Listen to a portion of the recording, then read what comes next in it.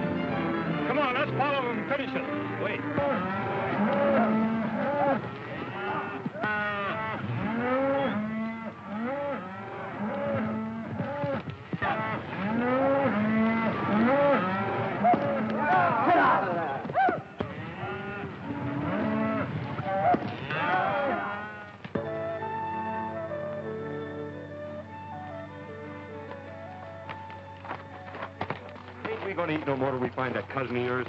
Well, we're broke, aren't we? Yeah. Ever since you got the idea you were the champion poker player in Montana. Well, I still think I'm pretty good. Where's this cousin of yours at? Wyoming? Where do you figure Wyoming's at? Right over yonder behind that hill. Unless somebody's moved it. This ain't the 4th of July, is it? Don't know.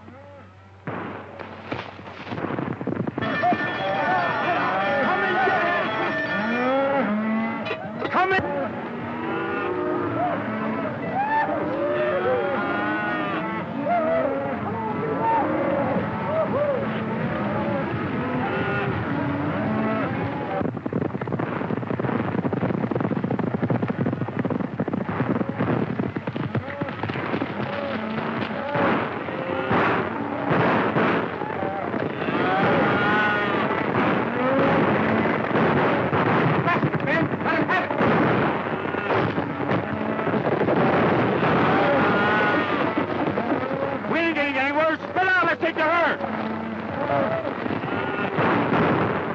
Like a fight.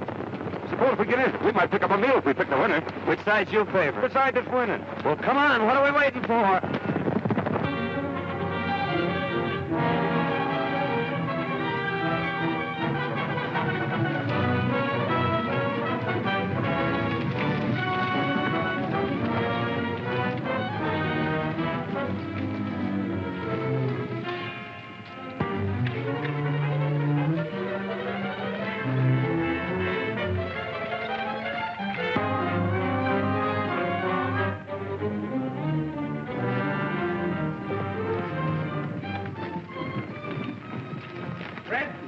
Jackson, Bert, and Slim, and get behind those rocks and wait for him. Come on, boys, follow me.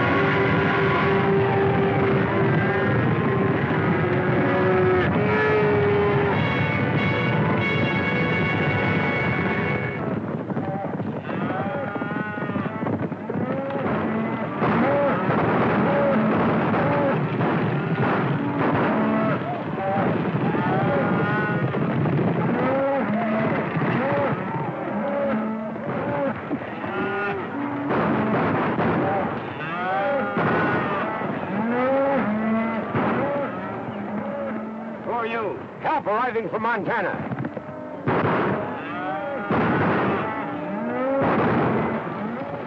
Come on, let's go.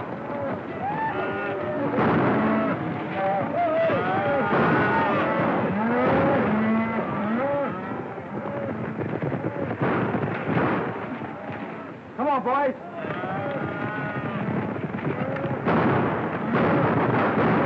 Get out of here. Sheriff's coming. I think we're on the wrong side. This is no time to think.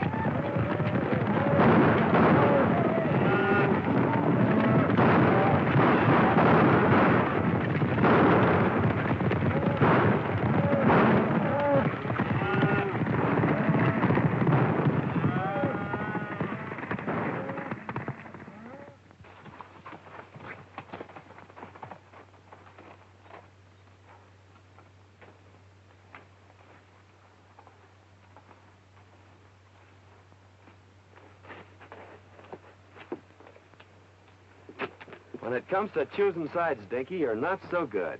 Picked you as a partner, didn't I? What I said still goes. Well, how did I know there was cattle rustlers? They seem like nice, friendly boys, such as might give us our supper. You'd had your supper in jail if I hadn't been there to get you out of that scrape. You didn't get me out of nothing. We was both running equal. Anyway, it got us someplace. Here we are in Wyoming, safe and sound and free as the birds. Put up your hand. Free as what kind of birds? Jailbirds. Keep 'em up. High. We heard you the first time. I thought that voice sounded kind of familiar. I'm sure glad to see you, Tom. What are you up to? Can't you keep out of trouble? You don't seem very glad to see me. I never expected to see one of my kin throw in with a bunch of cattle thieves. Thanks for the vote of confidence. Well, you're all wrong if you're alluding to me. We were just coming over the hill and we heard a lot of shooting. Well, we just happened to choose the wrong side. Tell them who I am, Dare. Well, there I go again, always forgetting my manners. Tom, I want you to meet my friend, Dink Hooley. Dink, this is my cousin, Tom Fillmore. Glad to know your cousin, Tom. Well, you ought to be. He's a big man around here. Head of the Cattlemen's Association, runs the bank. In fact, he's half of Wyoming. The shining example that my dad always held up to me. Famous folk, huh? Your father wrote me you were coming, but I didn't expect to meet you this way. Quit kidding, Tom. It never worried you how or where we'd meet. Well, can't you two patch up things for one evening so we can get over to Cousin Tom's for a meal? I think we'd better get something in town. But we'll see you tomorrow. That is, if you'll let us in your bank. I'll be glad to see you. I got a sneaking hunch that Cousin Tom didn't mean that last remark.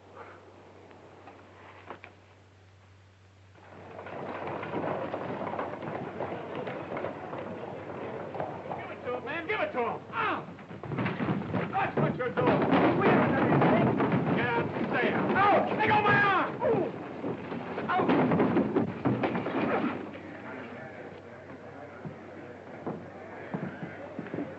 I guess that'll teach that fella not to pull any aces out of his sleeve. Oh, why don't you quit playing cards? You always lose your shirt or get one torn off your back. I whipped him, didn't I? That's what you think. It's a good thing I stepped in when I did, or you might have got yourself a black eye. Yeah? I'm beginning to think Wyoming isn't such a friendly place. Let's drop in on that cousin of yours and then ramble on to Idaho. Now you're talking, Dinky.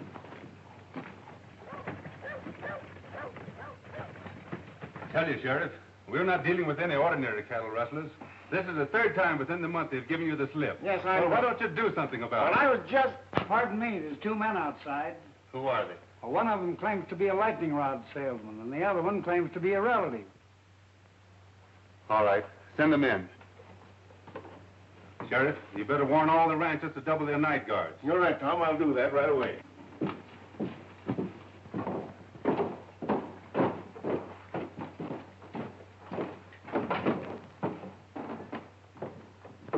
What have you done now? Well, that's a fair question, Tom.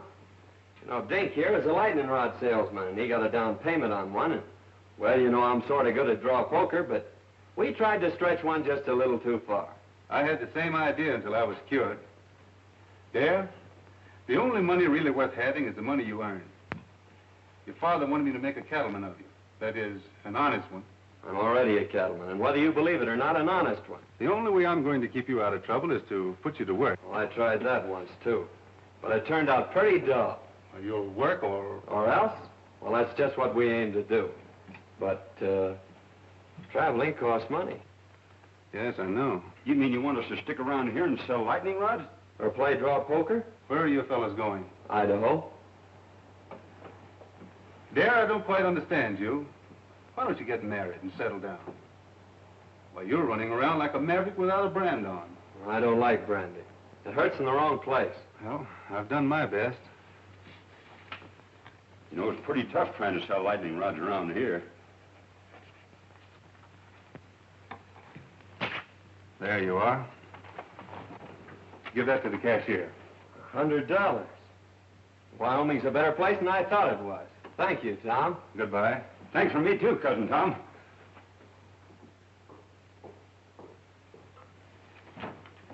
Hello, Judy. Hello, Tom.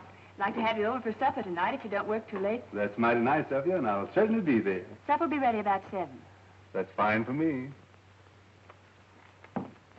Mrs. Brown told me this afternoon you had some trouble with those rustlers yesterday, trying to get at your cattle again. We did, but they didn't get away with any. We've got...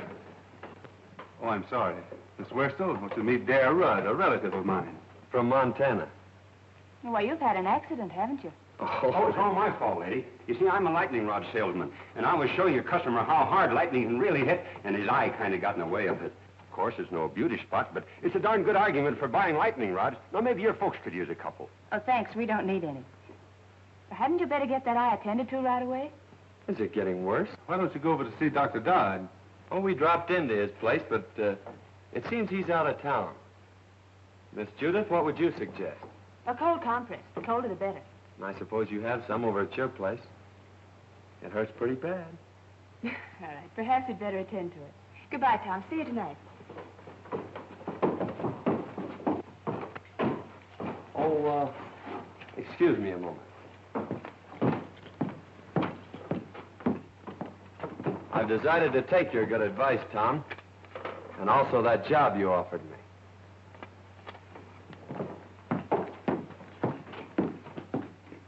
Say, maybe you could use a couple of lightning rods. The lightning has already struck. So you're going to marry Tom. I never said that. But you've been thinking about it, haven't you? Not exactly. Well, he's been thinking about it, hasn't he? Maybe you'd better ask him. I'm afraid people around here spend too much time thinking. I'm beginning to see why you go around the country getting black eyes. You know, Tom says I ought to settle down. Maybe pick me out a nice girl and get married. And since you're not already spoken for, I guess I'll just marry you. There. You tell your cousin Tom I think you'll live. That'll probably be the worst news he has all day.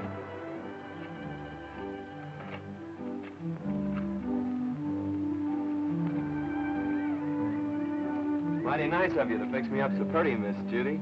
I'm much obliged to you.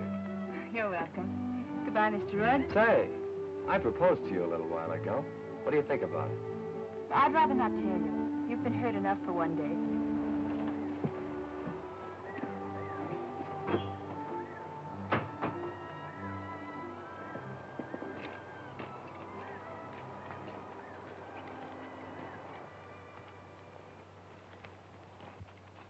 Dare, I want you to do me a favor. Meaning what? Hit me in the eye. Hit me in both eyes.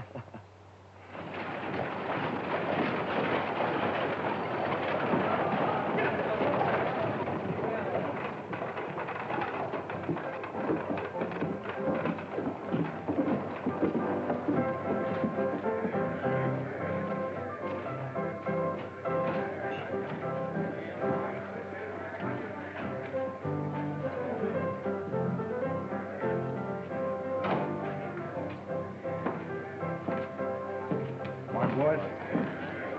Good morning, Hammond. Morning.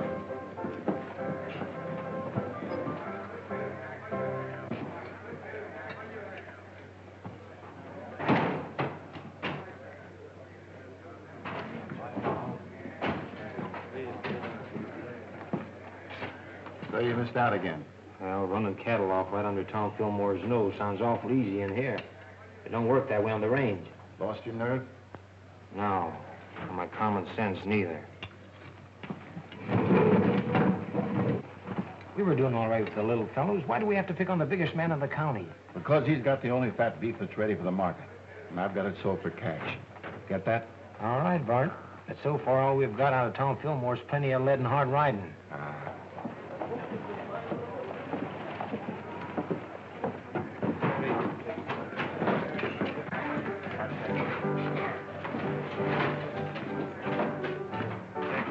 Well, we lost a couple of men yesterday. Killed? No, just shot up a little.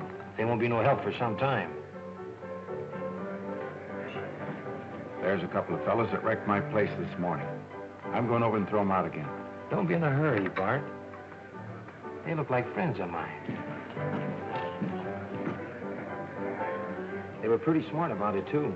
If they hadn't hightailed it off to one side and took Fillmore after them, we'd had more trouble than we did. Where'd they come from? The little fella said something about Montana. Might be a couple of cattle detectives. No, you ride too good for that. Well, get your other eye ready. Here comes that man again.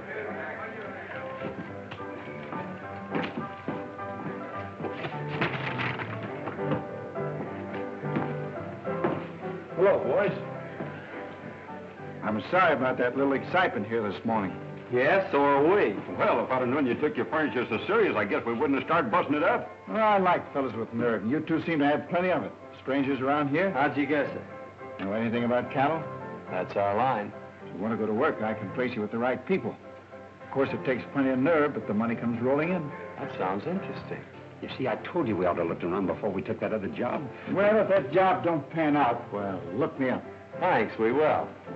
Come on, Dickie.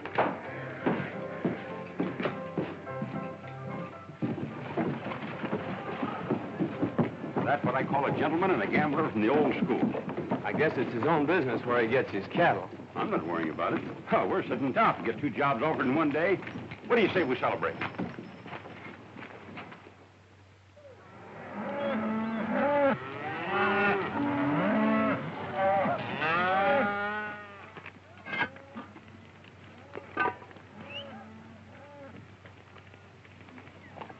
What are those?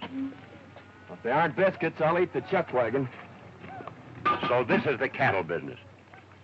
Dear, why don't you quit this squaw work and come on to Idaho with me like we intended? No. I promised Tom I'd settle down and be a cattleman. And if this is his prescription, His only worry about your career is whether you'll take that girl away from him. That's why he's rubbing it into you, making you look like a monkey in front of her. Hang that triangle and call the boys in. And there's no use trying to cover it up, because I know where you've been going nearly every night. You've been keeping company with Miss Judy. Hang that iron like I told you. What makes you think that? Because there ain't no cowboy washes his neck 3 times a week unless there's a woman at the bottom of it.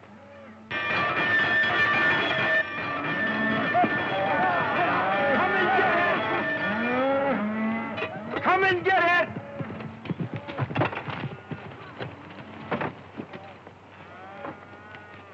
Hello, boss. Oh. Hope you're hungry. I've been hungry ever since you started cooking for this outfit. This time you're just going to swell up with food, Mr. Hardy. I'd done that yesterday.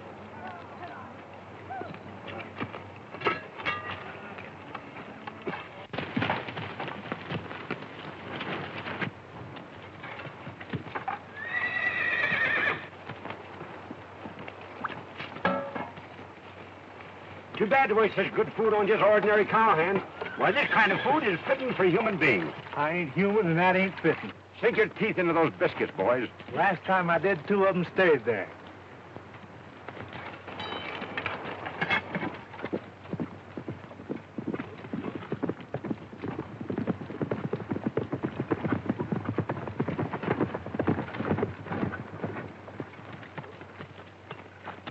Hello, Lynn. Howdy, Tom. What have you got there? Well, it looks like an apron from here, but somewhere inside it's your cousin. Come on, you old sidewinder. Don't you know August is a month for shedding your skin? How are you getting on? Well, we'll be ready for the trail in a couple of days. Good.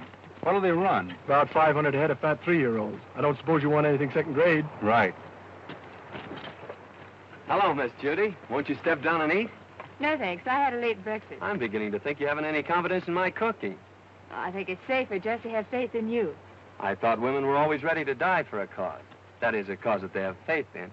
Oh, but not for a biscuit.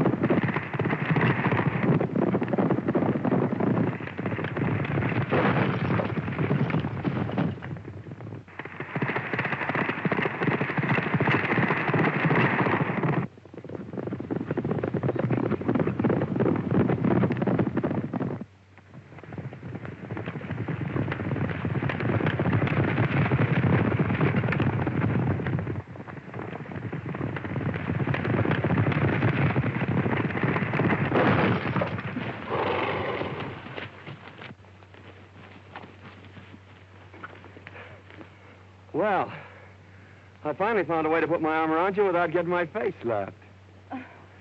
Well, what happened to Tom? Oh, he stopped back there to look the country over.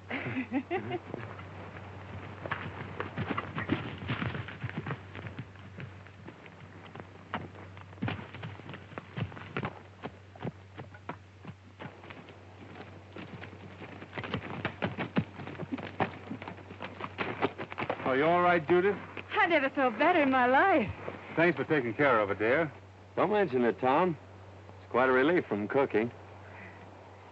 I'll go get your horse, Miss Judith.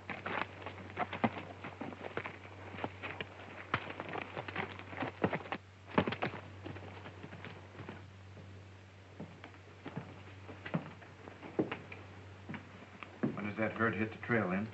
Day after tomorrow. Well, I'm still against trying to steal Tom Fillmore's cattle. Don't think it's so healthy. It won't be stealing.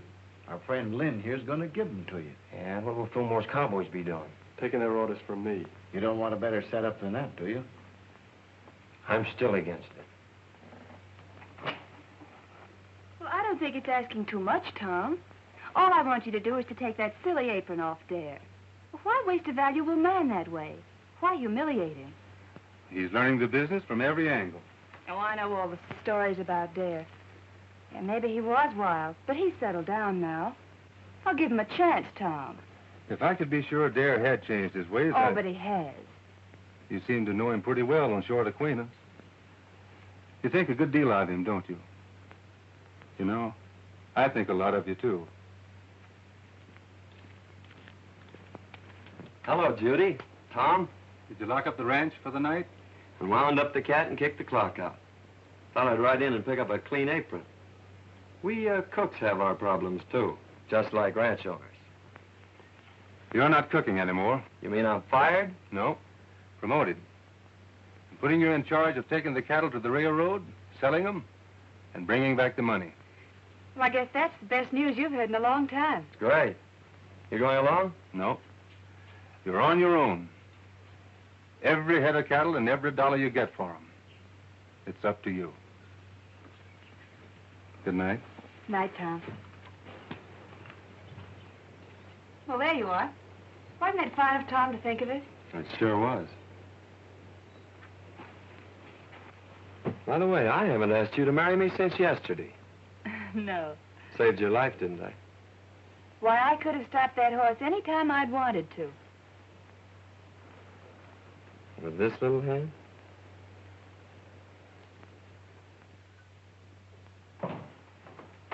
Morning, Tom. One of the boys said you wanted to see me. About that trail herd. I'm turning it over to Dare. You mean you want me to take orders from him? That's the size of it. But I want you to go along just like one of the boys. Well, you're the boss. But I'd say you were crazy if I didn't know better. Maybe I am. Of course, Dare's your own kin. But you know his reputation. Yep. And you're still going to turn him loose on the open range with all that beef? See that he has enough men and gets off to a good start. Yes, sir.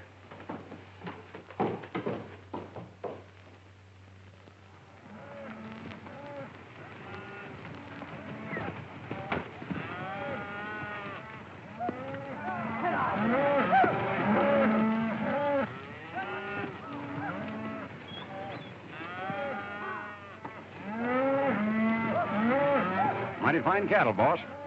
Almost as good as we raise in Montana. Too bad you had to leave there. They are in fine shape, Dare. You should be able to drive them in without losing a pound. You haven't anything to worry about. We're not taking them very far. How soon do you expect to be back? 5 days from now. Just in time for supper. Supper will be waiting, too. So long, Dare. Good luck. Thank you. Goodbye, Miss Judith. Goodbye, Miss Judith. Goodbye, Cousin Tom. You ain't got a thing to worry about.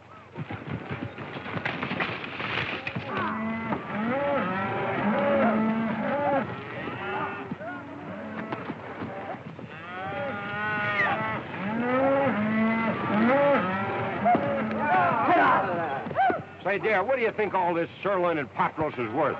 The boys say it ought to bring around $10,000. That's right. Cash money? That's right. I guess I was only fooling when I told Cousin Tom he didn't have nothing to worry about. Maybe you thought you were, but you weren't. You mean he ain't got nothing to worry about? Not a thing.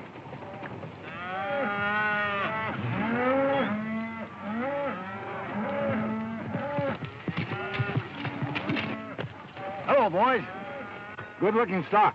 No fair to mind them steers. We saw 'em first. I was hoping seeing you in town before you got underway, but you made yourself sort of scarce. Oh, sorry, we missed you, Hammond. Is there anything special you wanted? No, just to shake hands and wish you luck on your new job. I always like to see a young fella get along. Well, thanks. There's plenty of opportunities in the cattle business. Never so much as right now. That is, if a young fella's smart enough to see him. Well, I guess that lets me out. I can't see any further than the end of my nose. Well, if you ever decide to take an interest in the money end of the cattle business, I'm going over to the railroad for a couple of days. You can get in touch with me there. I'm afraid we won't have time to look you up. After we deliver these cattle, I'm heading straight back. You talk like a fella's made up his mind. Good luck. Hey, mister, you couldn't use a couple of lightning rods, could you? What would I do with a lightning rod? Might do you a lot of good if lightning should strike you. So long.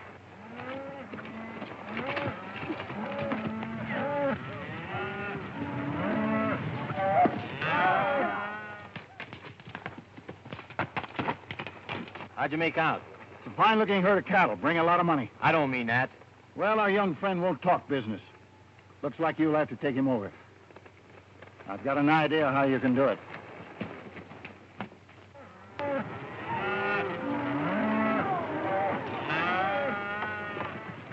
Where you planning on bedding down tonight? I'm checking that to you, Lynn. You know this country better than I do. Well, I just thought I'd mention it to you. You're running this outfit. I'm glad you keep remembering that.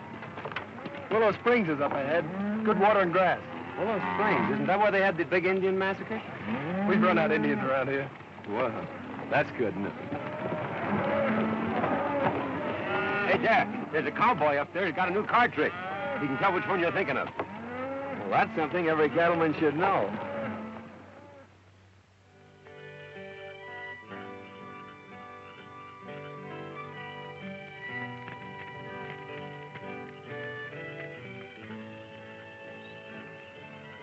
Here's another one, Lynn. Got him. What card do you have? I've always been partial to the ace of clubs. I'll take the one-eyed king. Always trying to make it tough. If I knew as much about cards as you do, I think I'd make my living at it. Him and I have been arguing that point for a long time. The best poker player west of the Mississippi. That's covering a lot of territory, mister. Yep. Well, we better turn in, boys. We gotta get started early in the morning. I think I'll take a look around to see that the herd's not drifting out of here. This herd ain't drifting away from grass and water unless somebody prods him out. He ought to know that.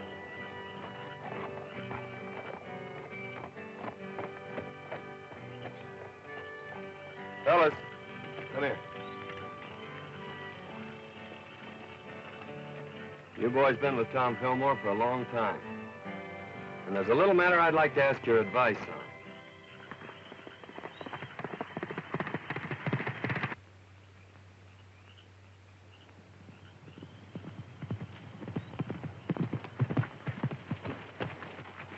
Where's the outfit? Willow Springs, and all bedded down just like I promised. Good. Well, it's your job from now on. I'm staying out of this till after the shooting's over. I expected that.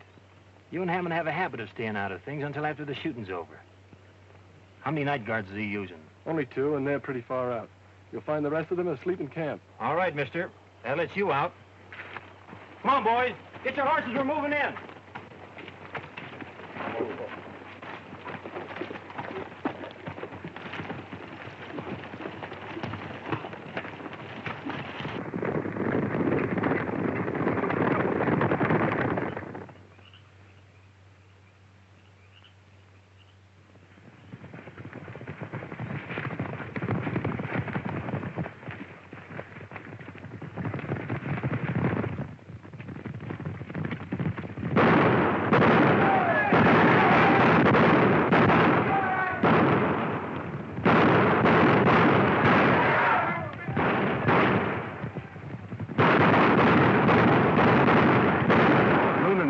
Blankets I ever slept in.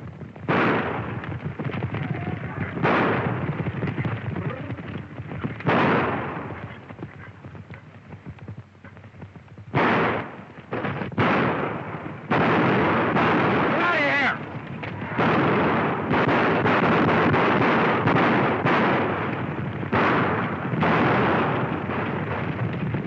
got better cattle thieves than that in Montana.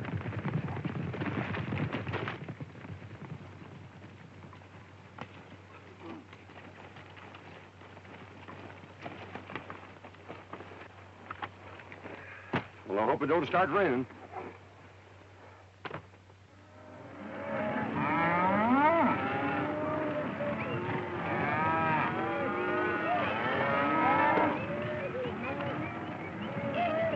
Mighty near losing those cattle last night. Yeah, I started back fast when I heard the shooting.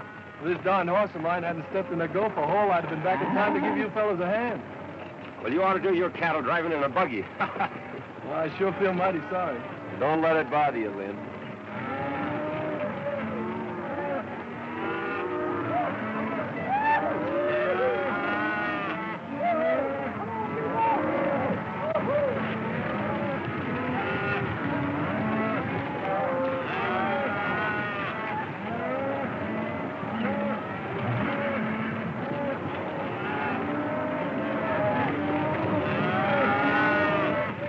Cattle could have just as well been ours if you and Fallon knew anything.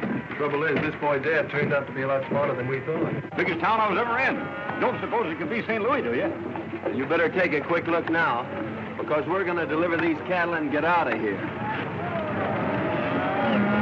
Didn't he say he was the best poker player west of the Mississippi? Says he is. How long is he going to stay in town? I figure just about as long as you can keep him here.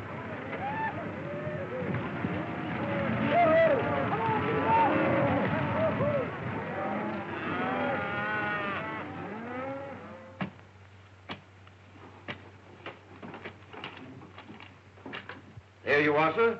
$10,840. Thanks. Here's your bill of sale. People pay a lot of money for their beefsteaks nowadays, don't they, mister? A lot of money's right. You made me pay top of the market for that herd. Just to prove there's no hard feelings, I'll show you the town. Thanks, but I've made up my mind to start right back. Nonsense. We don't allow visitors to leave without at least a taste of our hospitality. You're right about that, mister. I'm on your side. Well, just a taste won't take long. Well, let's go. Oh, wait a minute. I got a lot of back wages on deposit in the bank just like that.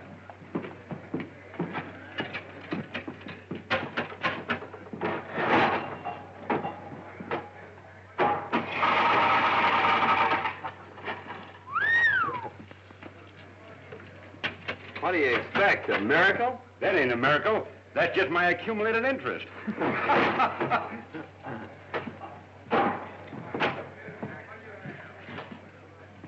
She's right here. Thank you.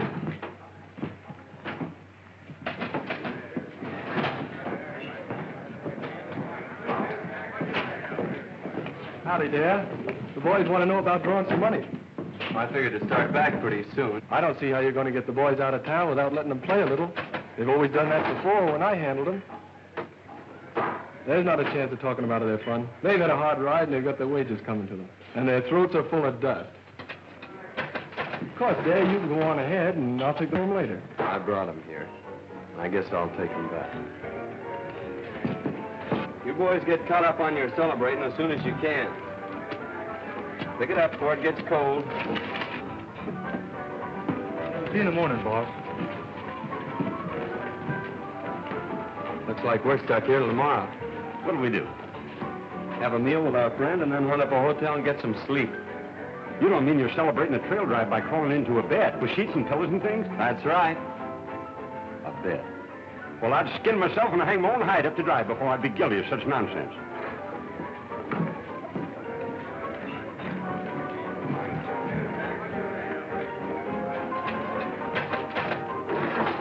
You're playing with a short deck, mister.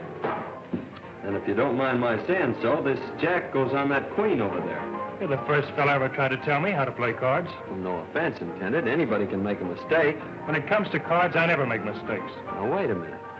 It's none of my business, but you did make a mistake. Hello, Dad. Going to play some cards? No, just looking on. Well, I'm glad to hear that. I was just going to warn you that Grady here is the best poker player west of the Mississippi. You may be right, Hammond, but there's a lot of poker players west of the Mississippi. Are you sure you're the best? Maybe you'd like to find out. No. We ain't got no curiosity at all. We aim to go to the hotel and sleep in through sheets and pillows and things. I thought so. But sometime when you've caught up on your sleep, I'll take you on. You better go, Dare. Poker playing's Brady's business. Give me back that money I paid you. What are you going to do with it? I'm putting it with what I got coming to me and setting in here. Oh, dude. Goodbye, baby. I sure had made plans for you. Suppose you and me settle this west of the Mississippi business right now. What do you have? Stud or draw? Make a draw. I guess we'll need a couple more fellas. Any of you fellas feel like joining us? I'll take a hand. We're both from the same town, so I guess we better stick together. Deal? Go ahead. You'll be paying for it. And if I play, boys? Come on.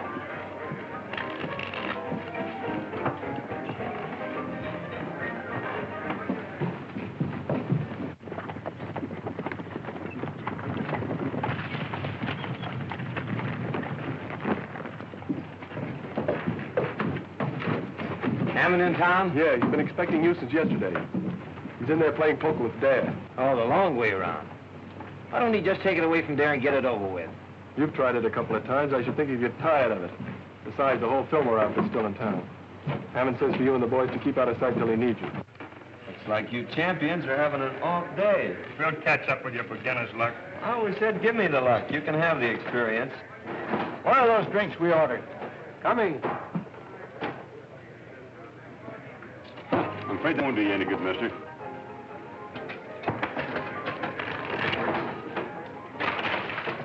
When will I tell the boys we're moving on? I'll let the boys have their fun. Dare says for you boys to have a good time while you can. Looks like he's going to be right busy from now on.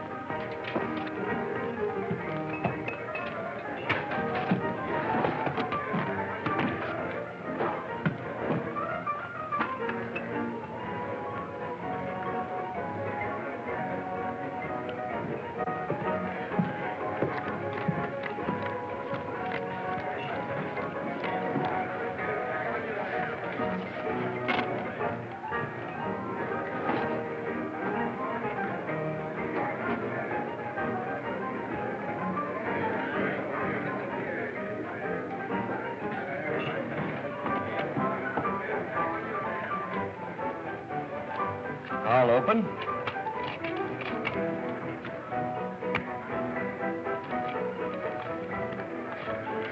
Call and raise.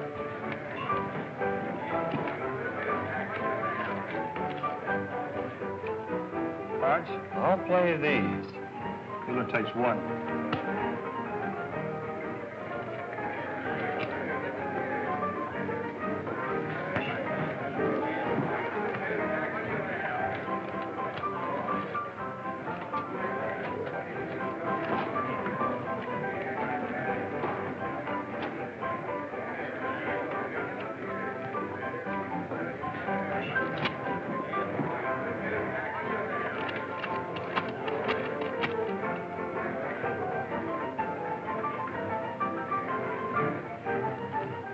I'll just call. 4 queens. 4 aces beat 4 queens in Wyoming.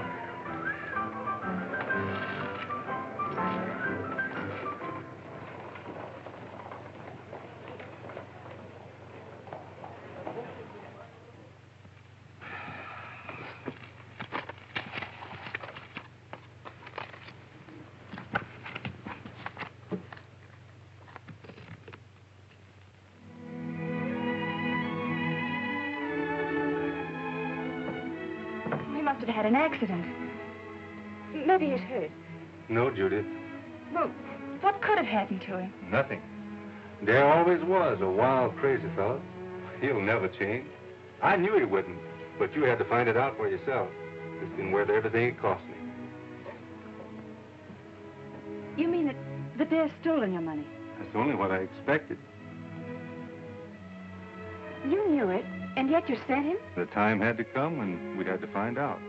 He means more than anything or anybody on this earth. Well, I guess if you like someone that much, why, nothing else makes sense. I'm sorry it turned out like this. Bring him back, Tom. You're smart about these things. Smarter than any man I know. Please, Tom. I understand.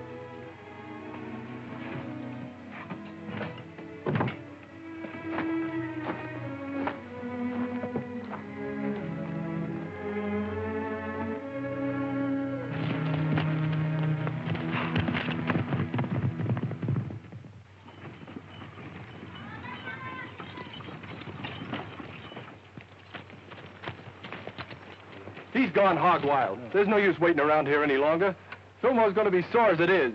Let's get started back this morning. Come on.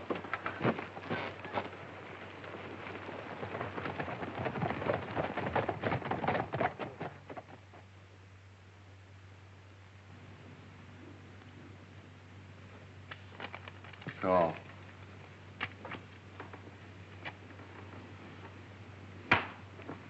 Well, Champion, we'll quit if you say so. Nope. Come on, Darren, quit while you still got some left. No.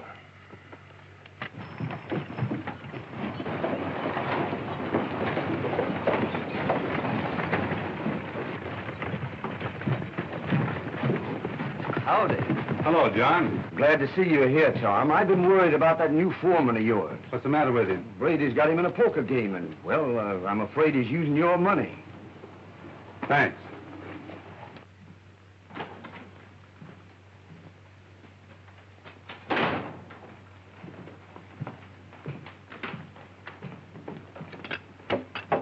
Good morning, gentlemen.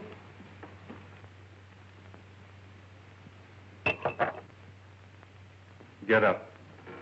Let me finish this, Tom. Get up. All right. Deal me in. Last man in deals. All right, gentlemen.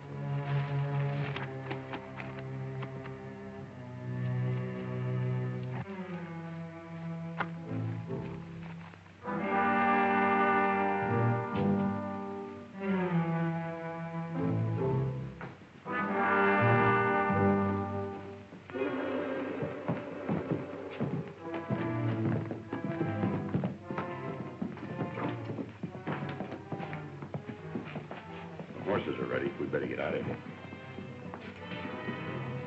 We're not getting out of here. Better round up the boys. Too late. They started for home over an hour ago with Lynn Hardy.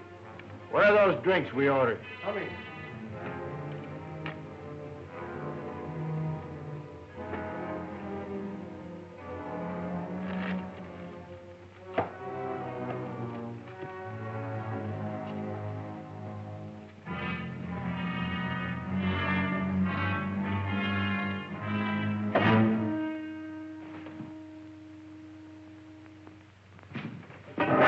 So you've been cold decking him. Throw your money in the center of that table.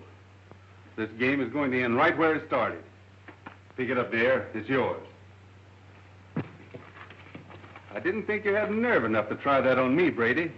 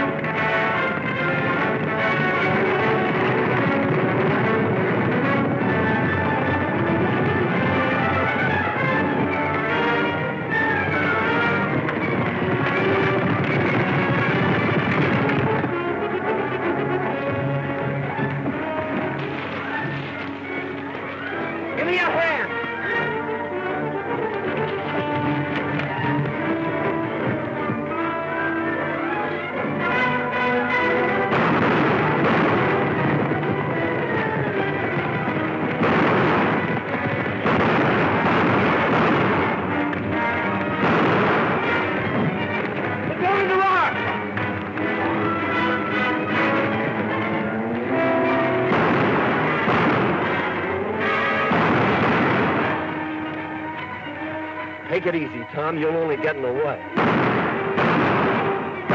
got the money on you. That's all you wanted. Now make a break for it. Get going. I just made up my mind to one thing, Tom.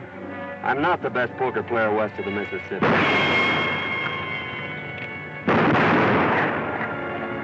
You are.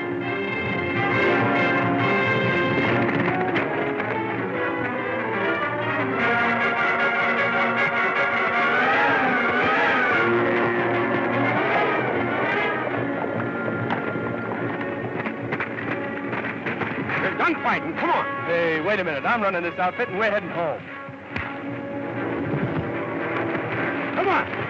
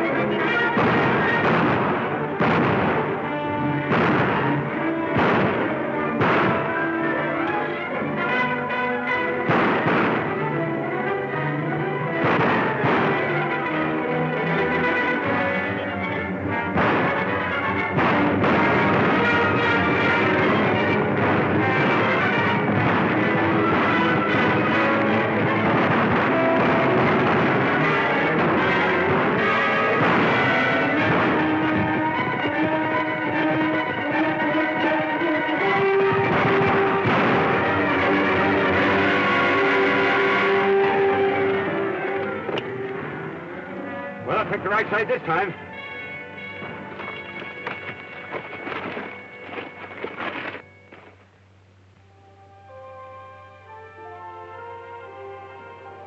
I thought Dad was coming over to talk with you this morning. He's on his way to Montana. I was going to make him my partner. He'll probably take the North Fork out of town.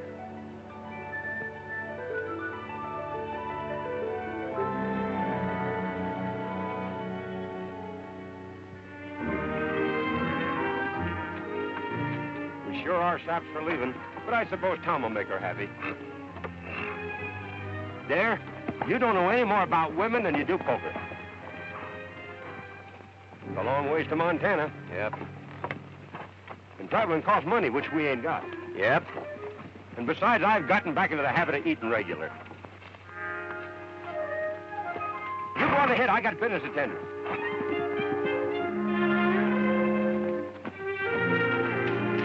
Howdy, stranger. Howdy yourself. Pretty bad weather we have around here. Yeah? Dangerous, too. You know, lightning strikes alike upon the just and the unjust. At least that's what the good book says. So, brother, you can't afford to be without the protection of lightning rods. You're absolutely right. Now, you slip me $10 as down payment, and I'll send you an A-number-1 set of lightning rods. But I don't want any. You don't want any? Why not? Because I'm the agent for a lightning rod company.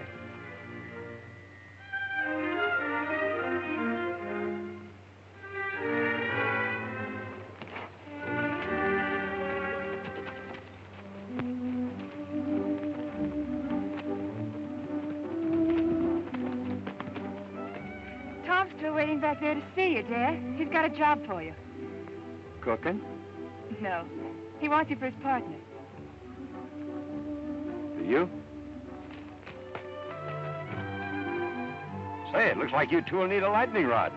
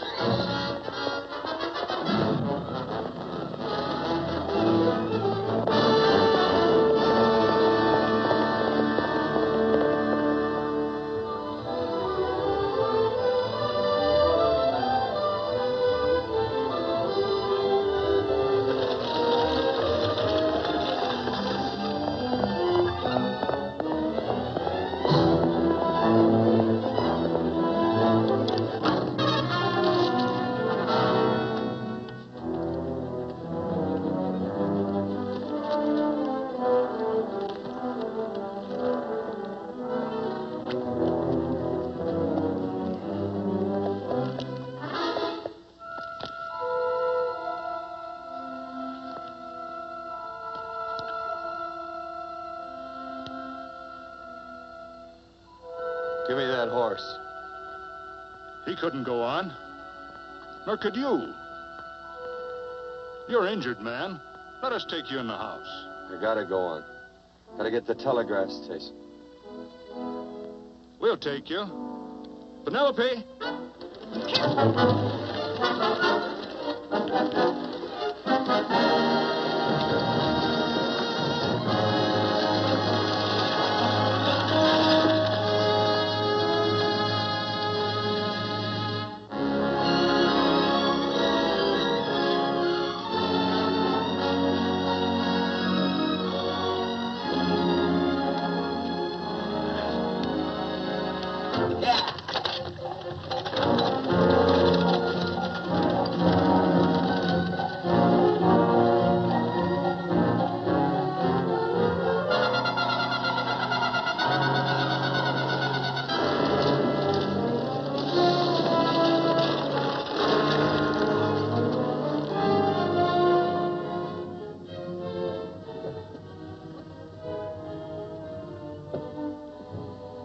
Sorry, closed down for the night. I know, but this is urgent. Won't you No, please? come out of there, you.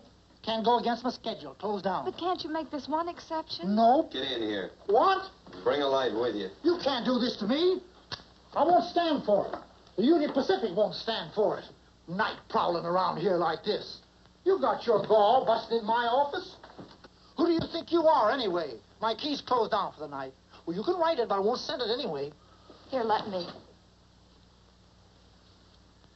Territorial Recorder's Office. Fort Lansing. Have filed corner stakes on plots 234, 235, chart 1089. Recording my name. That's all. How shall I sign it?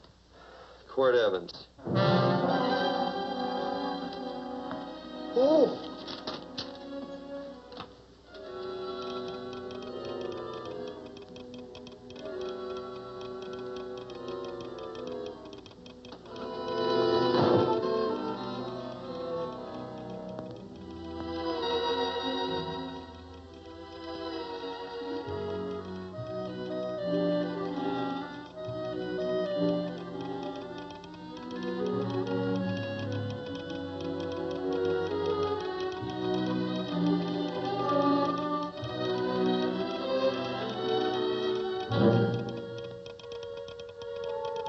All set, Mr. Evans.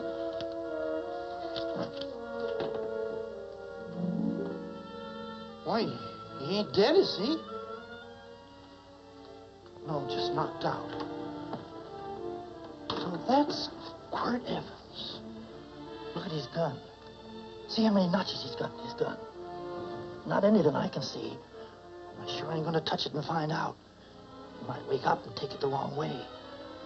Why, when he and Wyatt Earp were deputies over to Tombstone, the two of them shot it out of the whole Clanton bunch. So that's Quirt Evans. He's quite a man with the gals. You see, he's closed the eyes of many a man and opened the eyes of many a woman. Would you call my father, please? Yes, ma'am.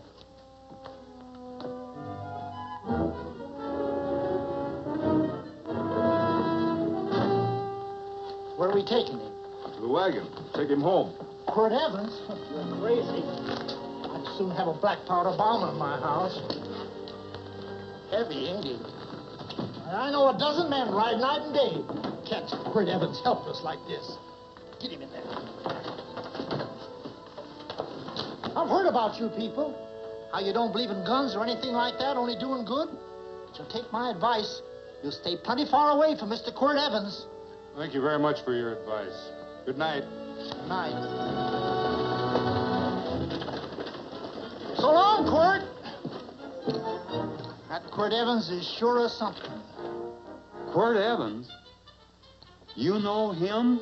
Do I know Quirt Evans? Do I know Quirt Evans? What a question.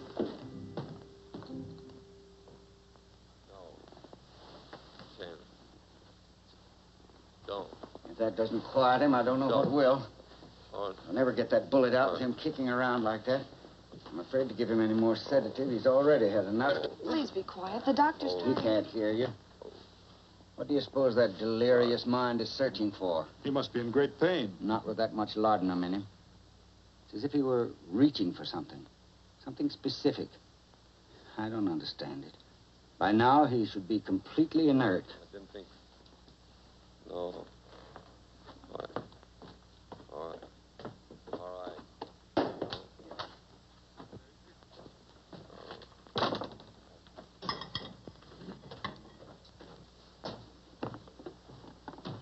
Oh, Thomas, how is the young man? Delirious.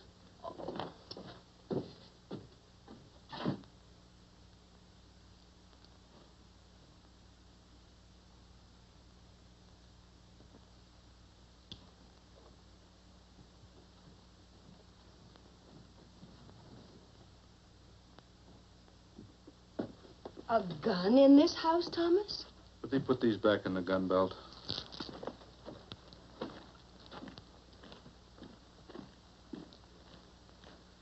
Maybe we'll have to get something and tie him down. Are you crazy? It's empty.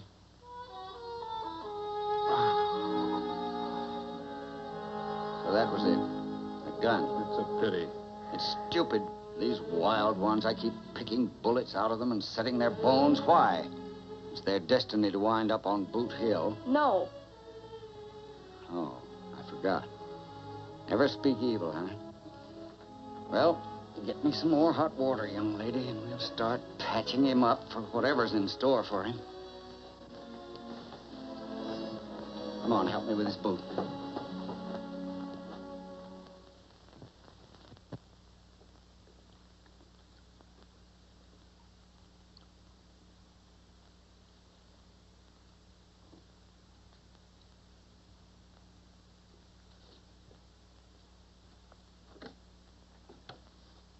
Mother? Hmm? Tell me again. What, dear? Oh, about meeting Father. Oh, we've heard that 1,000 times. He was working on the roof of the new meeting house. He fell off, and I picked him out of the dust and held him in my arms. He always said I hugged him before I ever even knew his name. And they both knew right away? Of course.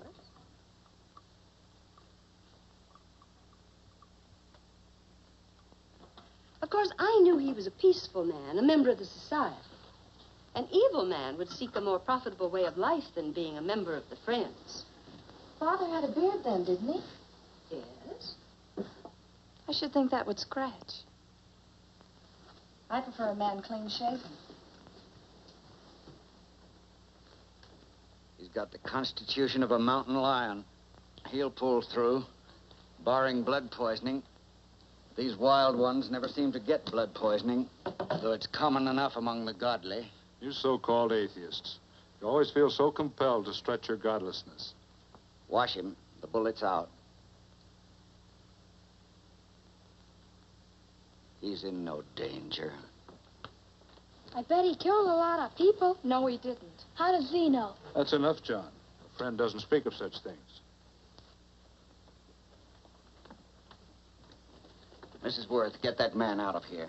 But he's badly injured, Doctor. This isn't civilized Pennsylvania. This is a raw frontier. You must take a realistic attitude. This is a place where mayhem, theft, and murder are the commonplace instead of the unusual. Would that justify leaving a wounded man to die? Build your house by the side of the road and be a friend to man. Ye who believe. I don't mind your mocking. You've been a good friend to us. I'm glad I have a logical mind. And a good heart. Good night, Doctor. Good night.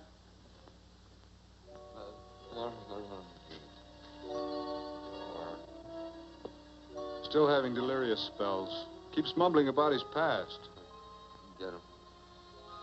I'm afraid he's had a very violent life. Hey, gun.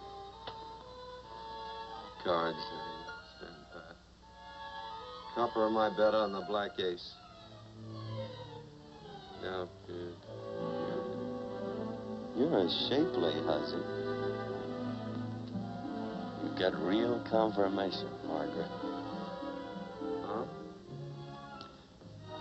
You fill out that dress just right. That's your color. All right, Margaret. Chart 1089. 1089. Margaret, you're a nuisance. Let's call it off, Margaret. Yeah, I got places to go and country to put behind. Sure. All right.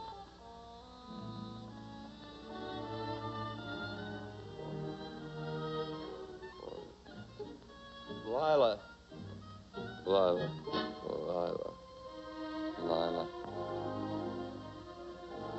If I owned a mint, I'd put your head on every coin.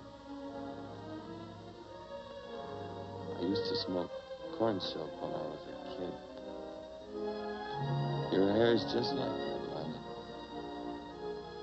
Light brown, yellow all mixed up. Just like corn silk, Lila. All gold, torn.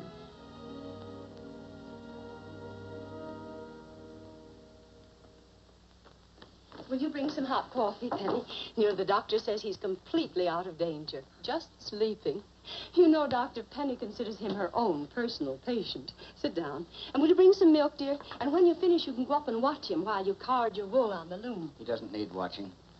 He's had no temperature these past few days. Just a superlatively healthy animal, restoring his depleted strength with sleep. He's no longer delirious. But, of course, if you're determined to watch over him, Penny, perhaps you'd better take a pencil and paper with you. His first conscious words should be recorded. They may be of great interest to history. Or more possibly to a United States Marshal. Who knows what violence is involved with his battered frame and his bullet holes. Would you care for a donut, Doctor? They're not as light as they should Listen, be. Mrs. Worth. You can carry this head-in-the-sand attitude just so far in a world of reality. Let me get this man out of your house. I can dump him in the establishment that passes for a hotel in this oft-times dubious community of ours. In that unsanitary hovel? Then he'll be off your hands. But he's much better off here. Of course he is, but who cares what happens to him? We do. I don't know what to say. Once, when I was studying medicine in Europe, I had a friend, an artist. He drew portraits of people and made them resemble the animals they reminded him of. He'd have drawn this man as a coiled cobra. Oh, Doctor, your analogy's terribly imperfect, and your naturalism faulty. Cobras don't coil. No, but, Doctor, we're so fond of you, and we respect you so greatly. We're sure that you will finally realize that realism, untempered by sentiment and humanity, is really just a mean, hard, cold outlook on life. A frightened outlook.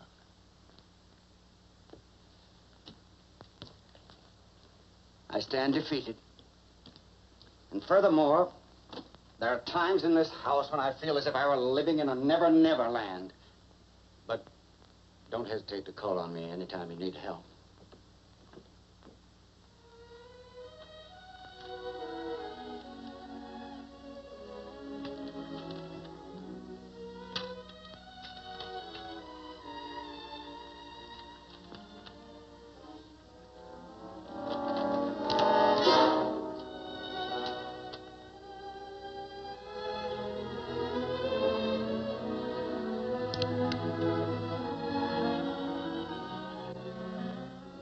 Hello.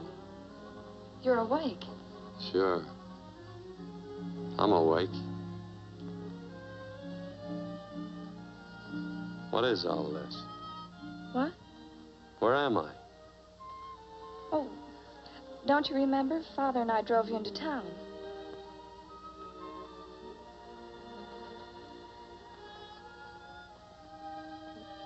Is anything wrong? No.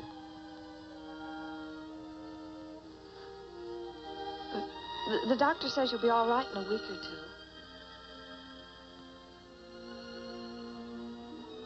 two. You were delirious, you know.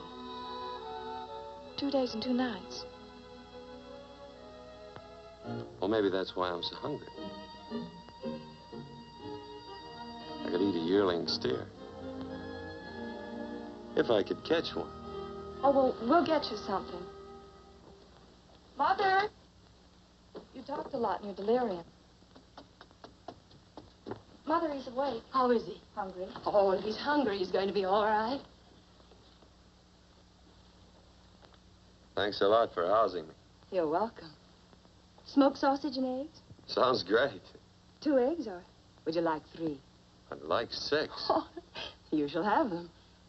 Penny, get one of Father's shirts and a razor. I'll get him some food.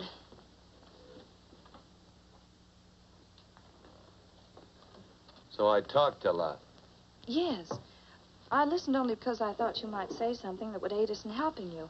As to notifying your wife, for instance? What did I say? If you had a wife. What did I talk about? Well, you talked of Margaret. She filled out a red dress.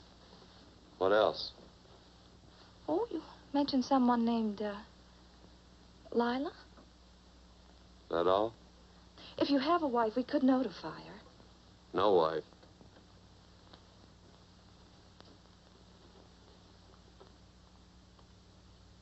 That's 12. I haven't been so flattered since my donuts won first prize at the fair back in Pennsylvania. They must be smart in Pennsylvania. Some of the members thought it an exhibition of pride to enter my donuts. But what harm can there be in a little donut? Unless one eats so many of them that they explode, which is likely to happen to you, young man. Well, there's worse ways of checking out. I'll help you with the dish. No. You stay and watch Quirt Evans. I'm curious to know the effect of 6 eggs, a pound of sausage, and 12 donuts. I'll call Lee in time for the milking. Do all you people from Pennsylvania talk like that? Like what? Thee? Oh, well, we're friends. Friends of who? Of all. The Society of Friends. Many people call us Quakers. Oh, it's a religion. It's a belief. That on the wall. Each human being has an integrity that can be hurt only by the act of that same human being, and not by the act of another human being. Is that Quaker stuff? Mm-hmm. You mean nobody can hurt you but yourself? That's a friend's belief. Well, supposing somebody whacks you over the head with a branding iron. Won't that hurt? Physically, of course. But in reality, it would injure only the person doing the act of force or violence. Only the doer can be hurt by a mean or evil act. Are there very many of you Quakers? Very few. Sort of figured that.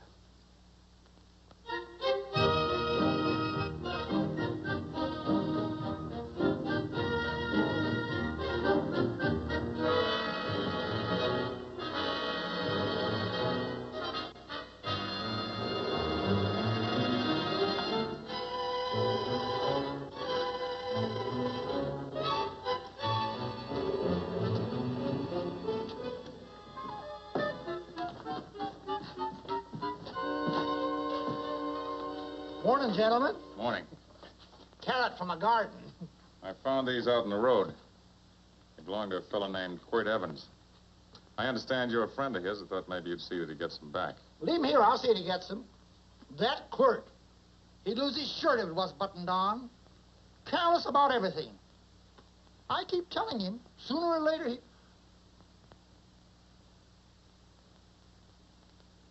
On second thought, you can just tell me where he is, and I'll take him on back to him myself. Where is Quirt Evans? You mean, where is he? You ever notice how a fellow keep repeating the question when he's stalling about answering? Yeah. Maybe if I bend this gun over his head, he'll quit stalling. Well, gentlemen, I hardly know Quirt Evans. Uh-oh. He lies, too. You've been bragging all over town what good friends you two are.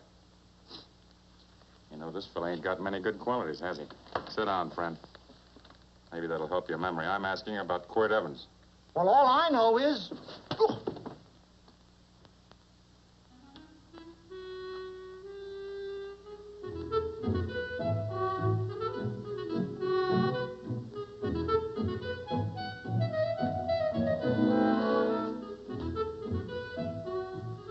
Thanks for sewing the shirt. But I can't find my pants. Get back in bed. Oh, laziness is the only thing that's kept me there this long. The doctor says you're to stay in bed 4 more days. Auntie, oh, you're up. That's no way to speak to an older person, John. Well, we're pals. You wouldn't expect a pal to call me mister, would you? See, Dr. Mangrove says to tell you some men in town were looking for you. Says one of the men was a Mr. Laredo Stevens. Get my pants. But your leg. Johnny, get me my pants. No, John. Will he get my pants? Get the pants, John. What you said.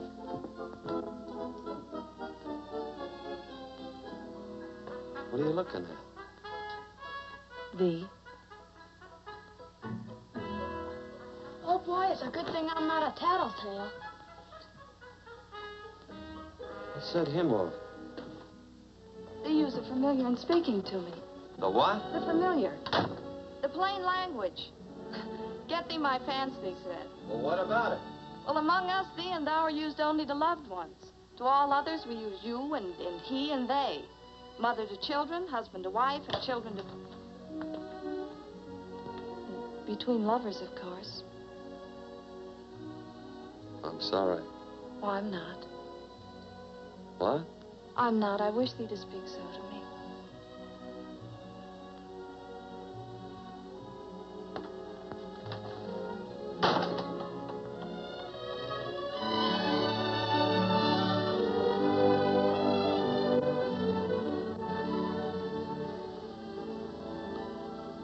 Well. I knew right away, that night. This must be a kind of a dull life. I can take you a lot of places. I'd go. What? I'd rather stay here with thee, but if you'd rather go someplace else, then I'll go someplace else.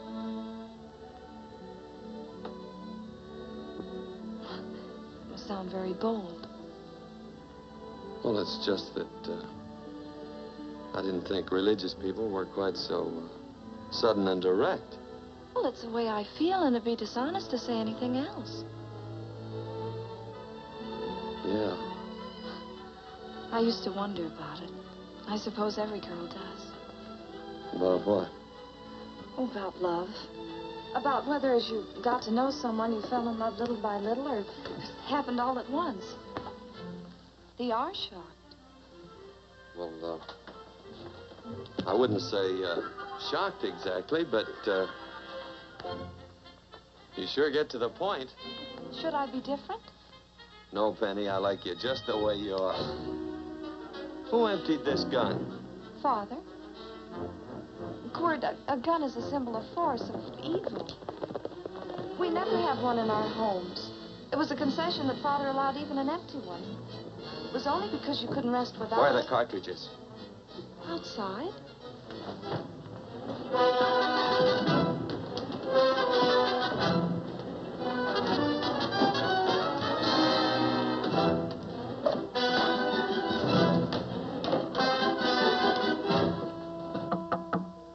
Hey, why don't we just bust in?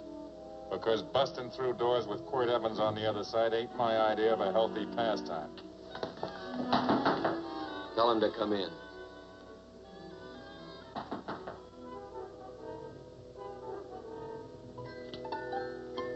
Come in.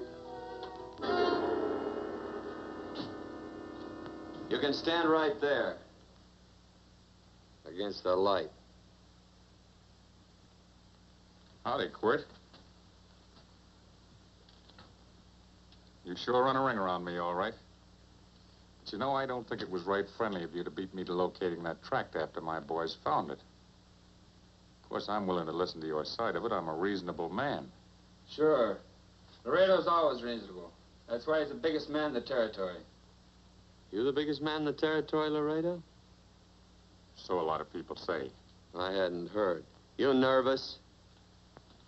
No, Evans. I can't figure out why you keep stepping on my toes all the time. Of course, that's your business. I'm a good loser. I like a good loser. Of course, I like any kind of a loser better than a winner. Yeah. You know, I had a chance to do a heap of thinking while I was following your trail across the territory. I followed it by that string of run-out horses you left behind. And, well, sir, I figured it out this way. Quirt don't really want that land. Because work ain't exactly in his line. Is it in your line? No, of course not. I was getting it for another fella. And, well, I figure maybe you'll sell. I don't hear anything jingle. Is it all right if I put my hand inside my shirt? Why not?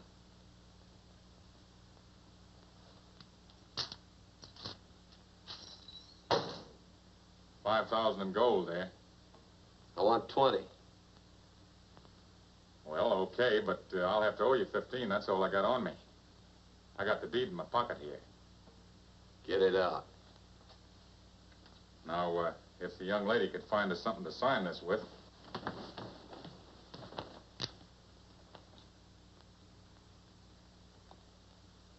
Still Laredo's hired boy, eh, Hondo? Picking up after him, carrying matches for his cigars. You mind yourself. He'll mind himself, won't you, Hondo? Miss, would you mind taking this over to Mr. Evans, please?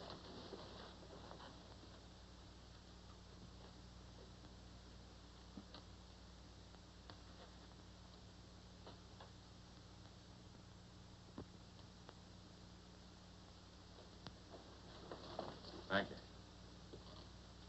You know, I'm sure glad to see you up and around, Quirt. We heard you was flat on your back. Sorry to disappoint you. And you come on over and get the rest of that money anytime. Anytime, that is, that you feel able. I'll see you one of these days. Well, so long, Quirt.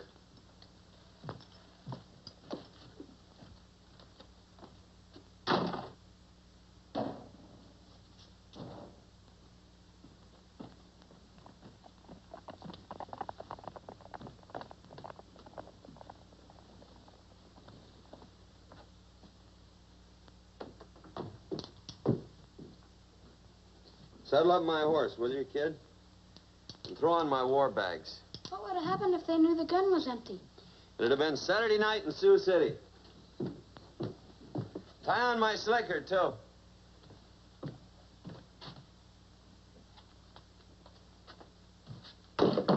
Sorry.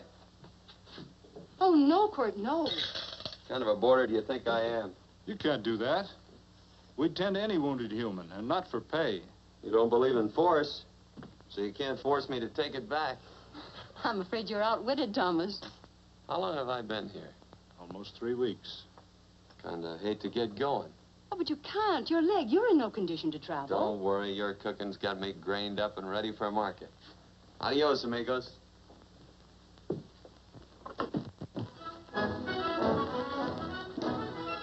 Quirt. Shall I pack my things? Why? They'd leave without me?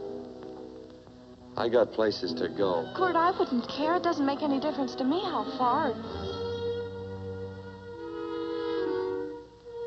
Oh.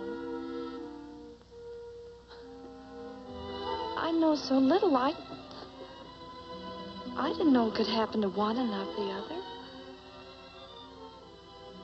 I thought it always happened to both.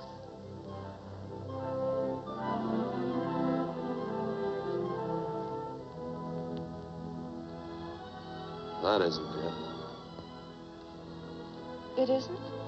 Well, Then they do feel that... look, Penny, I'm not the kind of a guy that does things suddenly. I, gotta look before I leap. You can ask anybody. They'll tell you that Quirt Evans is a mighty cautious citizen. Oh, then it's just that they're not sure yet. Yeah. Sort of. Oh, please stay. He's all saddled, Quirt. Unsaddling. You gonna stay? A double eagle. Quirt, there's something I'd rather have than this. A favor, a big favor. Well, you got them both. What is it? Would you ride past the schoolhouse with me? There's a lot of boys who don't believe I know Quirt Evans. Well, sure. Oh, golly, everybody says you're the fastest man in the territory. Well, there's those who'd say I'm pretty slow.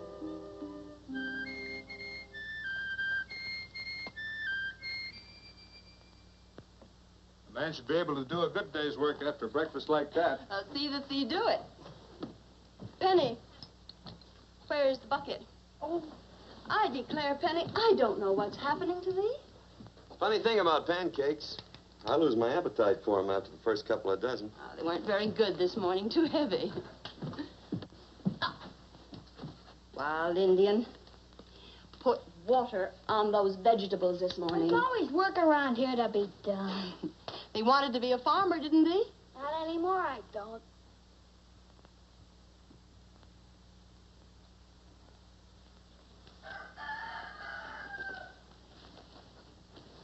Surely you can walk to the barn without that. What? The gun. Oh, well, it balances me. One leg's longer than the other. You know, the weight. Thee are a liar.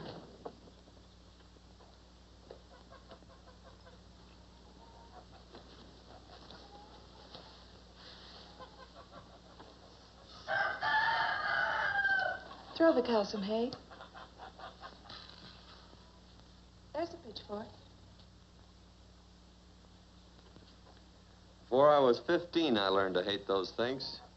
I swore I'd leave plows and pitchforks to farmers. I'll do it. No, I'll do it. But it's an occasion. Thee. What? Oh, nothing, just thee.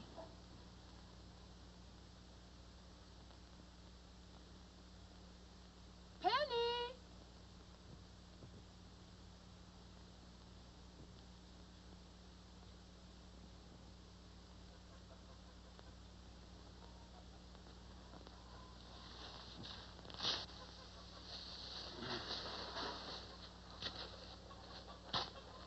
Well, you wanted hay, didn't you?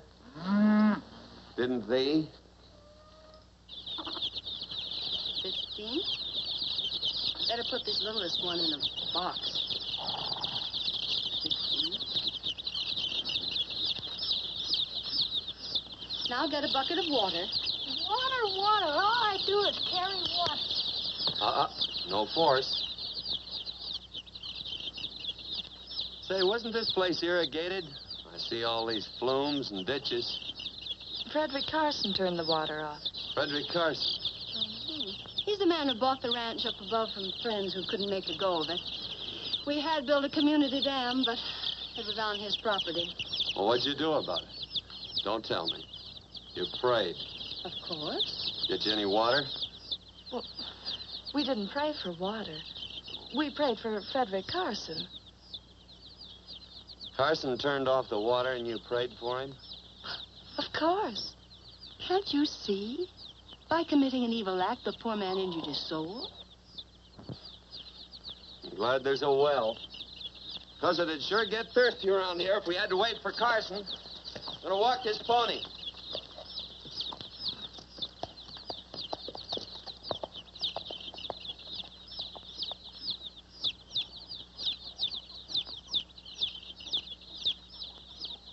Benny? Nothing.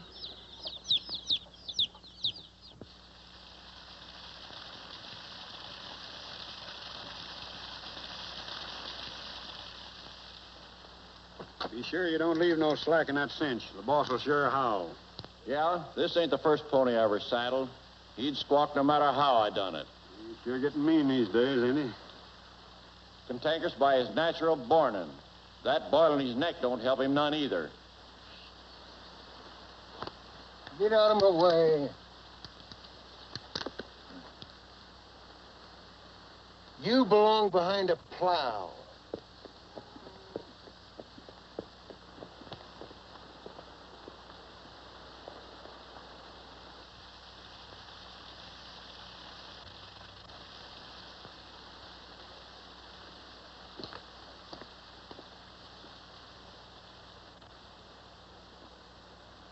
Who's Carson?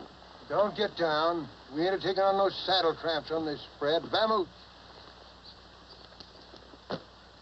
Are you deef? I said get moving, tramp. Nice dam. Yeah, what's that to you? Take out the top 2 planks. What did you say? The top two let 16 inches of water over there. Who says so? I do. And who might you be when you're at home? Quirt Evans. Well, anybody might ride up here and say they're Quirt Evans. He ain't knowed around here by sight. Anybody can say they're him. Sure could. But there's a QE stamp on his saddle. Well, take the top planks out of that head gate, you stupid idiot.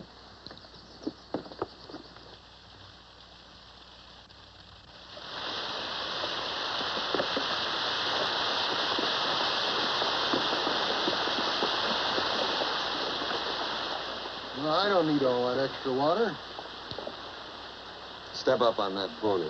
Well, now, look here, Mr. Evans. I've done what you told me to. You sure did. Step up on that pony. Well, I'm the kind of a fellow that tries to get along with everybody.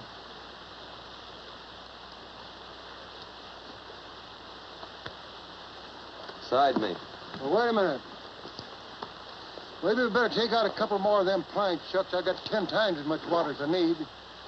That'll do for now. Well, if you ever need any more, Mr. Evans, all you got to do is say so. I figured that.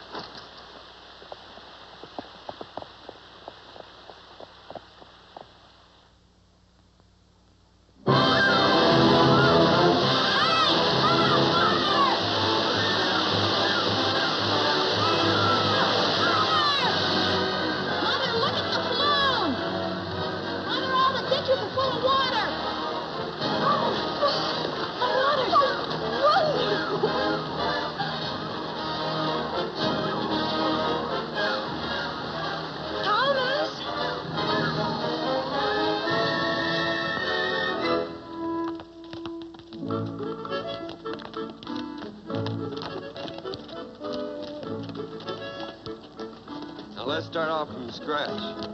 You got more water than you need. You're absolutely right, Quirt. Mr. Evans. Say, do you mind if I call you Quirt? Not a bit. So it's no skin off your moccasins if you let a little water over that ditch. I absolutely know, Mr. Evans. Quirt. You're gonna be neighborly or not? Well, I sure am, Quirt. Well, that's the way to talk.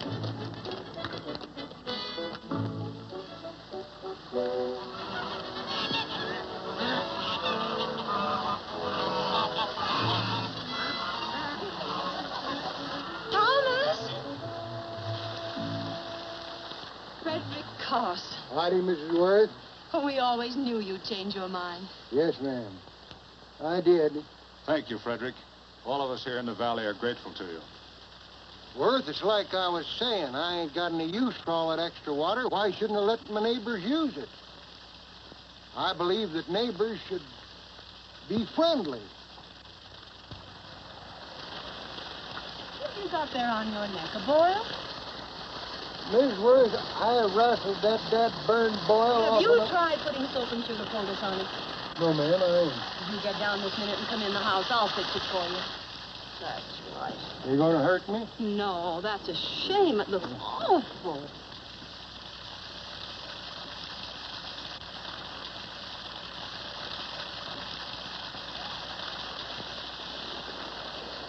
Well, looks like your prayer straightened everything out. So you think your gun changed Frederick Carson, huh? Who says I pointed a gun? I do. Well, I didn't. And he gave in more easily than I expected. They remember this, Quirt. The Lord moves in mysterious manner at times using strange methods and odd instruments. Me? Mm. Well, that would be odd. I just get a gnawing hankering after good pies and truck like that. Oh, Frederick Carson. Yes, ma'am? I want you to have some of these. They're awful good with coffee in the morning. Makes me want to go home and shoot my Chinese cook. You just come back for more any time you like. There are always plenty. Thank you. Goodbye. Goodbye. Goodbye, Frederick. Goodbye. Man ought to see more of his neighbors. Hey, wonderful woman, that Mrs. Worth. Look, she fixed my boil. Penny! Excuse me, I think Father wants to give thanks. Oh, he already thanked me. I know. I think now he'd like to thank someone else.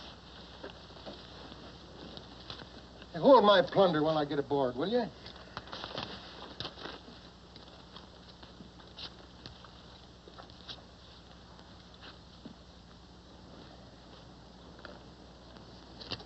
You know, Mrs. Worth's going to keep me supplied in pies.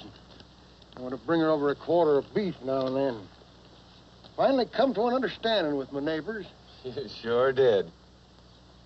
Oh, well, of course, you know I was just scared to death when I made that speech to them people. I'm glad you made me do it. Makes me feel good. Adios, amigo.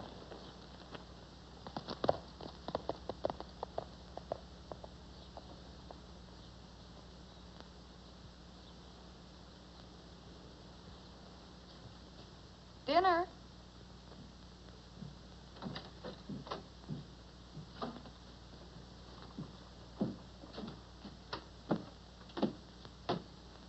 How bad's dinner gonna be? Oh, roast venison and vegetables, and, of course, a skimpy chicken. Well, with a pie and cake, I'll try to make out. Chicken or venison? Both. I feel real good. Oh, you do, huh?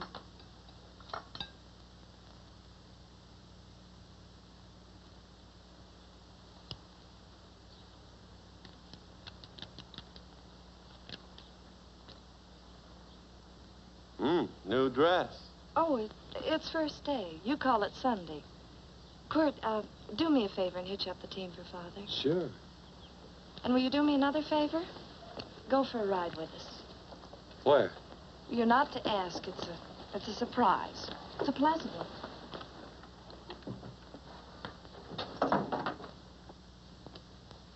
Hey, Quirt, we got a surprise for you. He knows. I told him. Thought you weren't allowed to work on Sunday. Oh, Quirt, there's nothing we're not allowed to do. It's just that we don't believe in doing what we know is wrong. Well, that makes it pretty much each fella's own guess. But each fellow knows inside. Well, there's a lot of gents I wouldn't want to give that much leeway to.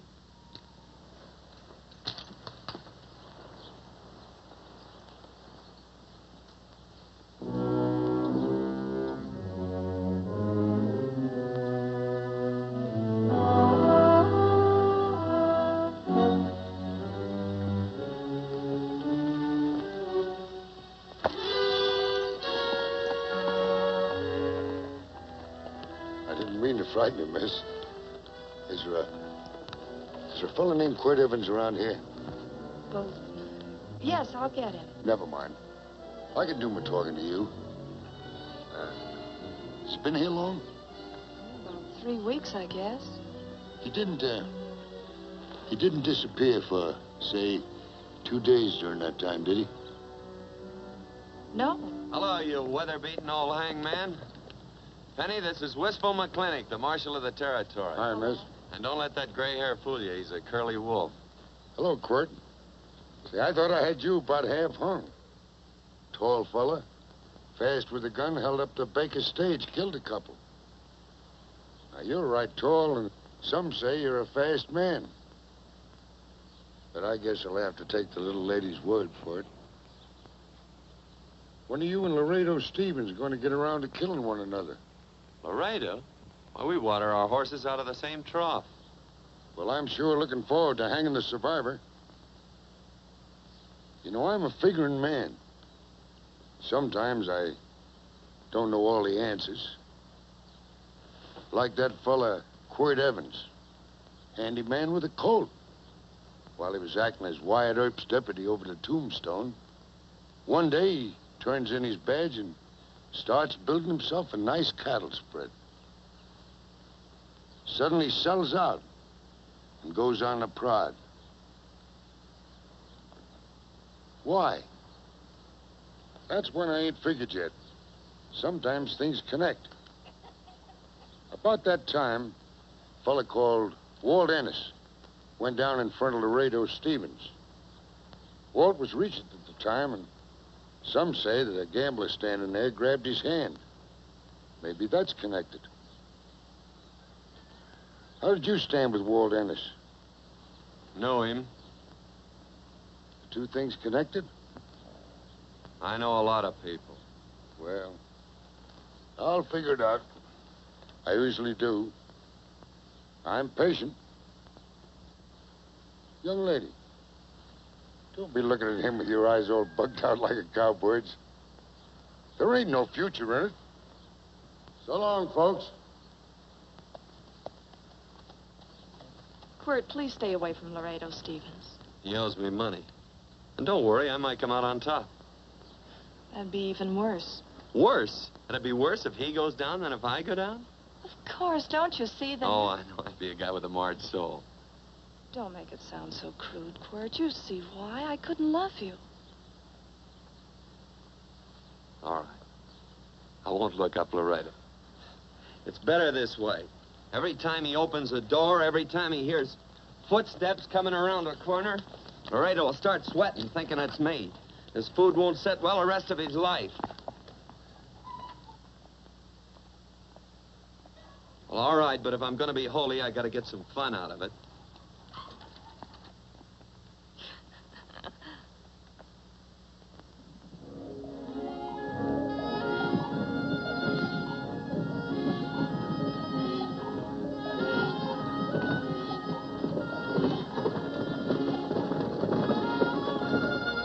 You know, I feel like such a gadabout. It seems hardly a whole week since last first day.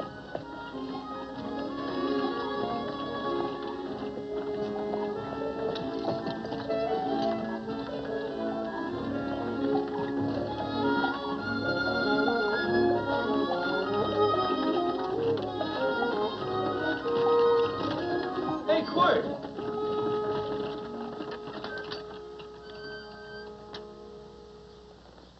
I thought it was you.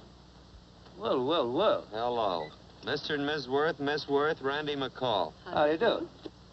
How do you do? Just fine, thank you. Well, well, well. You said that before. We don't want to keep you if you're in a hurry. Oh, I'm in no hurry. I got no place to go. Well, we have. Would you care to come along with us? Well, sure. Where? To meeting. To meeting? Yes, to meeting. You don't want to go, do you?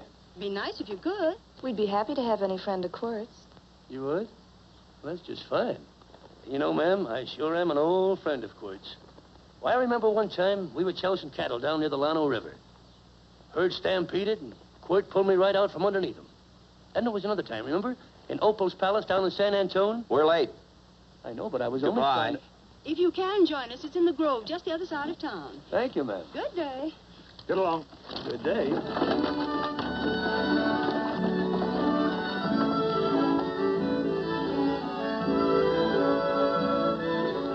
Why askest thou me concerning that which is good? One there is who is good. But if thou wouldst enter into life, keep the commandments. He saith unto him, which? And God said, Thou shalt not kill. Thou shalt not steal. Thou shalt not bear false witness. Honor thy father and thy mother, and thou shalt love thy neighbor as thyself.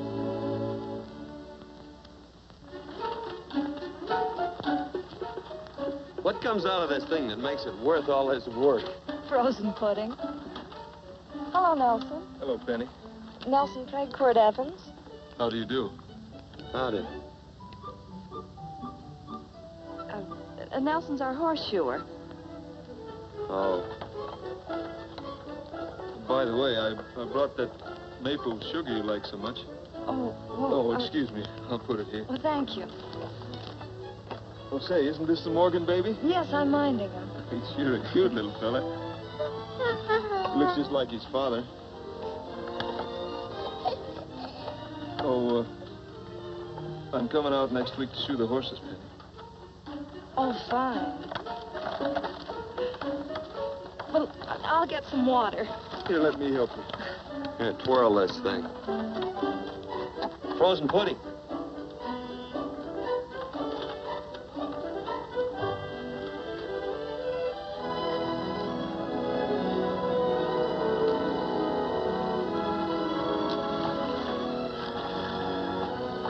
Hold them a minute, Quirt. I want some of those flowers.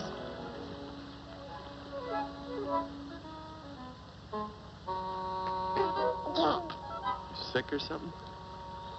I don't believe it.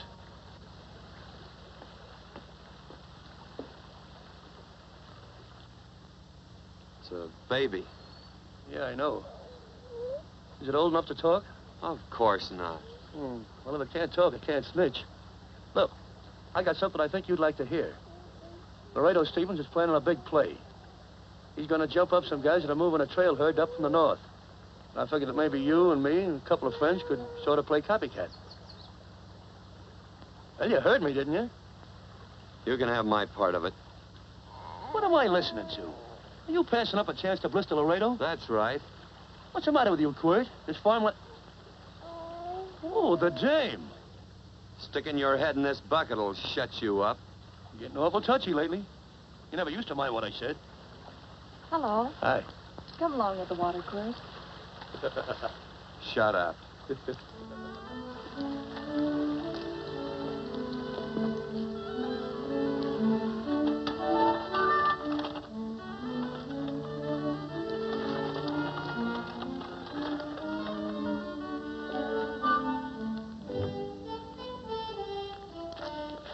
Quirt, would you come over here?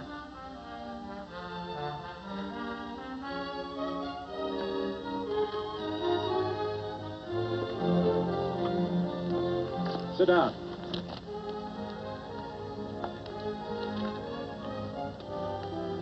May I have your attention?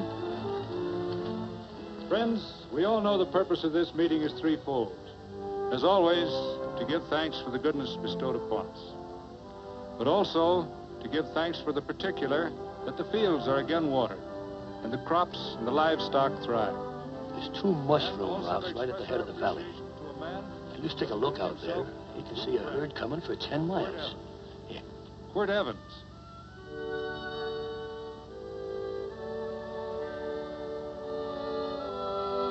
Friends,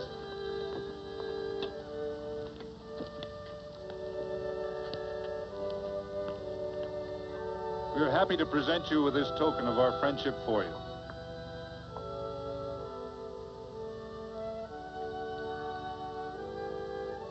This is Quirt Evans.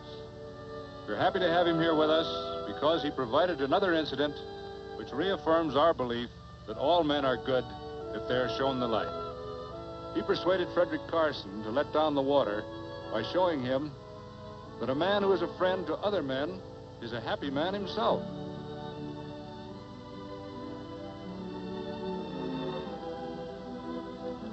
May I shake your hand, Quirt Evans?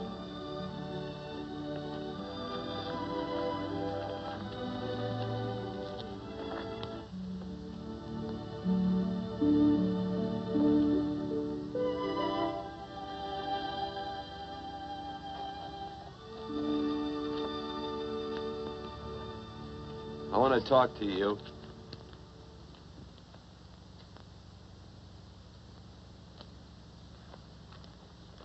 This'll sound like I'm butting into your business, and I am. And you ought to give me a watch with a gold case for doing it. You dim-witted nail-bender, marry that girl. Marry her? Why, I assure you my intention... Well, she knows how I feel. How would she know? Stop yammering about shoeing horses. That's no way to talk to a girl. Talk to her about her, and marry her. And do it quick. Hey. Come on.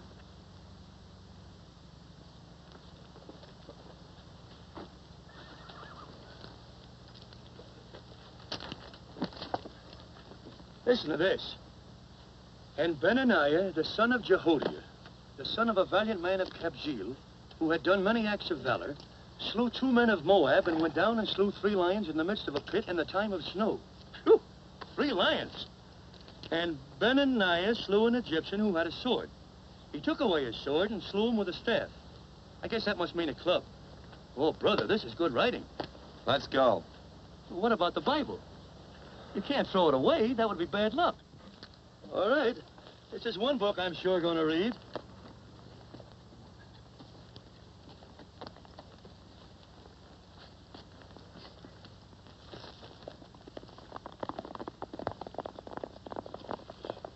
I'd better take him back to the Morgans. Up today. That's a good boy. Why did Quirt leave so abruptly? I don't know.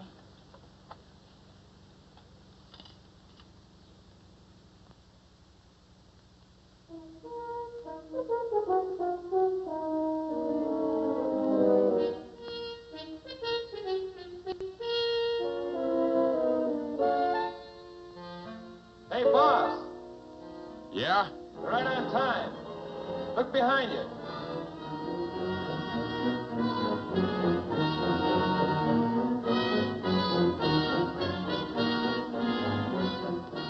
Let's saddle up, men.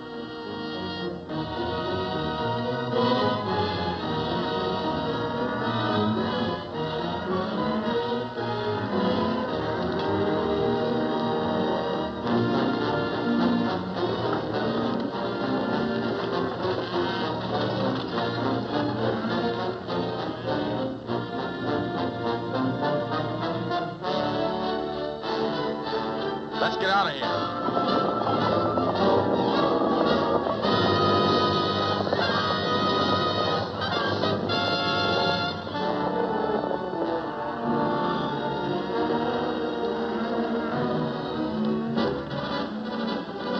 Coming down off the hill. Hang out,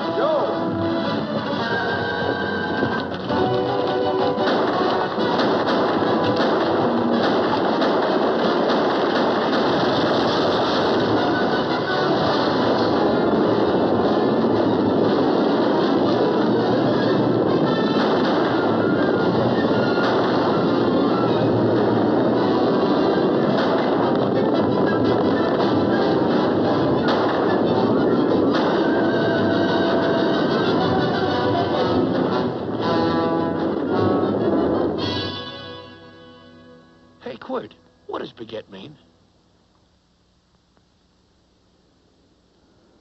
I think I hear him. Yeah, Let's get cinched up. I don't know how I missed this book. You know, you're not very pretty, but I like you just the same on account of your head works.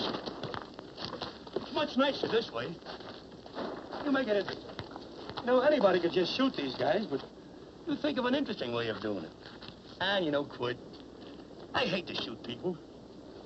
I remember I shot a waddy once in Montana, and I dreamed about it all the next night. And, of course, there's always witnesses, and you gotta shoot the witnesses. Stop jabbering and let's go. Okay, take it easy, pal. Stitching time, you know. I don't want to lose my war bags.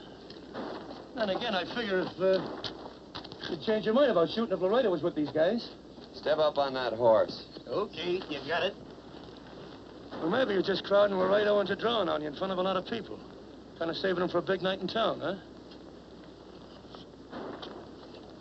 Hey, go.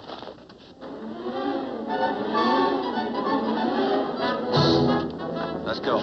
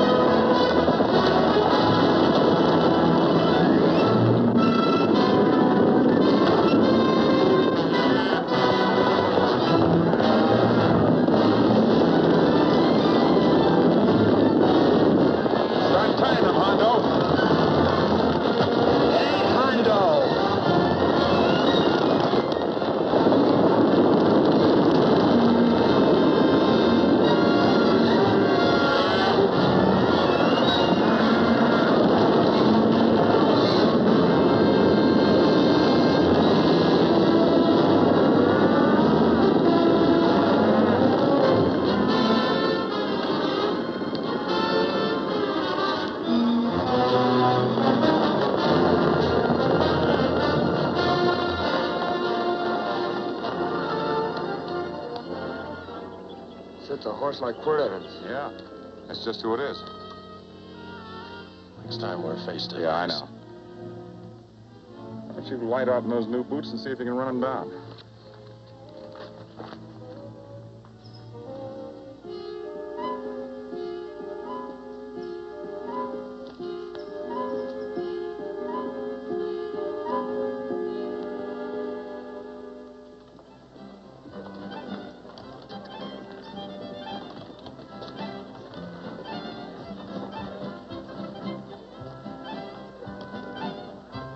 You know, this champagne may be a lot fancier than whiskey, but it sure don't give quick action. To tell you the truth, I don't really like it, but it's very fashionable. How do you like it, Lila?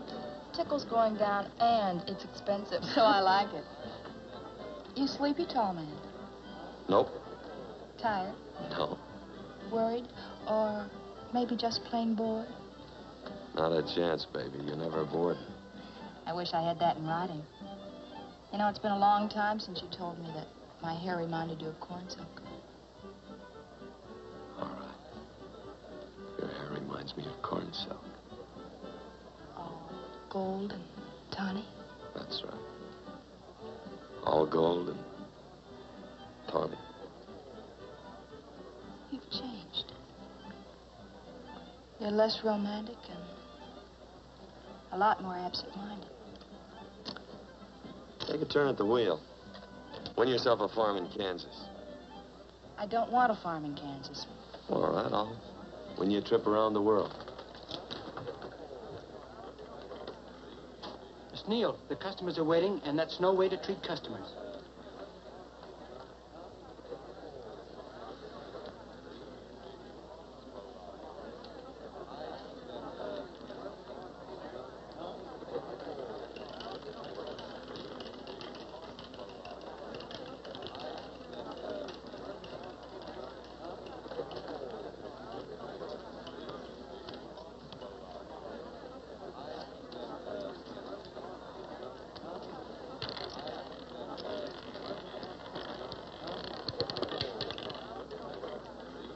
$25 odd and on the red. Give me a stack of blues.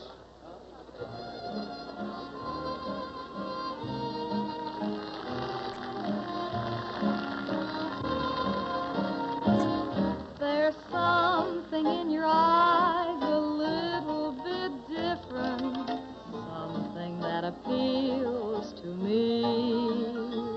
I love the way they change from angel to devil, always full of mystery. There's something in your smile a little bit different, something I've been looking for. If I could just be sure that you're on the level, I would never ask for more. I got a funny little feeling the first time we met. 17 odd and black. 17. There goes the last button on my shirt. All right, buddy, you gonna let it ride? On or off of 17.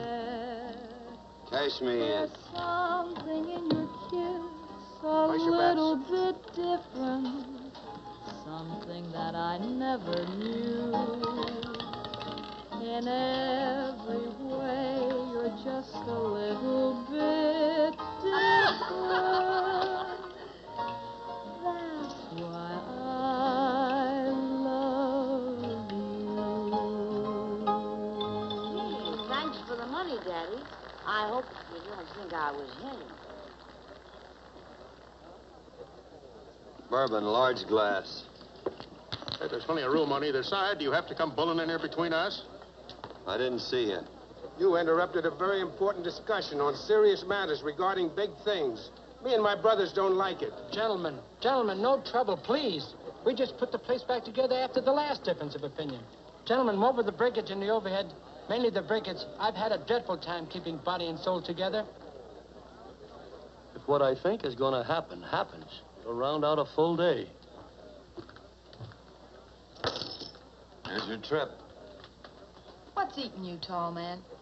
Did you have words with those Baker brothers? Oh? Those 4 rhinos. No? It's told around they're quarrelsome citizens. Gentlemen, let's consider the incident closed. Watch our tempers. Maybe I ought to go apologize.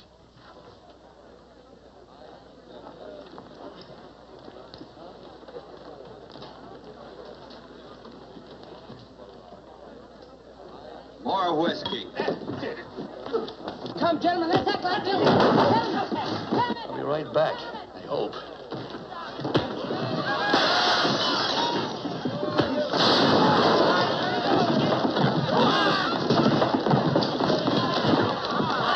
Where you been? Oh, Andy's always on point.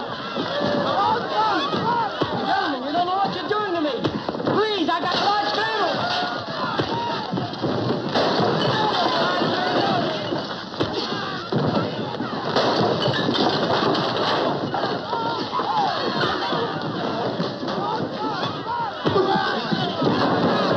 Hey, wait a minute, it's me! You go ahead, get him, man. Watch out for that chair. That's my old friend, Muley.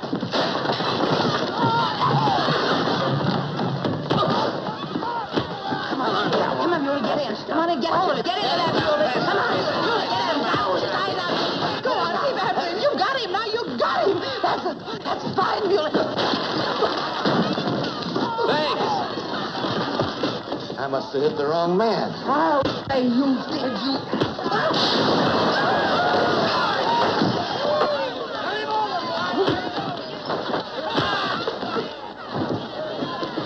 Hey, Bert. Sorry, Court. How you doing?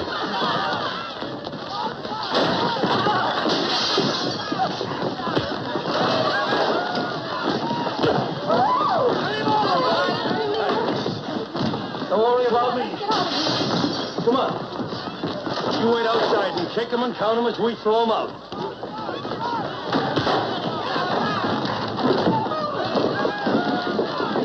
Don't count.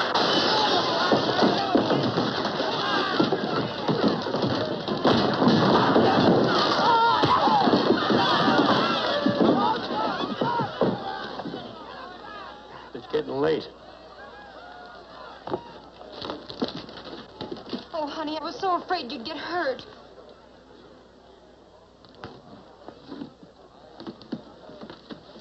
And I'll never see my darling anymore. I'm sitting by the river and I'm weeping all the day. On the old Kentucky shore. Oh, it's wonderful. We got money and whiskey and lovely ladies. Just had a beautiful fight. I tell you, we really ought to be thankful for our blessings.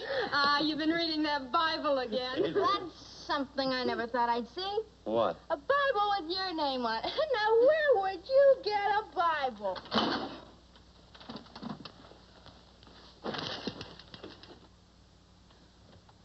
Quart.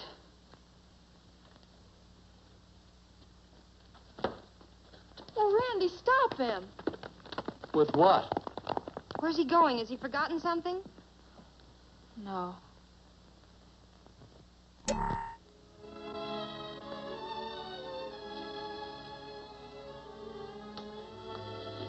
Penny, what is wrong with thee of late? The tablecloths don't belong in there. Oh, I'm sorry.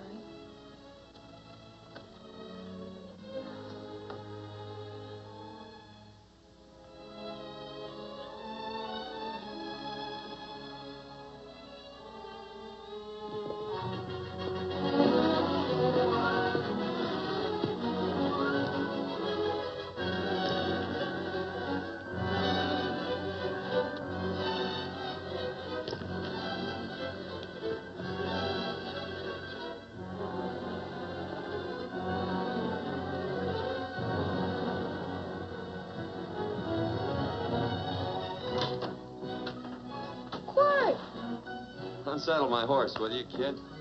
Sure. Want to board her for a while? Of course. You're always welcome. Of course. Hello. Well, I haven't had a decent meal since I left here. Chocolate? Not very good. The flour, you know. Well, I'll just stick around till you get one right. I'll feed the chickens. So early, Penny? Yes. Help me, Court.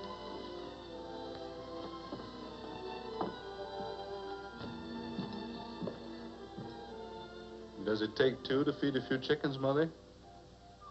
At times, Thomas, at times. Remember?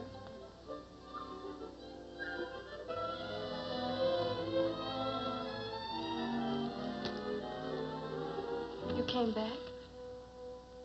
Yes. Why? I don't know exactly.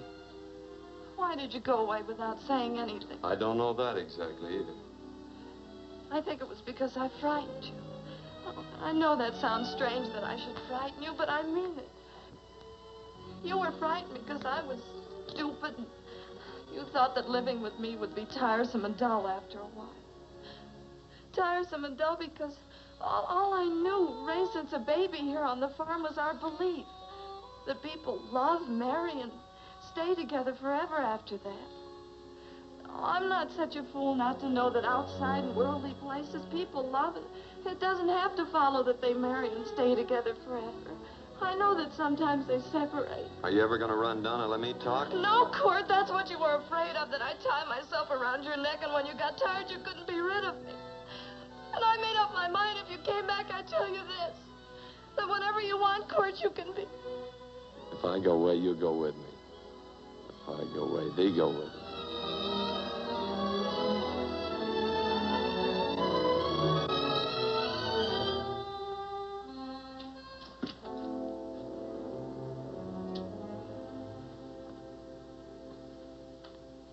I used to be an Indian fighter. Just can't help walking up soft on people. Morning, Missy. This young man been doing any traveling since I was here last? Fellow over Casa Verde lost a big herd a few days ago. Why, Missy, cat got your tongue? Why ask her? You know I've been traveling. You looked in the corral to see how my horse shaped up. I did just that. And he sure covered a lot of country. He's a right weary animal.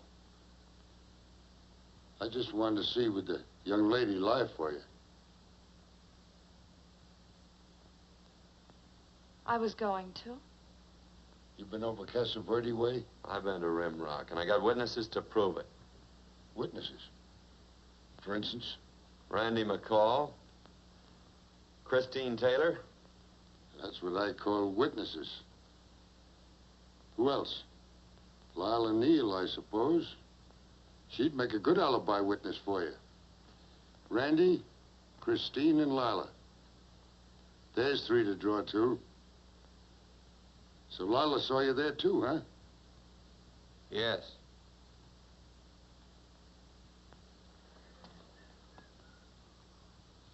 Come here, jughead. You $1.50 brush jumper. Ooh.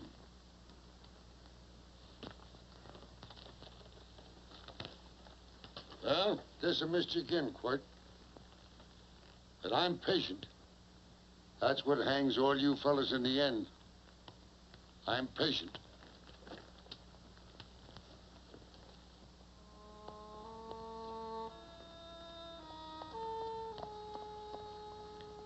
Lila. You talked about her when you were delirious.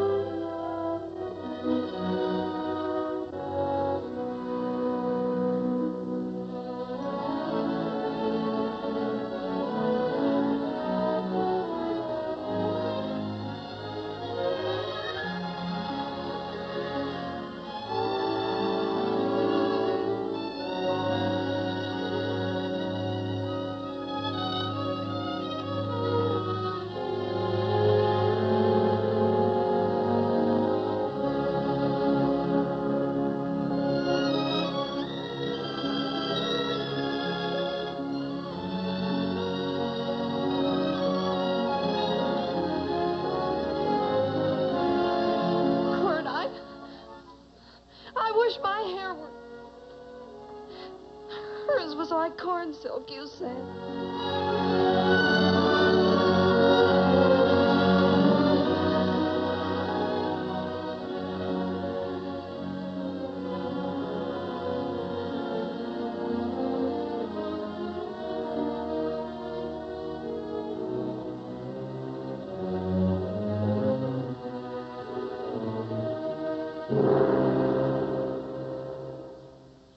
There's a sight I never thought I'd see. Quirt Evans behind the plow. The pony walks as soft as you do. I taught him. Oh, I figured you'd have heard him. Except you were thinking too hard. Haven't you got some real important business to attend to? Someplace else? Sure.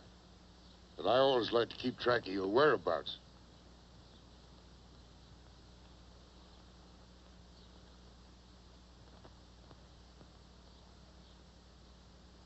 You know, Quirt, I always figured on using a new rope and hanging you. 'Cause I kind of respected you. You never took the best of things. And all your men went down looking at you. Well, mind your own business. I usually do. It's a shame things don't always turn out the way they should. Now, that little gal should marry some young fella who'd know what to do with that plow. Why don't you kick up that horse and move on? Some young fella that raised a lot of grain. And cows, sheep, and kids. The kind of a fella that she'd always know where he was. Do I have to run you off? Well, now, I'll tell you. I never have been run off no place yet, where I aim to stay. But it just so happens I gotta be going.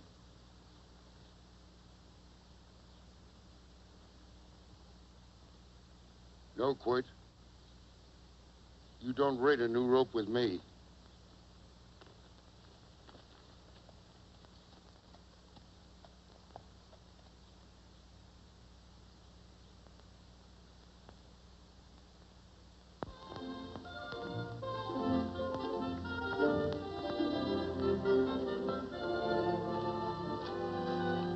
Look, there's a lot of foo-for-all and nonsense have to go with it. I'm not going to stand for a lot of dressing up and a batch of jabbering people looking at me just because I'm getting married. Quirt, come along with me. Well, yes or no? Come along. Picking blackberries? Mm-hmm. All right.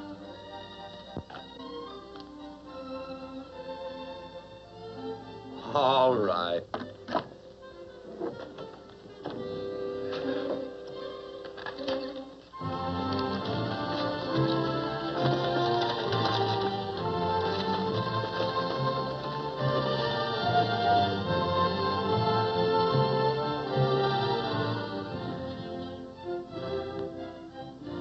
I think we have enough, Quirt.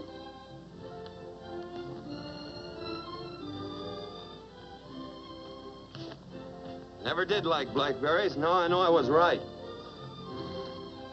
There's too much work connected with it. I'll get some more fur.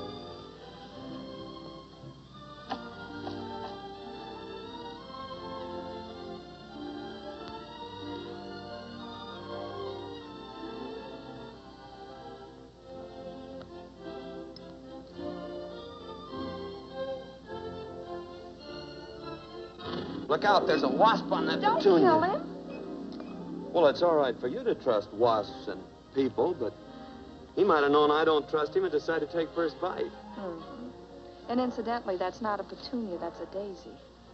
That's a petunia. Petunia, daisy, daisy, petunia. Quirt Evans. Hmm? Oh, nothing. I just like the sound of it. Quirt, where'd they ever get such an odd name? Fellow who half raised me gave it to me. He found me somewhere along the big cattle trail. Folks had been bushwhacked by Indians, I guess. He was a big fella, cattleman. Swung a wide loop in his younger days, I think. Why'd Lou? Well, wasn't too careful whose calf he threw his rope at. Most of the old cattlemen were like that. He raised me. He was quite a guy. His name was Walt Ennis. He was downed in a gambling place. A fella grabbed his gun arm just as he drew. It was murder.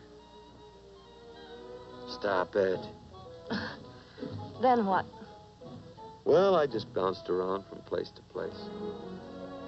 Quirt Evans.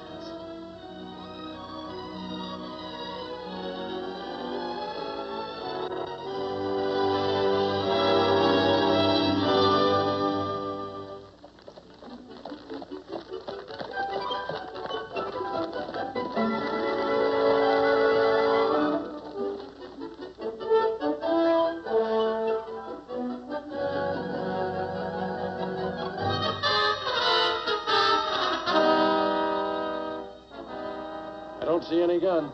I know him. He's got a gun, all right. I know him.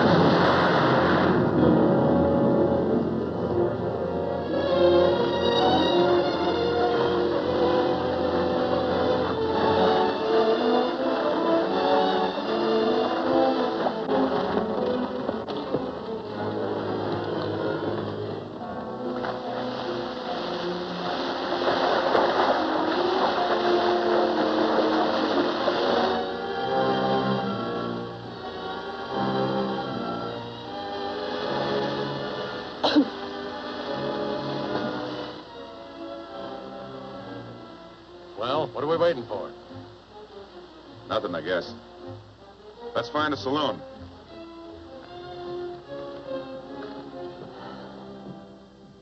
You don't have to be worried about Penny, Mother.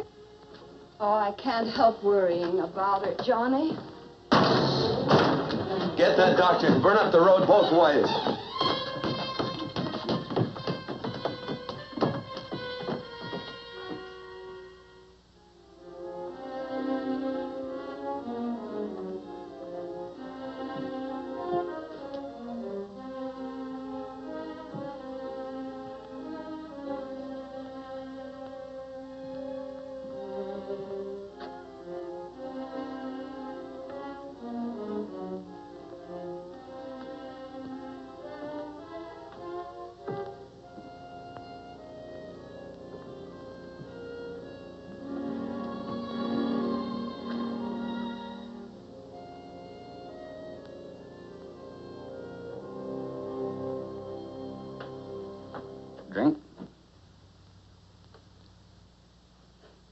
It's amazing. The varied uses to which men put alcohol. To each different individual, it's either a stimulant, a depressant, or an anodyne. Just now, I'm using it as an anodyne. Get to the point. The practice of medicine is one of the most infuriating professions known to man. It takes 30 years of experience to teach you that in the final analysis, there's nothing to do but stand and watch.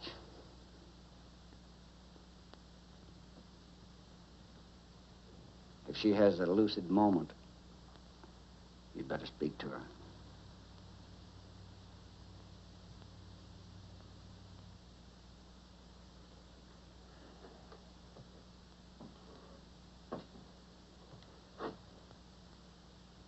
I'm not trying to argue you out of anything, but maybe you ought to stop and think.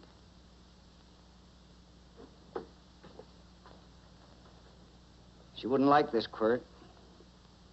I'm not arguing for or against her point of view, but I know that to her, the world's worst tragedy would be that you should kill a man. Of course, you could argue logically that she wouldn't know whether you'd killed him or not. I think she'd know.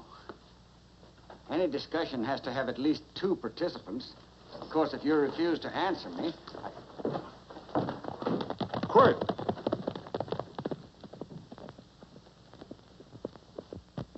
If I felt cynical, this would be a good opportunity to observe that we're about to see a perfect example of an eye for an eye, etc. Unfortunately, I can't quote chapter and verse. And I'm too tired to be cynical.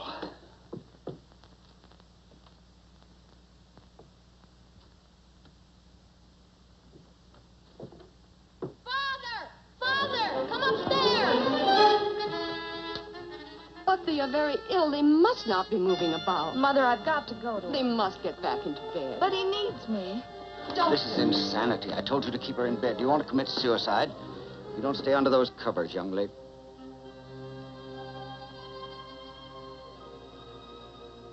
There's no fever.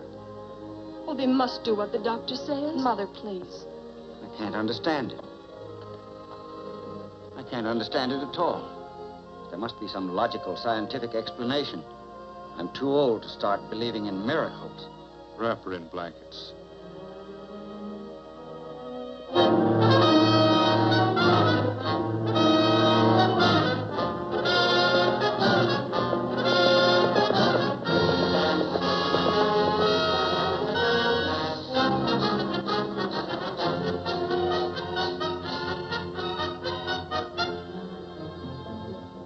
The other 2 hadn't had me covered. I never let that Hondo Jeffries pistol whip me. Wait till Quirt Evans hears about this. Him and me'll take the starch out of the whole caboodle of 'em. Why, Quirt and me once... Well, that was in Dodge City several years back, when the Earps and Clantons were gunning it. Well, me and Quirt...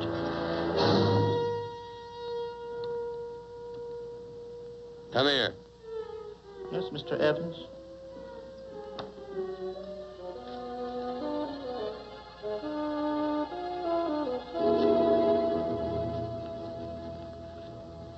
Laredo Stevens?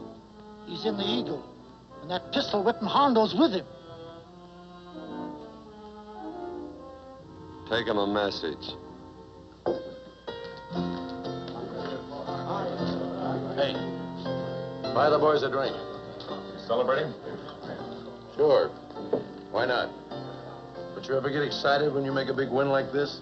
Why get excited? Sometimes you win and sometimes you lose. Don't get excited, gentlemen.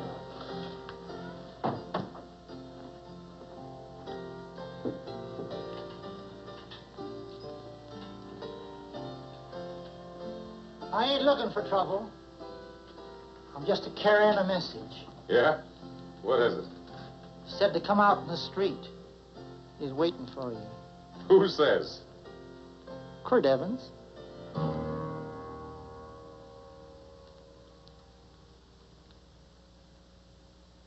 What is this, a joke?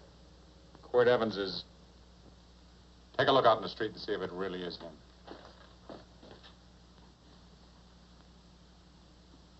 Jack, take a look in the street.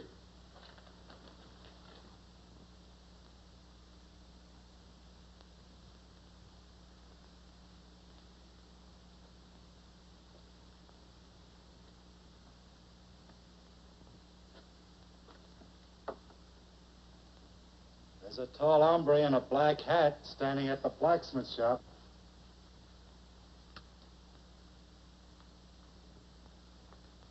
Mind if I use the back door, Pete? So long, Pete.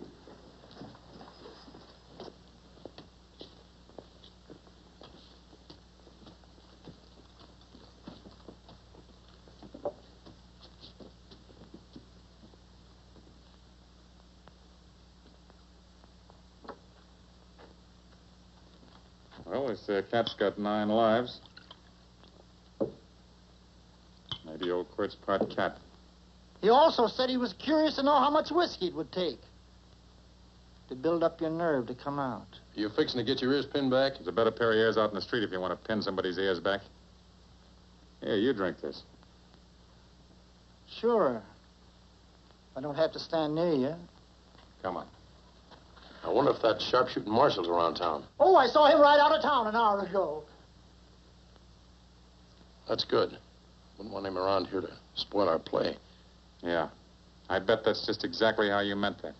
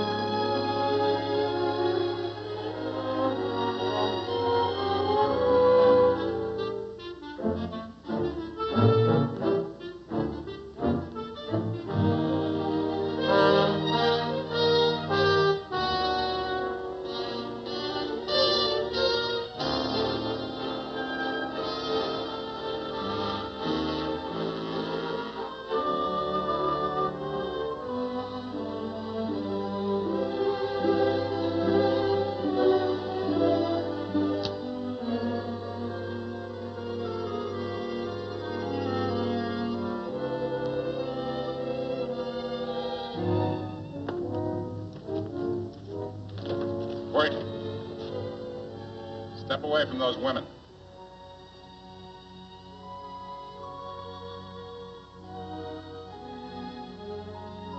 Why don't you turn around, Quirt?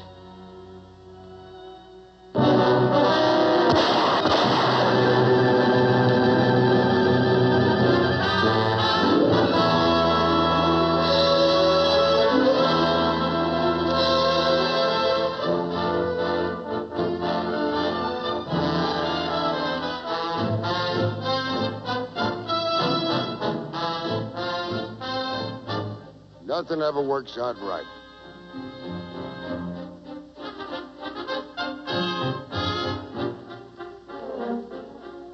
I had them dead to rights.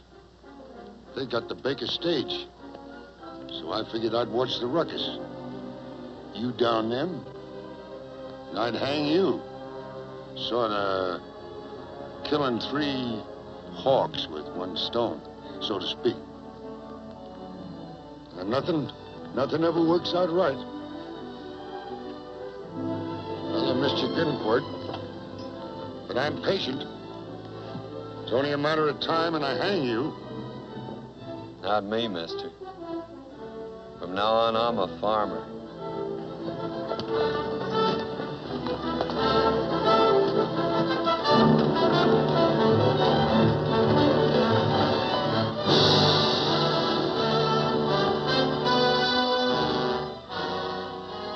That Quirt.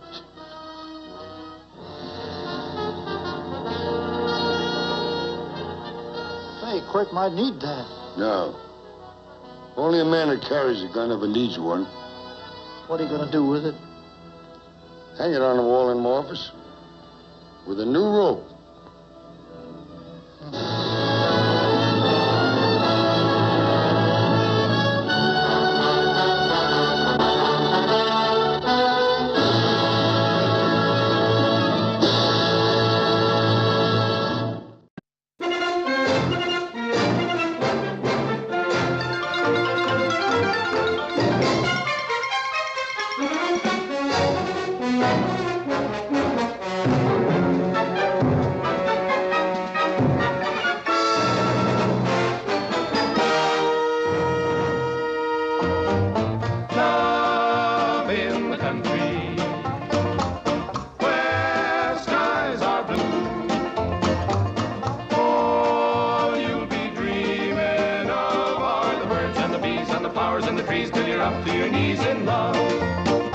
There's a tree house in the meadow below the mountain peak, the perfect place for lovers when they play hide and seek. There's a covered bridge at Cripple Creek where the horses always stop. Between the tree house and the covered bridge, that's how Mom and Pop are making love in the country where skies are blue.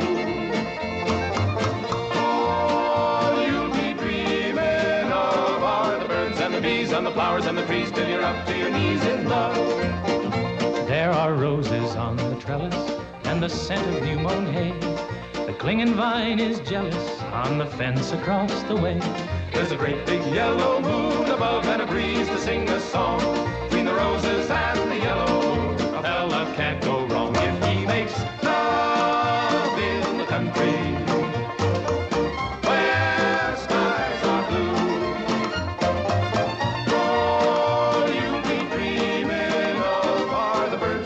And the flowers and the trees till you're up to your knees in love.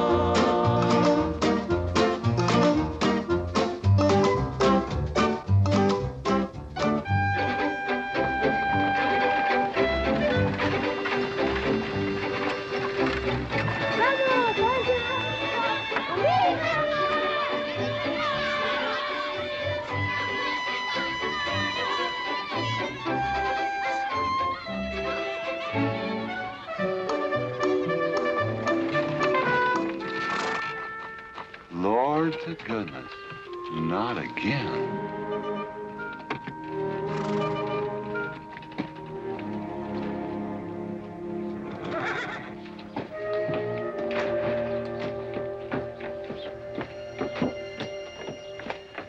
Howdy, Drago. Morning, Curly. Makes 7 times this month he come home swoggled. 6. 7? 6. Once was his birthday. That don't count. Give me my buggy whip. Didn't have anything for breakfast but 2 raw eggs and a mug of honey. No. Curly! Yes, boss. Don't say it's a fine morning or I'll shoot you. Get out of here, Bunyan. Good morning. Morning. Carlos, what are you doing up there? I hope I get it this time, Mr. McLintock. My brothers, they got the big hats already.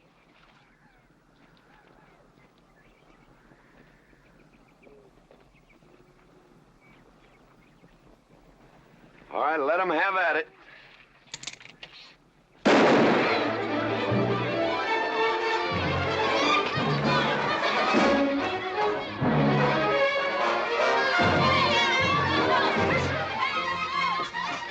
Get over it. Did you let me drive? You promised me you would sometime. No, Boss, you better watch that turn onto the road. You're gonna kill both of us one of these days. Thank you, Mr. Boss!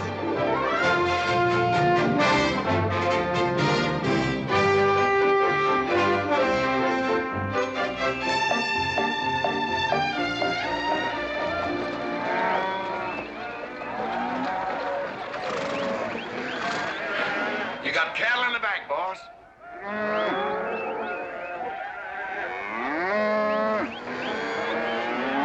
Yeah. Give it up. Yeah.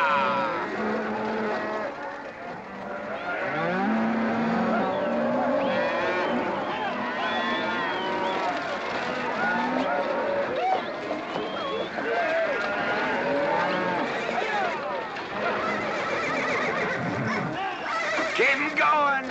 15 cents a pound all the way to Kansas City.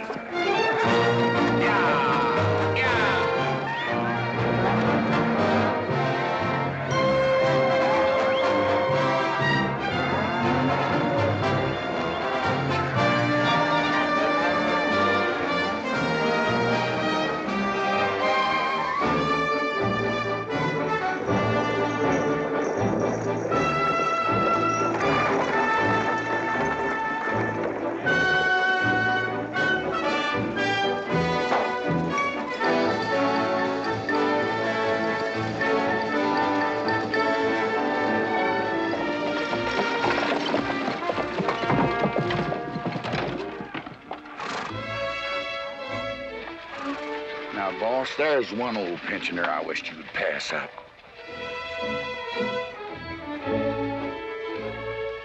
Bunny? Yeah. I knew where I'd seen his face before. He's an old timer. He's just been around town a couple of years.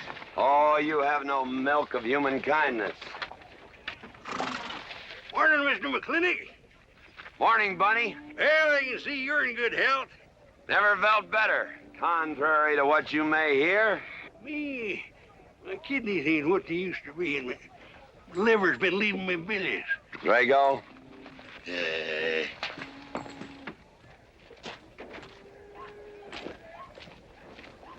Hello, Ben. Dave McLintock. Drago, throw that in the buggy. Yes, sir. It's a scrubby bunch of Sooners, huh? They are at that. Well, it ought to make Douglas happy, lining his pockets with land fees. What are we gonna do? I don't know what you're gonna do, Ben. Me, I do nothing. 200 families. Quarter of beef a week per family. If they last 2 years, that can be a sizable number. I got 20 head to 1 of any other brand on the Mesa Verde. I'm not hollering. Some of us haven't got all the money in the world. Some of us ain't old and tired and feel like being put upon. You interest me, young Ben. Go on. So the first time I find one of our hides wearing our brand hung on one of them settlers' fences, I aim to kill me a plowboy. You do what you want, McLintock. We'll do what we want. Fellas my age generally call me GW or McLintock. Youngsters call me Mr. McLintock. All right, Mr. McLintock. Not because I'm afraid of you. You're the big he-stud of this country. And I reckon a fella my age should call you Mister. He's full grown now, GW. He's a half owner of the spread. I made him a full partner the day the doc gave me the long face. Well, you want him to vote the first time this territory becomes a state, don't you? Of course I do. These settlers get burned out, there'll be a lot of hollering that this country's too wild to be a state. We'll go on being a territory some more, with a lot of political appointees running it according to what they learned in some college where they think that cows are something you milk, Indians are something in front of a cigar store. I'm looking to you to hold young Ben down.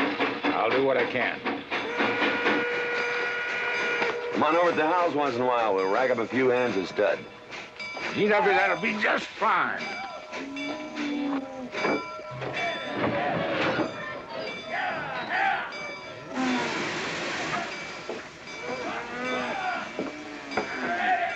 It's a nice morning, ain't it, boss?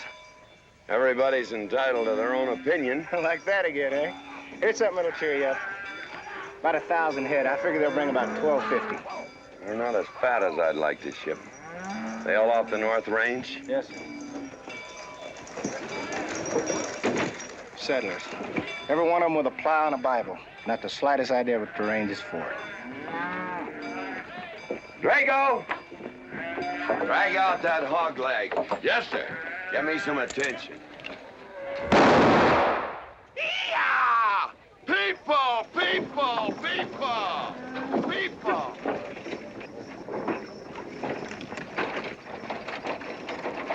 Come on, all of you. Gather around. People, come on. Gather around. I'm McLintock. You people plan to homestead and farm the Mesa Verde. Yes, sir. The government give us each 160 acres. The government never gave anybody anything. Some years back, a lot like you came in. You had a pretty good first year, good summer, easy winter. But the next year, the last rain was in February. And by June, even the jackrabbits had sense enough to get off the mesa. Folks, do you know who that is? That's McLintock. George Washington McLintock. I told him that, Douglas.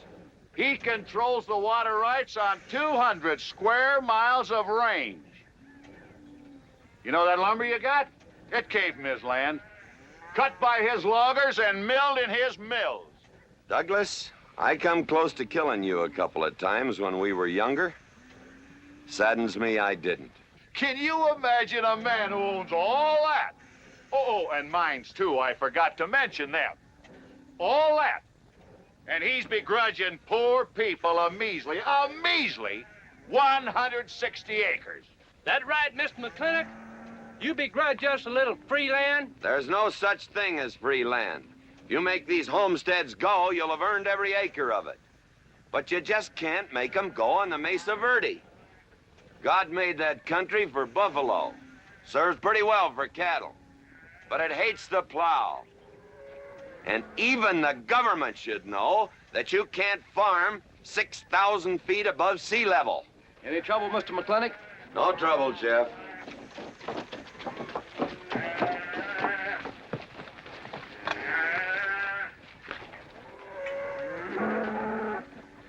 How about you, Douglas? Douglas? Just plain Douglas, eh? And you call him Mr. McLintock.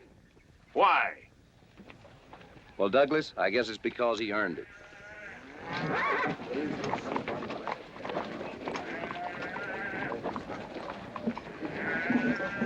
Mr. McLintock? Yeah? I'm a good hand with cattle, Mr. McLintock. I'd like a job.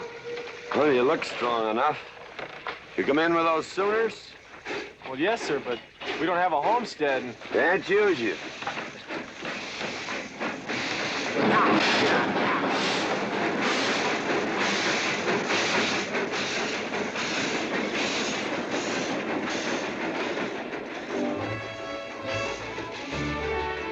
Tough life, ain't it, Sonny? Hell, ain't much future in being a farmer around these parts.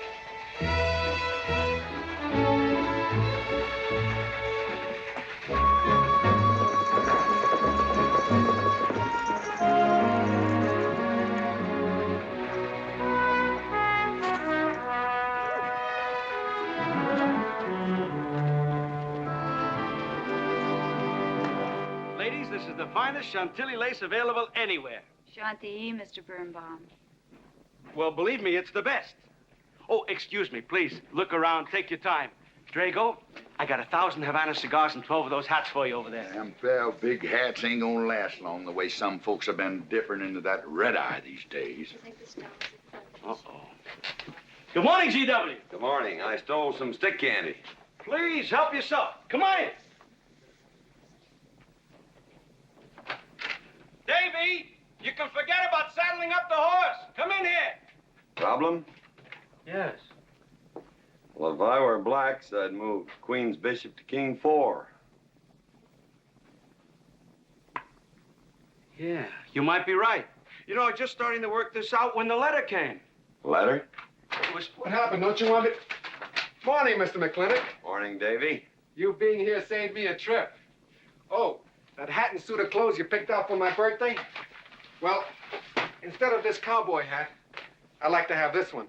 If it's, all right with you, sir. Oh, it's all right with me, Davy. Of course, that looks like the kind of a hat a fella'd wear down Main Street to start a fight. Oh, I don't need a city hat for that. All I have to do is walk down the street and some wiseacre will call me an Indian, and just like that, the fight's on. Davy, the letter, it's for you. And you are an Indian. Yes, I know I'm an Indian. But I'm also the fastest runner in town. I've got a college education, and I'm the railroad telegrapher. But does anybody say, hello, college man, or hello, runner, or hello, telegrapher? No, not even hello, knothead. Davy.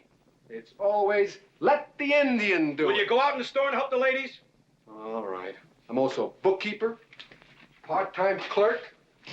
Always let the Indian do it. The lady brought that out here this morning, asked for it to be taken out to the home ranch for you. Handsome lady, kind of tall with red hair. Called me Mr. Birnbaum, just as if she'd never seen me before, and as if that veil that covered her face would keep me from recognizing her. I thought she was in New York or Europe or someplace. So did I. Jake, you better throw on a couple extra cases of the boss's favorite bourbon. That stuff sure gets used up fast out at our place. Which reminds me, you better start tapering off. Catherine's in town. Katie?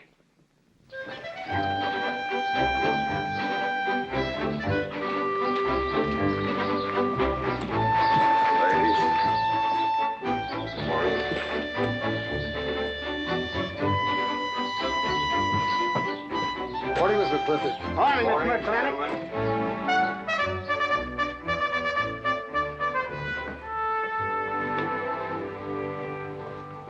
Good morning. Hello, morning, Mac. Darling. Fauntleroy, Morning, GW. what are you doing in here? Why aren't you out at the desk? Helping out the bartender. Yeah, I see a busy day. Give me the key to room 17. What? 17, and don't advertise it. Here they come, Mr. McLintock.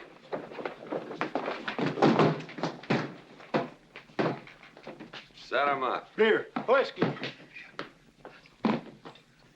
Day off? Off day. Wonder what he's so preoccupied about. Haven't you heard? No, what? Katie's back in town. Katie? Yes, dear. The social arbiter. Well, hi, Sonny. Good morning. Oh. He sure is a polite one. Mr. McLintock, I don't want to bother you. I'm sorry, boy. I told you, no job.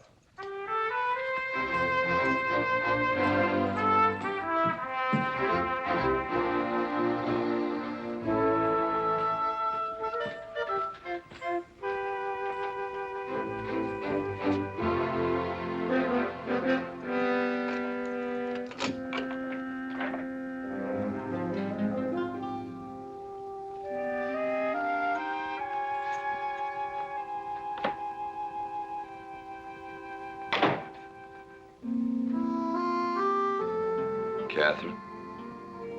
George Washington McLintock.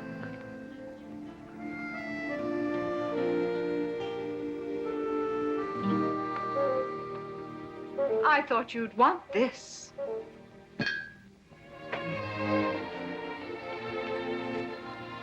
First dig of the spur. But who am I to upset your plans? Don't you feel kind of silly? I never feel silly. It's because you have no sense of humor.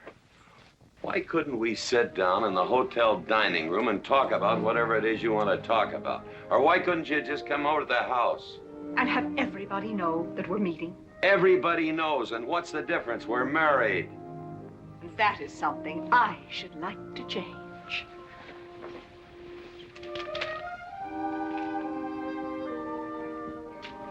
You know the answer, Katie. That isn't why you sent for me. Let's get to the rat killing.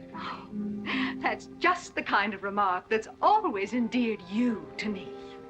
Let us open the discussion. Very well. Our daughter is coming home in a few days. Rather, she's coming here. It was just a slip of the tongue that made me refer to this ugly hamlet as home. Our daughter. Is it so hard to say her name? It's Becky. Rebecca! I hate that name. Anyway, she's coming home. And I hope to persuade you to let her live with me. Part of the time in the capital, part of the time in New York, and, of course, Newport during the season. You're whistling in the wind, Kate. If she stays here, she'll become just as crude and as vulgar as all of this country. And if she goes your way, she'll be all show and no stay. Oh.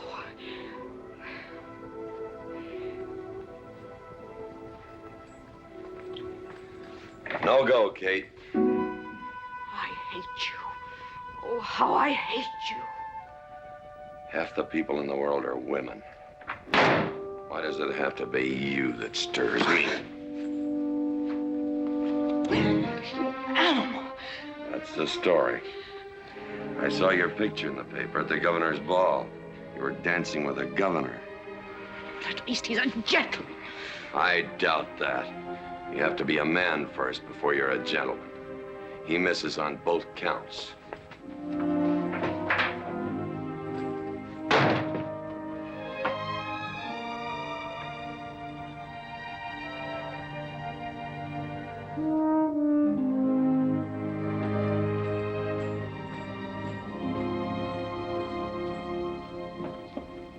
Hey, Sonny, you gonna ask him again? Nope. Hey, boy, you got a pocket of pride. You got a bag. You better listen to an expert, Sonny. I'm telling you, you got to grovel. Human nature gets him every time. Mister, leave me alone. Everybody does it one way or another.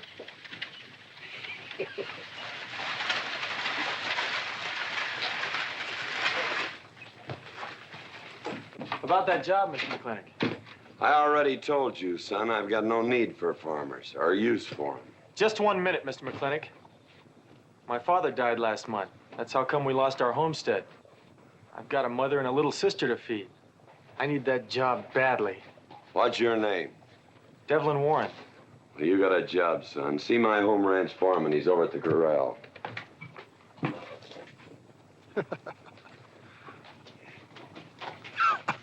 Step down off of that carriage, mister.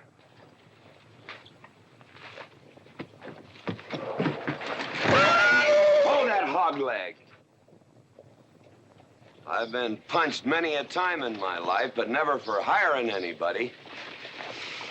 I don't know what to say. Never begged before. Turn my stomach. I suppose I should have been grateful you gave me the job. Gave? Boy, you got it all wrong. I don't give jobs, I hire men. You intend to give this man a full day's work, don't you, boy? You mean you're still hiring me, Mr. McLintock? Well, yes, sir. I mean, I'll certainly deliver a fair day's work. For that, I'll pay you a fair day's wage. You won't give me anything, and I won't give you anything. We both hold up our heads. Where do you live? The settlers' encampment, down by the mine. That's your plug? Yes, sir. Well, hop on him, and we'll go get your gear.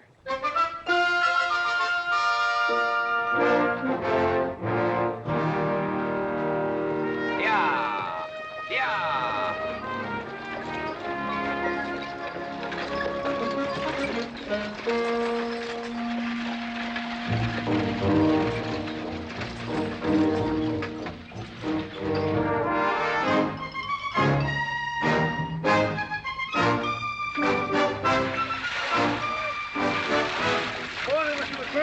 Morning, Mr. Poor Boy.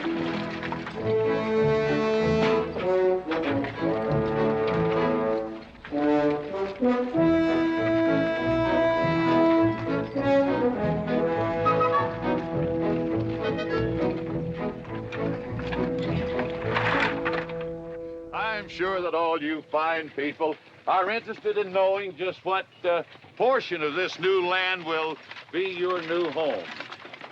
Oh, Jones and McAllister, since you've been more or less the leaders of our group, I'd like to have you come up and check the exact location. Won't be a minute, sir.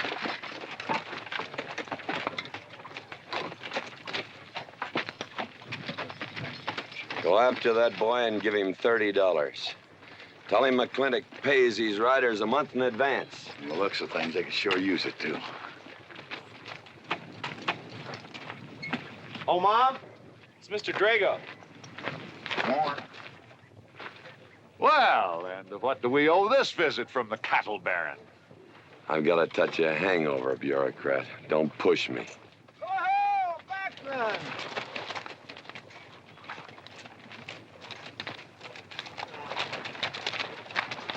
Say, those are Indians. Are there Indians in this homestead land? Friendly Indians, my boy.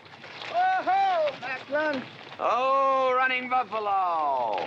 Oh, Macklin! Long time we don't get drunk together. And it's gonna be a lot longer time, because it's against the law and you're with the sheriff. And if I got my hands full, they came into town to meet the train. The old Indian chiefs are coming home. I heard they'd been pardoned. They don't know when it's arriving, this week, next week, or next month. So in the meantime, I've got to do something with them. Could I cut out a couple of head of your steers to feed them? Otherwise, some of these settlers' milk cows are going to disappear. That's right, Macklin. Cut out whatever you need. Sheriff, are you going to camp these savages with all these settlers? You're asking for trouble. Mr. Douglas, I already have plenty of trouble. Please stay off my back. Running buffalo, bring your people over to the clay slide. Go. Hello, Mr. Macklin. Tiny Mouse, it's nice to see you. You wouldn't believe it now, but 20 years ago, she was a mighty handsome maid. 20 years ago, you thought so too, Mr. Douglas.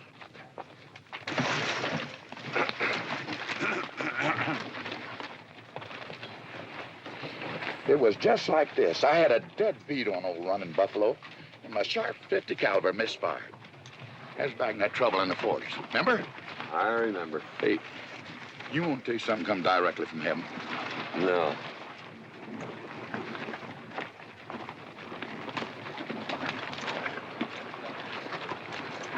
Where'd you get this? That boy's mama baked him. You thinking the same thing I am? She's a widow woman, boss, and she's got a long, hard road home. Hire her.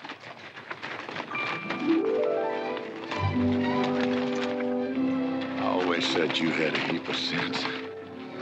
Mr. McLintock, this is my mother. Your mother? And my sister. Pleased to meet you, Mr. McLintock. Ma'am, this here's my boss, and he has few choice words to say about your biscuits. Yes, Mr. McLintock? Well, they're great.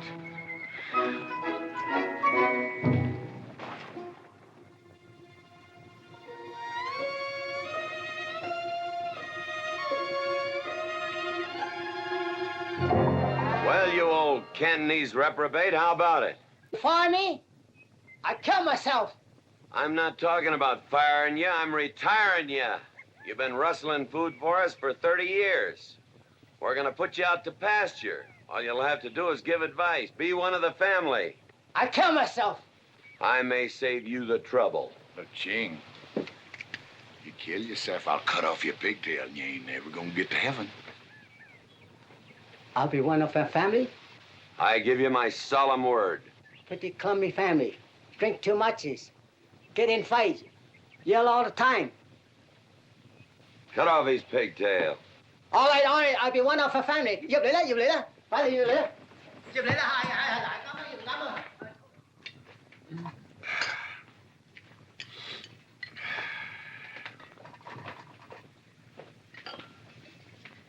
I hope everything is satisfactory. This is such a big house, it'll take me a while to get used to things. Now, please don't hesitate to tell me if anything is wrong. No bird's nest soup. Otherwise, just fine. Everything out nicely. Who's Finally. telling you, Fine. ma'am? Best apple pie I ever had. Curly's right, ma'am. Hated to leave that last bite. Shall we celebrate with a drink? Carlos, come in and help me with the dishes. Alice, you want to help too? Yes, Jacob. All right, pitch in.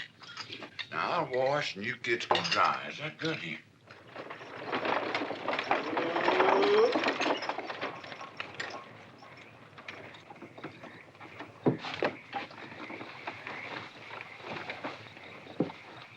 Don't seem possible one woman could use all them clothes.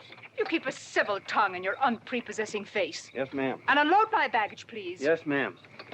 By the way, what does that word unprepossessing mean?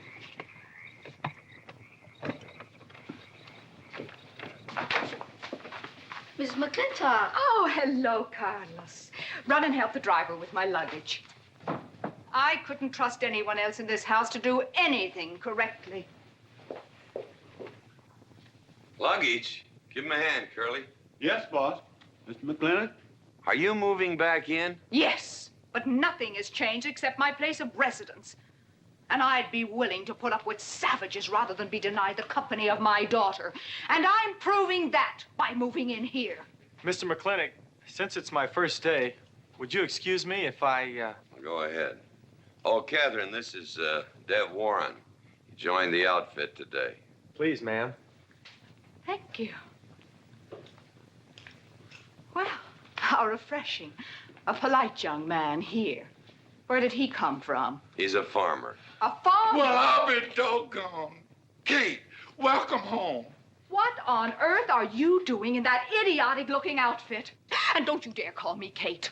That's my butling suit. I'm butling for the boss. And I'm sorry, Catherine. That Kate kind of slipped out from the times I remembered you as being nice people. Are you going to stand there with that stupid look on your face while the hired help insults your wife? He's just ignorant. He doesn't know any better than to tell the truth. And I can't help this stupid look. I started acquiring it as you gained in social prominence. Mrs. McLintock, where do you want I should... What? Put him in the master bedroom. Yes. But move Mr. McLintock's things into another room. Oh, the one back of the stairs would be best so that he can't wake up the entire household when he comes home every night. Just before daybreak. Yes, ma'am. Oh, excuse me. Here's your cigars, Mr. McLintock. I am Mrs. McLintock. Kate, Catherine, this is the cook. This is the lady does the cooking for us. Mrs. Warren, Mrs. McLintock. How do you do? Very pleased to meet you, Mrs. McLintock. Very pleased. Likewise. You see, I just came to work here today, and I guess I jumped to the conclusion that this was a bachelor's household. It is, and then again it isn't. I will explain so everything will be quite clear, Mrs. Wallace. Mrs. Warren. Mrs. Warren. It has been a bachelor's household for quite some time.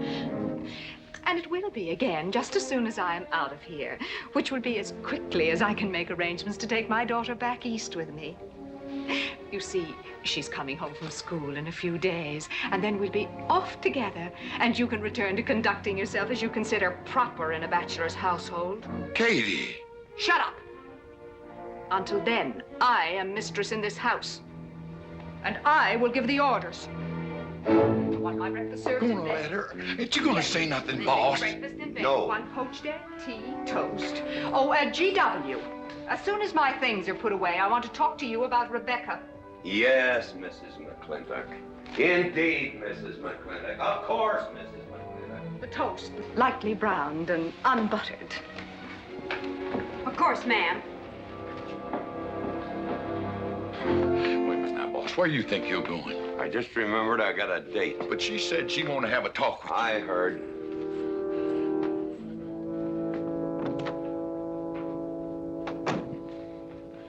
Good evening, Lem. Good evening, Mr. Mack. Yep. Say, Mr. Mack, what does unprepossessing mean? I was called that once, Lem. Looked it up in the dictionary. It's best you don't know what it means. Uh-huh. Thank you. You're up.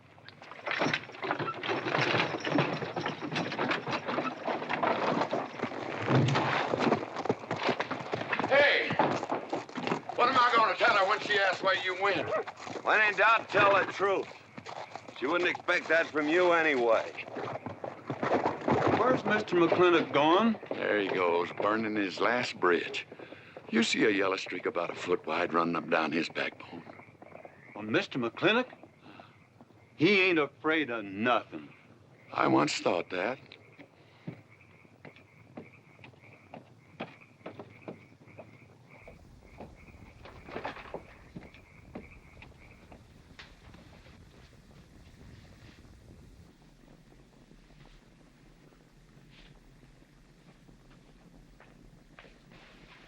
Drago?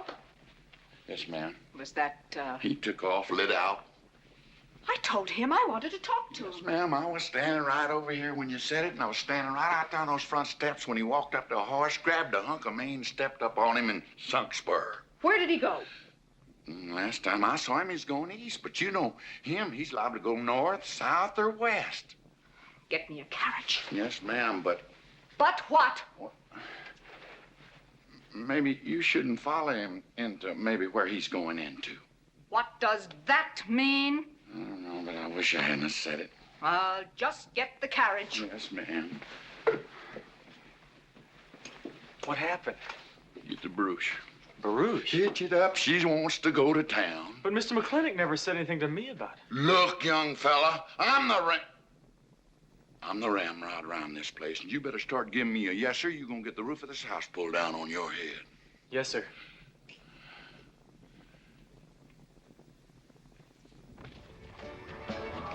Hello, Davy. Hi, Mr. McLintock. New broom, eh? Drink, please. Hello, Bunny. How is everything? Oh, fine, fine, Mr. McLintock. I'll get you next time.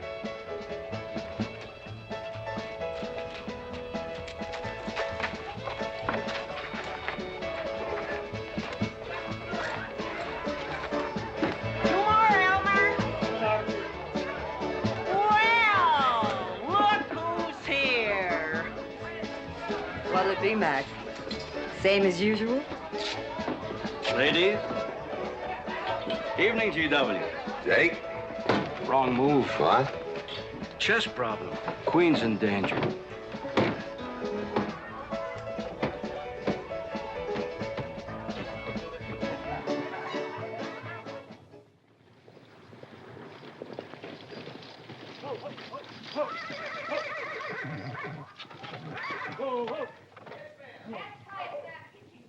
I suppose you can do that. Camille, you're on your own. Mr. McLintock?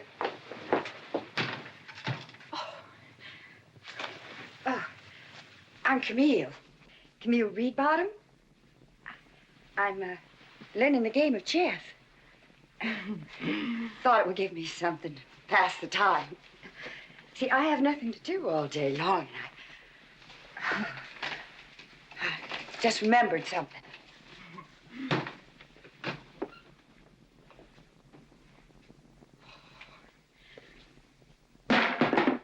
Catherine, I didn't hear you come in. Mr. McLintock, I told you that I wanted to talk to you. Not now. Could I get your glass of sherry, Catherine?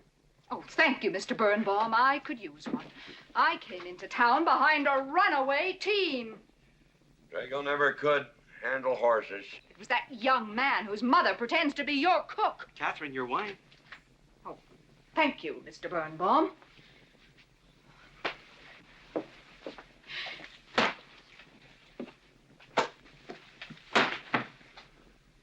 Now, Mr. McLintock, we have an awful lot to talk over. First thing I learned about Indian fighting was to wait for daylight.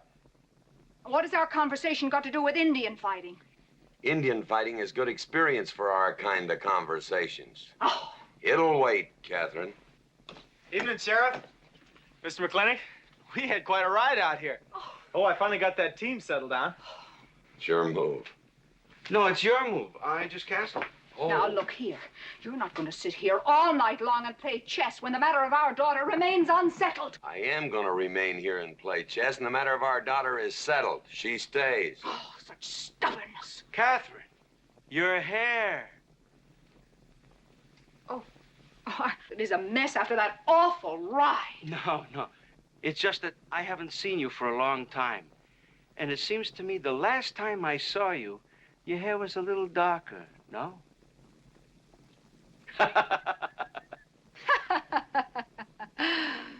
It's a funny thing that tricks a man's memory will play, huh?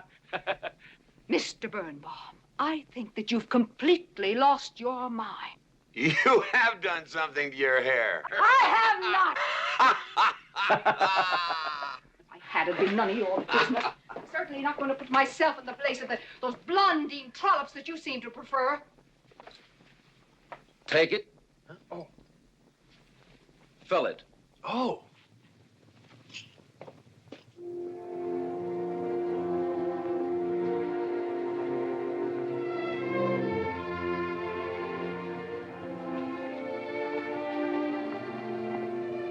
Good morning.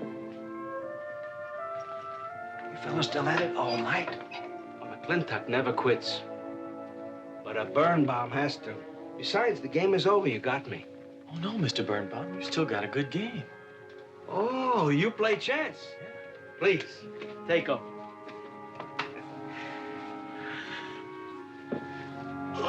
Pretty good. Fair? Well, looks like I won't have to come into town always to get a game. Remember, I'm a bad loser. It's your move. Yes, sir.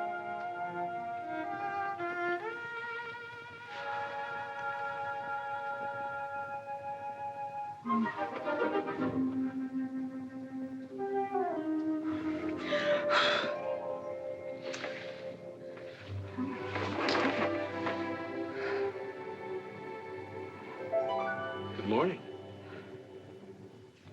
Good morning. Oh, it's not morning already. Mm-hmm. Cup of coffee? Oh, yes, thanks, Jake. You're welcome, Catherine. Got any cream? Canned cow's milk. That'll do. Good old condensed milk. That reminds me. I was cleaning out my desk the other day. I found something I wanted to return to you.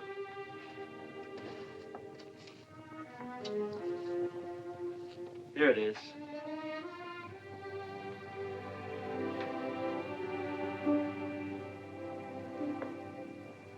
It's a medal, remember?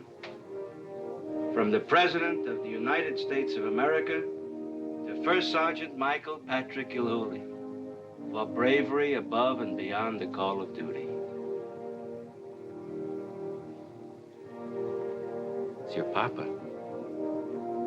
Reminds me of the first time I ever saw you. It was over 17 years ago. You walked into my store, not much bigger than the bundle you were carrying. And in the bundle was the most beautiful baby I ever saw. And was she hungry? You walked all the way from Superstition Creek just to trade me that medal for a case of canned milk. GW was off somewhere as usual, fighting Indians. Sheriff! Sheriff Lord! Well, have you seen the sheriff? Kind of early for him. To try his house? Why didn't I think of that? Looks like Birnbaum's is open. Maybe somebody in here knows. So there you are, Sheriff. I told you you were headed for trouble. Trouble? I want to know by whose authority you let those Indians stay in town. Those savages are wards of the government, and I am the representative of I that told Sheriff Lord that he could put him up down by the clay side. Because the town's named after him, he thinks he owns it. Well, you check the books in the recorder's office, and you'll find I do own a fair piece of it. Agard, if you knew anything about Indians, you'd know that they're doing their level best to put up with our so-called benevolent patronage, in spite of the nincompoops that have been put in charge of it. Those Indians need my permission to leave the reservation. Those chiefs have been giving orders all their lives. It's pretty hard for them to understand that they have to hold up their hand like a schoolboy in a classroom. The law is very clear. I told you you'd get no satisfaction from these people. But we'll get the girl back. Girl? The girl the Indians kidnapped. But don't worry. I armed the settlers and set them to rounding up those red devils. What is this about a girl? Millie Jones, one of the settlers' daughters. The Indians kidnapped her. That's ridiculous. And you turned loose a lot of farmers with shotguns? I certainly did. You're insane. Let's go, Sheriff. Mr. Douglas, Oh, Miss McLintock. much as I hate to agree with GW about anything, you haven't changed a bit. You're still an hysterical fool.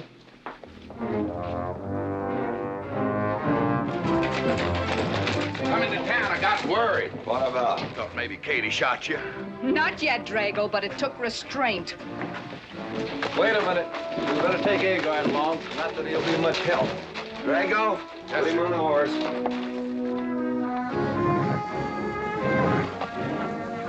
Just a minute. Well, I'll drive. Yes, ma'am. Agar, what are you doing? Agar, this is serious. Stay with him, Agar. Stay with him. Agar, will you stop showing off and getting this buggy? Mercy. Mercy. That horse is a little green.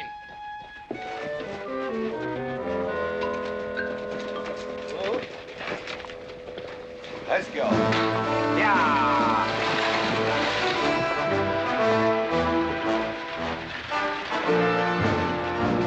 Just where do you think you're going? Don't use that range, boss. Tone of voice with me.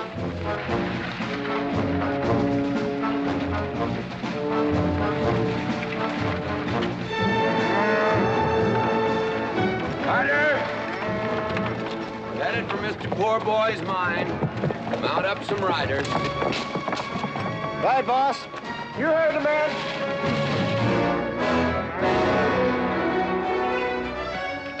I don't like it, Mr. McLintock. I don't like it one bit. What don't you like? They're planning to hang an Indian.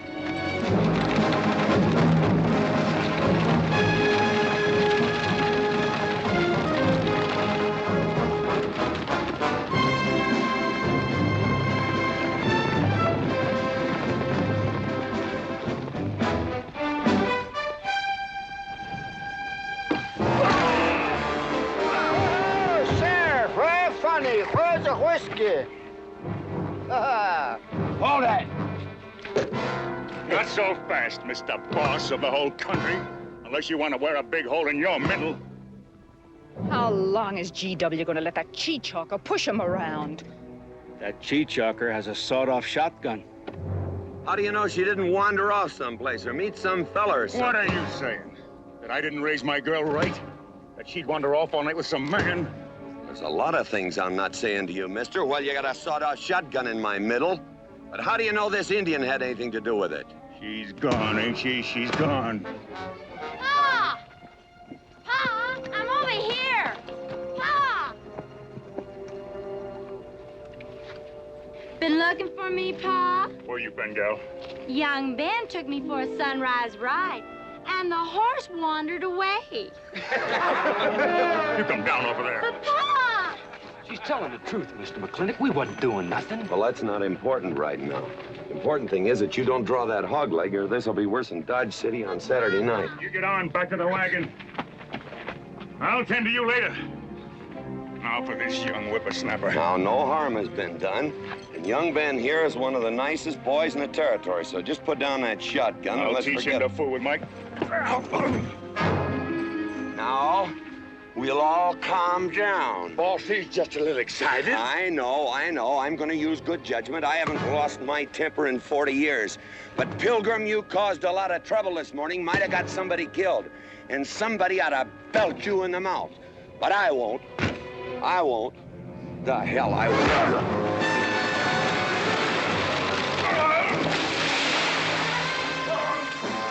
McLintock Rider!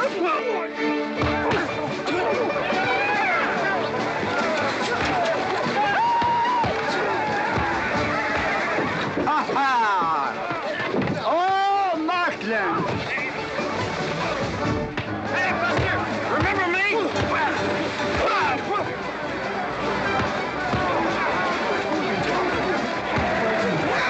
Hello, sir. Nice party.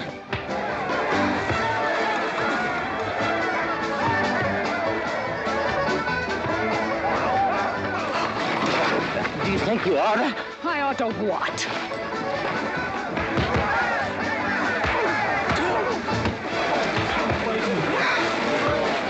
Why are you fighting?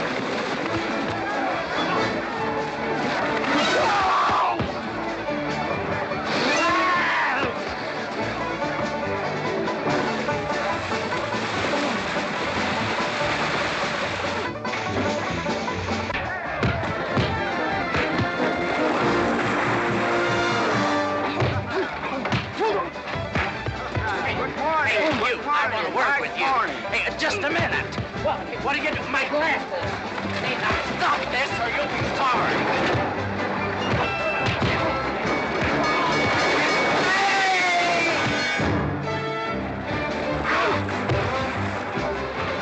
Stay out of this, Jake. It's everybody's war.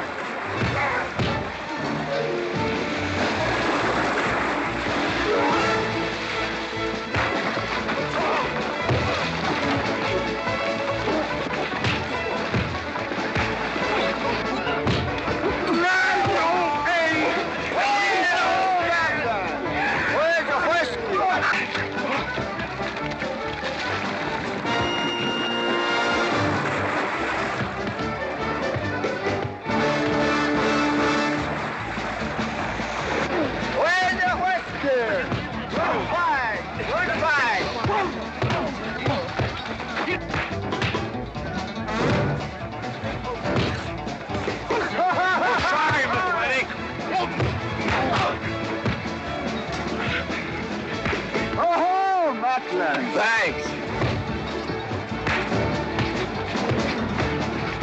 Ha-ha! It's very funny. Yeah, very funny.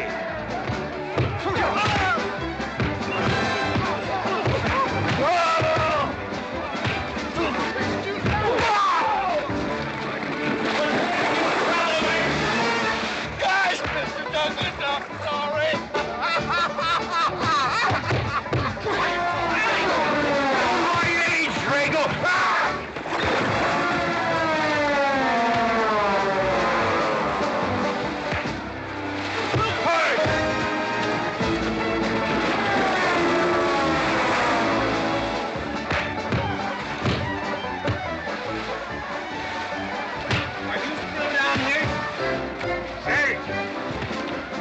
Walking away, huh? Honest, Mr. Jones, honest. Oh, get out of my way. Nice left. Thanks. I went to college. For this, you don't need college. You're not getting me down there.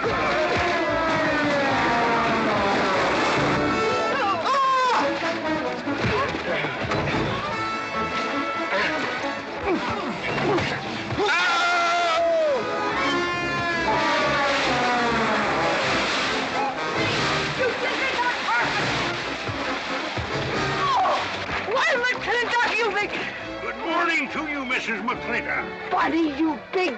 Yowie!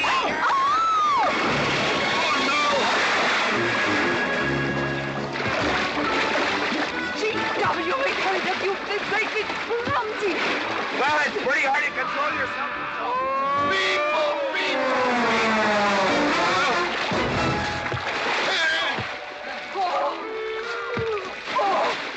Oh, Macklin! Oh, Macklin! What's party? But no whiskey. We go home.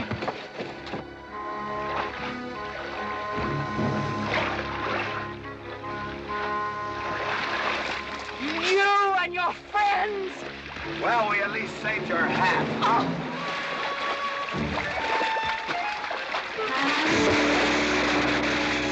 Where is everybody? Oh, for heaven's sakes.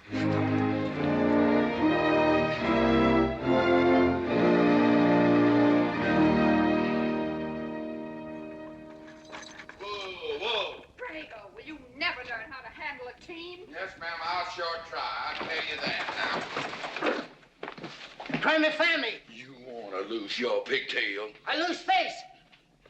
Lousy lot of tips. You want to lose more than that. Kate? Yes? big help to one another. Like what, may I ask? Oh, we could wash the mud off of each other. We used to have quite good times doing that sort of thing. There are a lot of things we used to do. Good night, Mr. McLintock.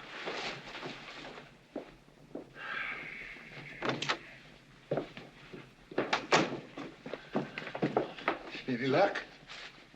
What are you talking about? I mean, divorce. She still want it? Yeah. You know something? Women are funny. She fought like a wildcat on your side out there this afternoon. Come home, she slams the door in your face. That divorce business, is that what you get when you pay a woman not to live with you? That's about it. Some women I've known it'd be worth it.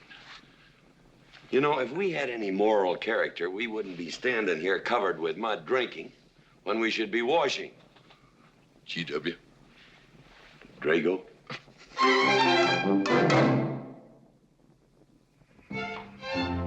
Miss Warren, these biscuits. Mmm. Oh, thank you, Drago.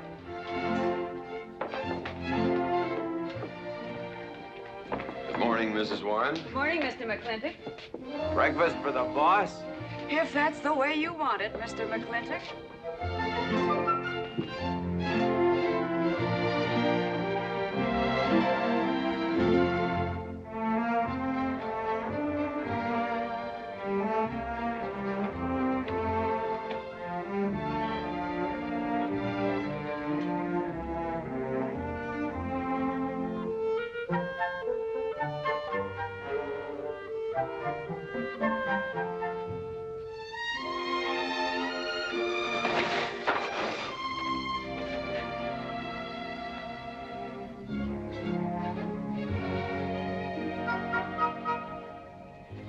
One poached egg, tea, toast, lightly browned, and Why, Mrs. McLintock, you have a black eye. I do.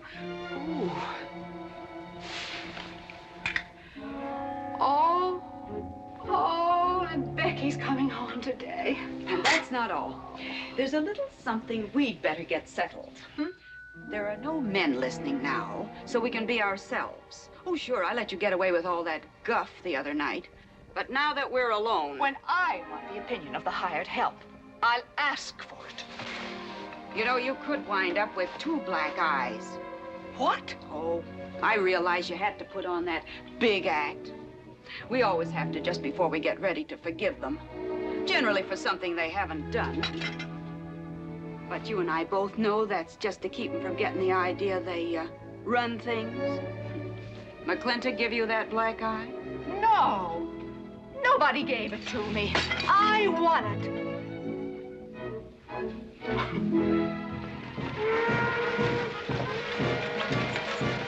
Morning, Davy. Morning, Mrs. Beach. Mr. Beach.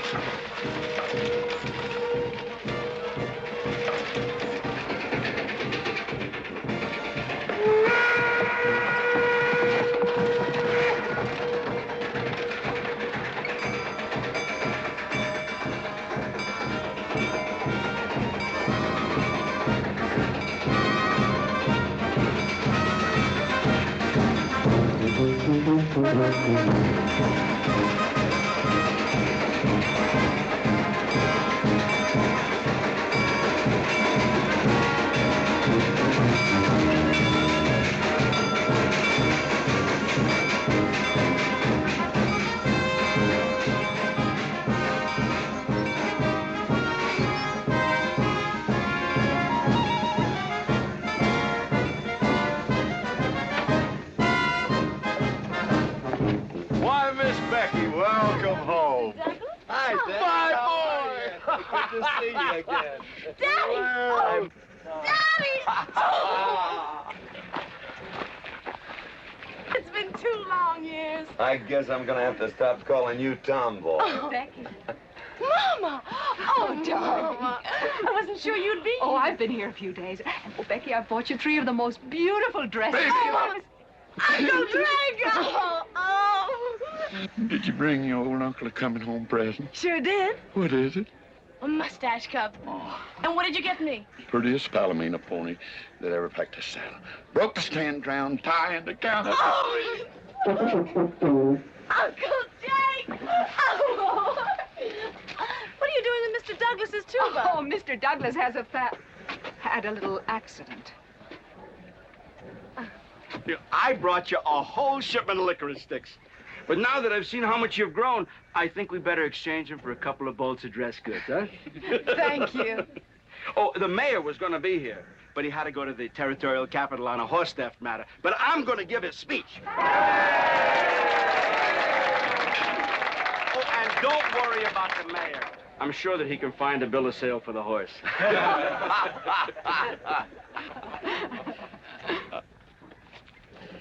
Ladies and gentlemen, we are here to welcome the fairest... What am I doing? We are here to welcome back the prettiest girl that was ever born in McLintock, or in any part of the territory.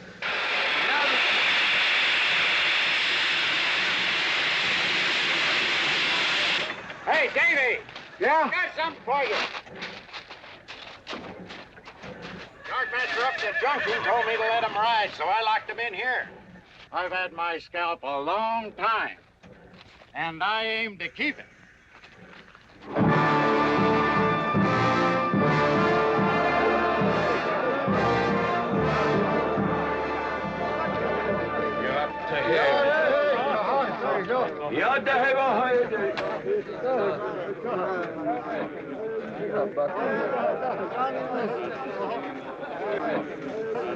And now she's come back to us. Gone are the pigtails, but the freckles are still on the prettiest face that was ever born in McLintock.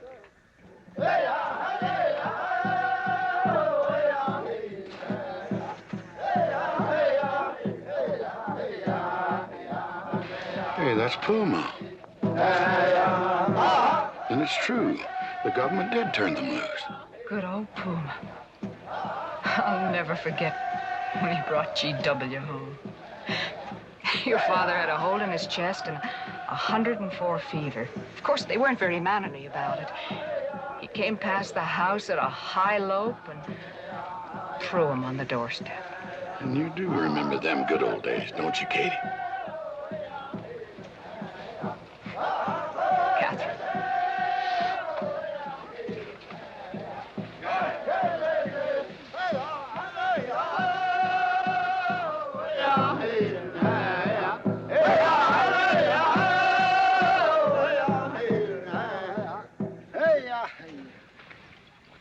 Yatta my friends. Yatta Puma, honored enemy.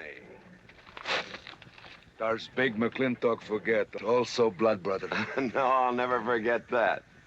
All wound. Does it hurt still? I feel it when it comes on to rain.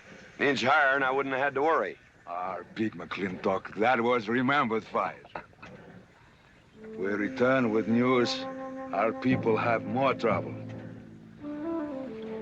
You see, I learned good English now, big McLintock. Learned in white man's jail. But we would have you talk our cause at government hearing. I understand that Governor Humphreys is going to preside at that meeting. Yes, Puma, I'll translate your wishes. Mr. McLintock, could I impose upon you to use your Comanche to tell these Puma chiefs... is chief of the Comanches, and he speaks English very well. Oh, well, your people will have to follow my instructions to the letter. It is the law of the land. Well, now, just a minute. Well, for heaven's sakes.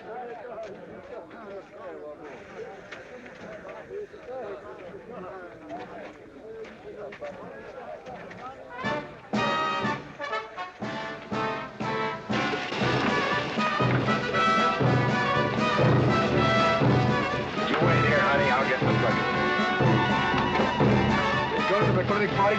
Surely. Will I see you there, Beth? Of course, Davy, and you can have the first name. Sis?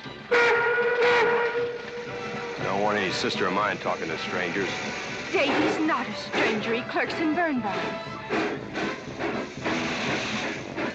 He's an Indian.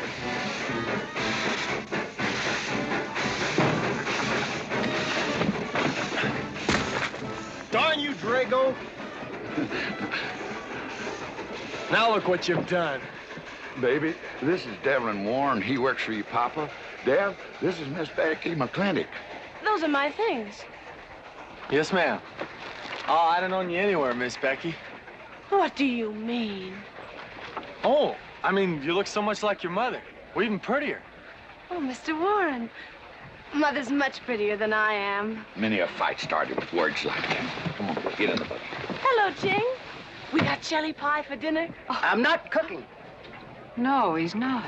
Junior! Yes, Miss Becky. You remember Junior Douglas, Mama? Oh, of course. How's college? Valedictorian, 95. Oh, congratulations. Oh, Mr. and Mrs. Douglas, we will see you at the party, of course. Oh, delighted. Well, it'll be pretty hard to keep young men away. Yes, sir. Drago? Yes, boss. Baggage all loaded. G.W. You remember young Junior? Oh, yes. Like father, like son. Oh, Mr. McLintock, I hope you don't think I'm being presumptuous in asking for the honor of calling on Miss Rebecca. Well, there she is. Ask her yourself. Well, thank you, sir. Ching, now I'm going to get fired. Get up out of here. Thank you, sir. Thank you. Have you no manners? See you at the party, Junior! Yeah. Yeah, what? Like father, like son. What did he mean, Matthew? Come on, Ching. Grab a root and growl. Well,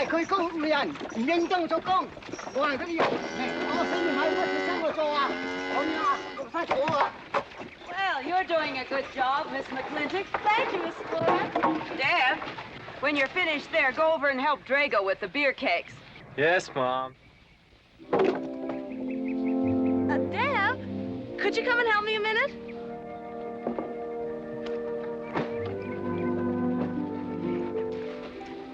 I certainly was surprised to hear you went to college. Why?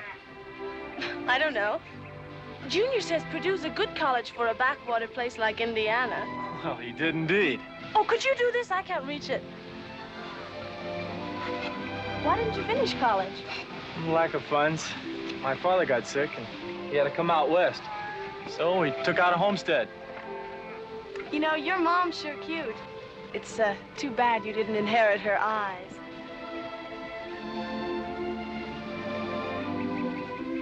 Well, you'd been lucky if you'd inherited a few things from your father. Oh, really? For instance? There's common sense, for instance. Common sense? Yeah. You don't see him being fooled by some dude like Junior Douglas. Junior's not a dude. He's nifty. This needs a woman's touch. And besides, he got a letter at college. What sport? Glee club. Very strenuous. Don't you dare hug me! I have no intention of hugging you.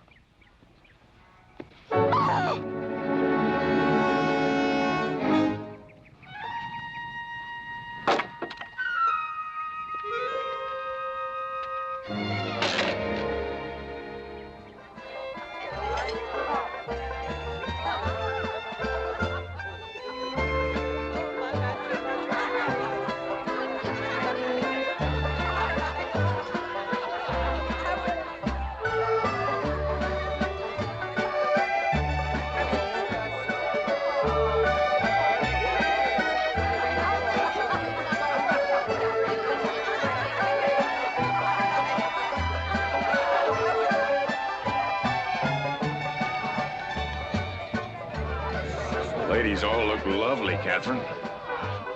You know, this is a real fine party. Oh, thank you, Ben. Of course, we had to invite everybody. Just everybody. Sorry, GW, but this one's mine.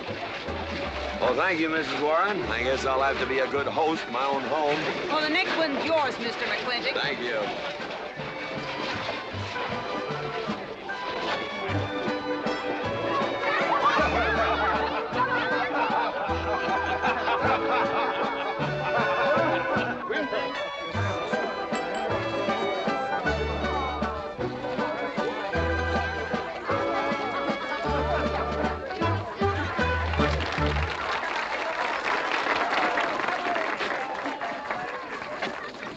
Drago, go and do what I told you to do. Oh, Katie. Catherine, and do as you're told. Oh, Drago, do this. Drago, do that. Yeah! People, people, people. This Douglas feller. Drago! Yes, ma'am. Matt Douglas, Jr. is going to bring you folks some of the latest terpsichorean dance steps, brand new, brought by him directly from New York City. All right, Mr. Fiddler.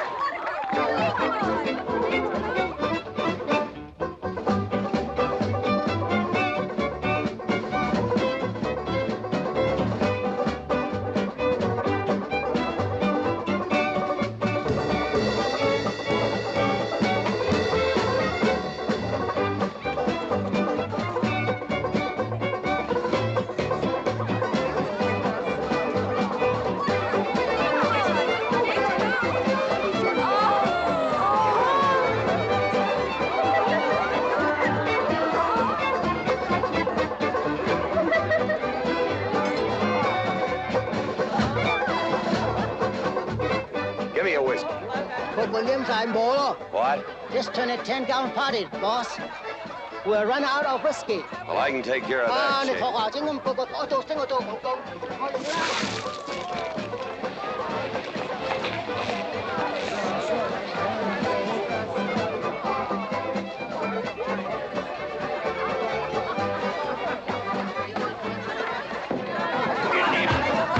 Indian.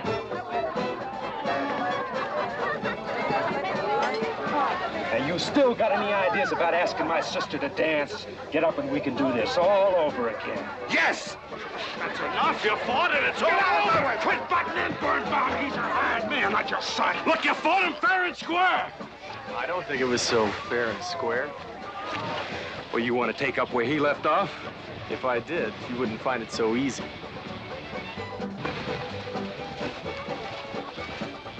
Now we've had enough of this. Well, when are you gonna quit walking away? Just as soon as we're out of sight of the party. Little lesson I learned back home, don't fight in front of women. Well, we're out of sight now. So we are.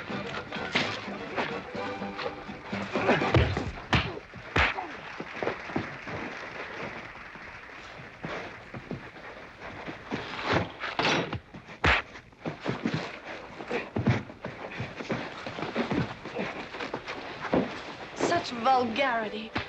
Someone should do something about it. You're right. Absolutely right.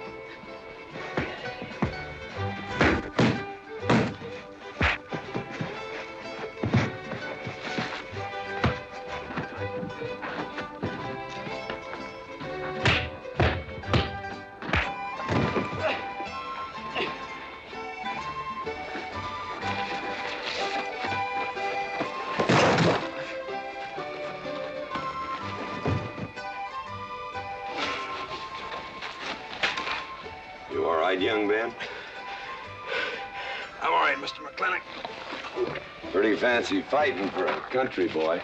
2 years at Purdue, Mr. McLintock, on the boxing team. I never thought any farmer could whip me. But you sure did. Better get him cleaned up. Get him some water, Jake. Yeah.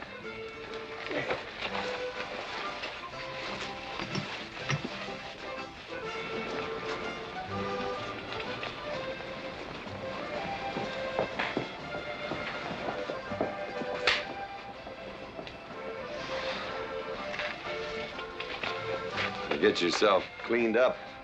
Go ask that girl for a dance. Who? Oh! Did I miss one? Oh. Where is he? I'll find him, that young whippersnapper. Trouble. Where is that farmer boy? Where is he? Where is he, G.W.? Oh, so you're the young farmer boy that whipped my nephew. Well, I'm Fauntleroy Sage, young Ben's uncle. Well, I'm no farmer, but if you're young Ben's uncle, yes, I whipped him. And you're intruding. What's intruding mean? Butting in. Oh, so he's insulting me. Well, then I got another reason for walloping. Besides, on account of him thrashing my nephew, young Ben. Fauntleroy, you can't get mixed up in these youngsters' quarrel. Family honor. I can't have said a farmer whipped a sage. You're twice his size. Don't let that bother you, Mr. McLintock. Mr. Fauntleroy insists. I'll just have to teach him the same lesson.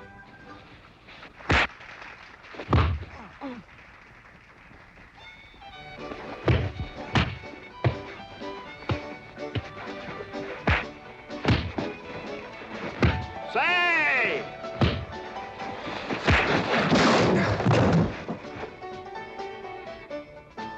Sorry, young feller.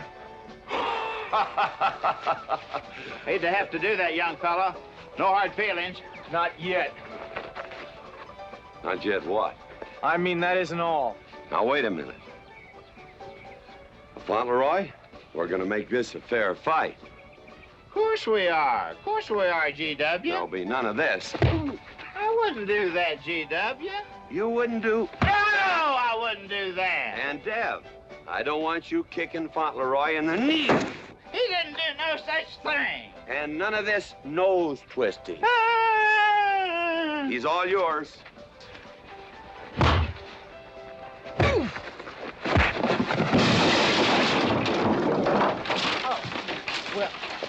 Well, where are my glasses? You all right, young feller? Ouch! I'm all right. This Indian agent will stop stepping all over me. I beg your pardon. G.W. You're just funning me. But I want you to know that boy fought me a fair fight. Well, I'm glad to hear that, Fauntleroy. Here's my uncle. Fauntleroy, what have you been doing? I hope my uncle didn't bother anybody. No bother. I think we'd better join the ladies before they get curious. Drago. Fauntleroy, let's line them all up for a do-si-do.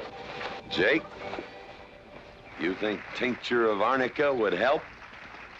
Could be. Used to help you. Gentlemen, to the medicine cabinet.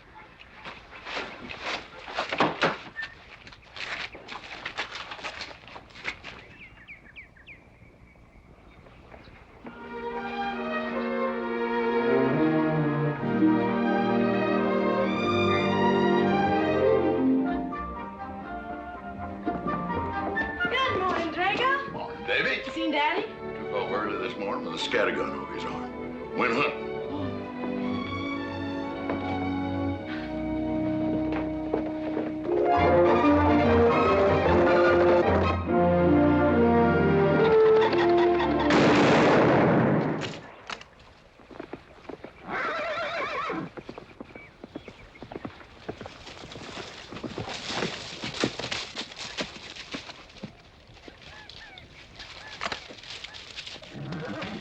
Morning, Daddy. Good afternoon. I'll get you out so early. There's something I have to get straight in my mind. Yeah? What? Mama.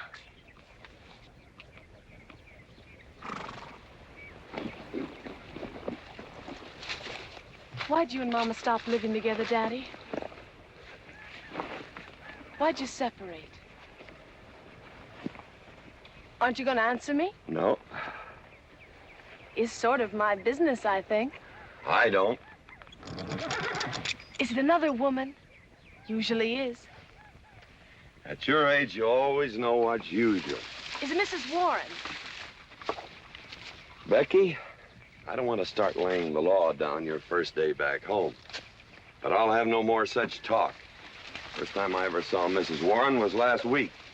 She has a job here at which she's very good. And I hope you'll have the good manners to not pry into other people's business. Your mother's and mine. Pretty good shot, Daddy. Oh, I can understand your trouble. Mama's often so, well, so petulant. Petulant? You learned a lot of words back east, Becky. Wish to God they'd have taught you some meanings. You were only about 6 months old when your mother stayed alone with you in a sod hut under 8 foot of snow, while I moved the herd 300 miles south to try and save it. Saved about half of it. You were a little more than a year old at the time of the great Comanche raids. We stood off 500 Plains Indians for 9 days. Petulant, Becky? I think you better go on home.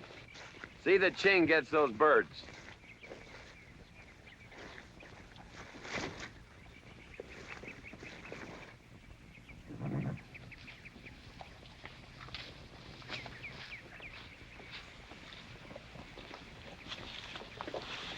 Becky!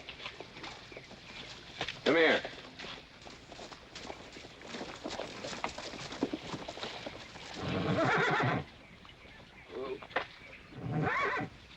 There's something I ought to tell you. Guess now's as good a time as any.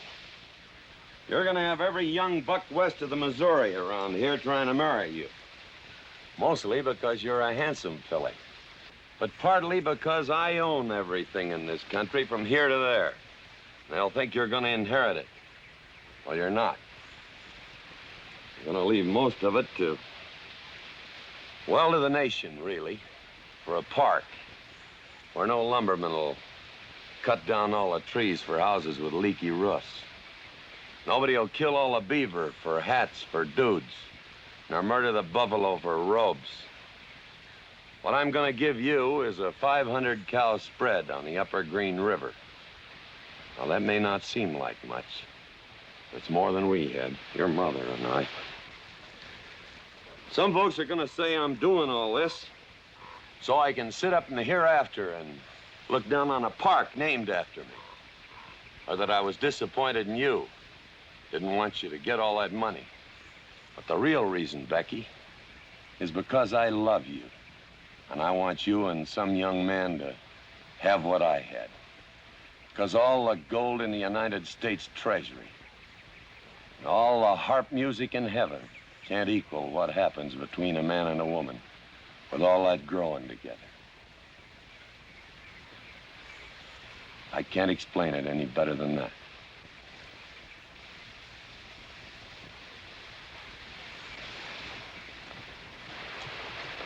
All right, Daddy.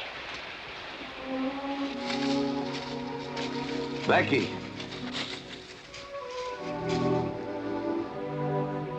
When you're as old as I am, you'll thank me for this. Daddy, I'm full grown. I wasn't worrying about me. I was thinking about you and Mama.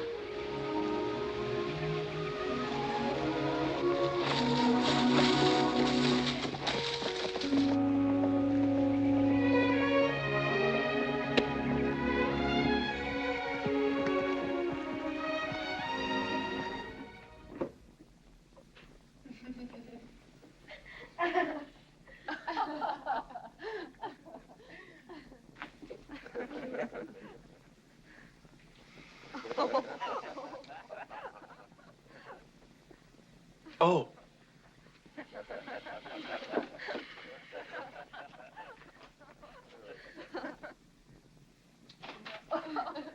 Well, sir, all three of them fell right out of the carriage. Well, it's getting rather late, Becky. It's bedtime. Oh, Mother. He brought this. He must have intended to use it. Oh, well. Sing us a song. Well, if you really want me to. Gosh, I haven't played in You quite know just right for me. Sure. It's the rage now. Oh. Oh. Dev, what are you doing? Oh. I just thought I'd get another cigar. Well, you've got one in your mouth and two burning in the tray. Not move. Fellas want me to play all the time. You're cuter than a baby steer, and softer than a mouse's ear. I want the whole wide world to hear. You're just right for me. You're sweeter than... Oh, no, not that rhythm, Junior. Do it the way they do at the plaza. I know the words. Sure, Becky. Will you sing with me? Of course. All right.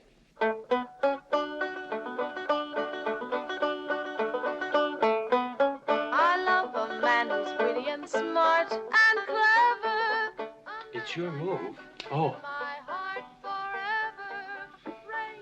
Oh, Deb, you're playing like an amateur. Let's call it an evening. I'd like to know where your mind is tonight. You're sweeter than the early spring, or bluebells when they start to Pretty good. ring. You Voice make like her a father. man feel like a king. You're just right for me. sweeter than honey, finer than wine. I'm sure they found you on that honeysuckle vine. I would melt in your embrace. You disappear without a trace. To die like this is no disgrace. This is the time. This is the place for you.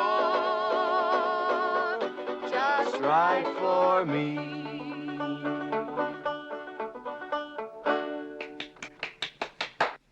Well, that's so good, I kind of hate to break this up. But if we're going to have that Indian hearing tomorrow morning...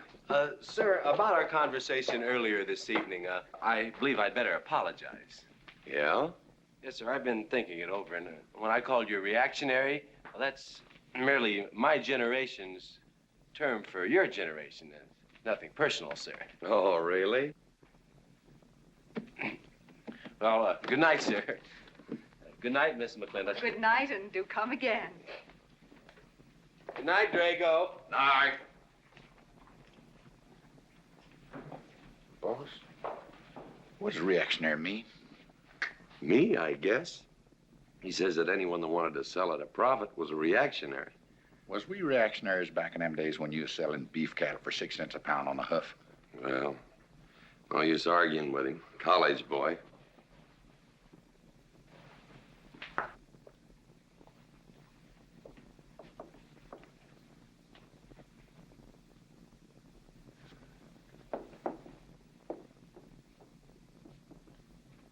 Devlin Warren, if you was my kind of man, you wouldn't let some dude walk off with the prettiest girl west of Denver without putting up some kind of fight. Does it show? Well, what can I do? I'm just one of her father's employees. I'm just a hired hand around here. Every so often, Dev, you spill the strangest ideas. Everybody works for somebody. Me, I work for everybody in these United States that steps into a butcher's shop for a T-bone steak. And you work for me. There's not much difference. Daddy, the most terrible thing just happened. Junior's horse ran away. The one he rented at the livery stable. Tied up a rented horse by the reins. He's probably back in the stall by now. I think we could get Junior something that he can ride.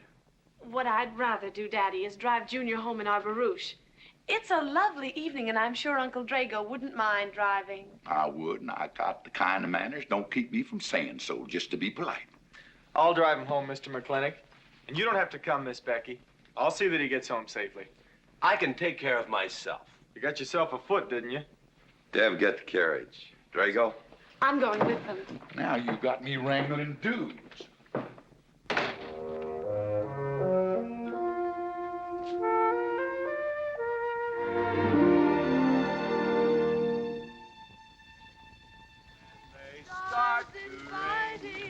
You make a man feel like a king. Just right for me. Miss Becky, somebody better help me watch the road. You know, I'm new around here. Might take the wrong turn off. Devlin Warren, you know there isn't a turnoff between here and town. You disappear without a trace. To die like this is no disgrace. This is time. This is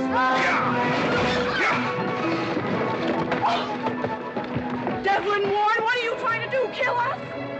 Rather have your friend drive? Yeah!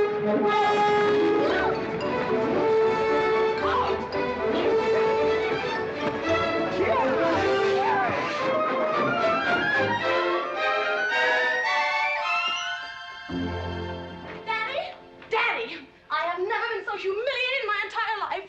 I said what I said, and I'll stand by it to the death. Shoot him, Daddy.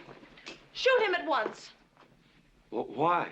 My honor is at stake. Well, now, Your Honor. Absolutely. He impugned my honor. Impugned? What does that mean? Slander. He slandered my honor. He did? I said what I said, and I'll stand by it to the death. He admits it, see? Shoot him. Well, what is he admitting to? Why, he called me a...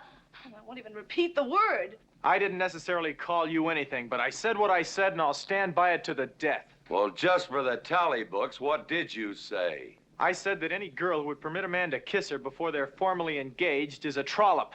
He said it again! Shoot him! Now, hold on. No, don't hold on. If you're my father, if you love me, you'll shoot him. Well, I'm your father, and I sure love you. So? Oh, you shot him. You really shot him. Hey! If he dies. If he dies, he'll be the first man ever killed with a blank cartridge. We use this to start the races on the 4th. Hey!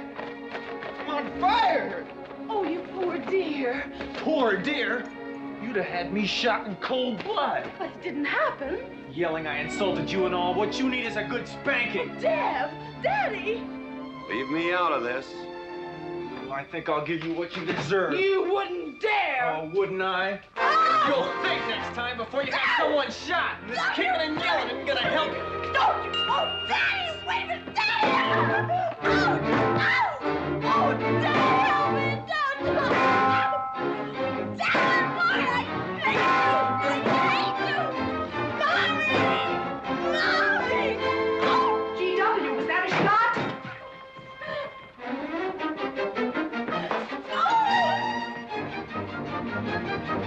Oh, Vicky, what happened? He spanked me!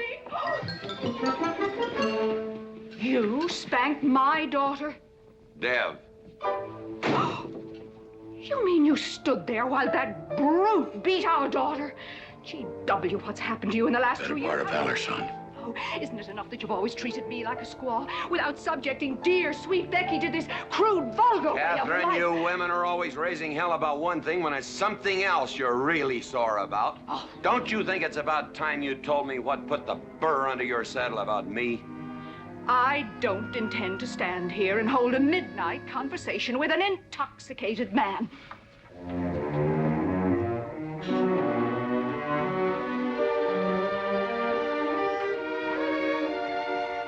And I am not intoxicated. Yet.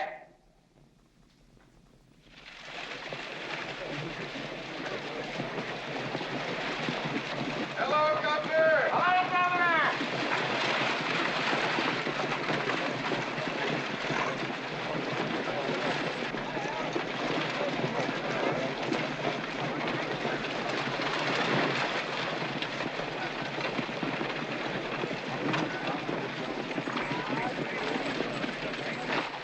Chief Puma? Yes, Sergeant. Big McLintock, we know you get us fair judgment. You gentlemen, follow me.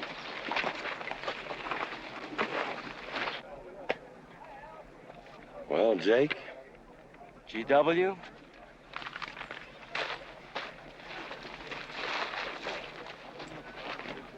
Well, G.W., it's been a long time. Not long enough.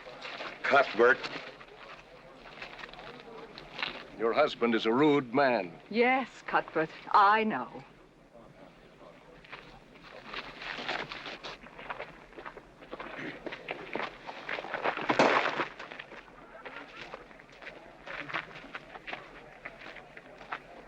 Where you want the Indians, Mr. McLintock? Mr. McLintock is not running this hearing.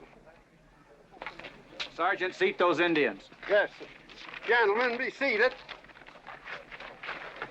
You know, the whole tribe here want to come into town. Proceed, Lieutenant. This hearing is now in session. Governor Cuthbert Humphreys presiding. Good luck, Daddy. Afraid it's a packed court. Government Edict number 826 has ordered that the Comanche Nation be transferred from their present reservation to Fort Sill. It is the government's claim, as filed by Indian Agent Agard, that these chiefs, after being released from prison by a kindly government, did then rouse and incite defiance among the tribe against said order. It seems, gentlemen, that although some of these chiefs speak English, Chief Puma is quite at home in our language, they have chosen Mr. McLintock to be their spokesman. I speak for the Comanche. Or rather, I offer this translation. Proceed, Mr. McLintock.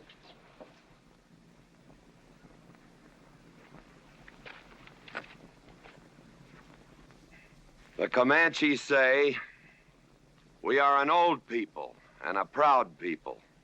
When the white man first came among us, we were as many as the grass is of the prairie. Now we are few, but we are still proud. For if a man lose his pride in manhood, he is nothing. You tell us now that if we will let you send us away to this place called Fort Sill, you will feed us and care for us. Let us tell you this. It is a Comanche law that no chief ever eats unless first he sees that the pots are full of meat in the lodges of the widows and orphans. It is the Comanche way of life.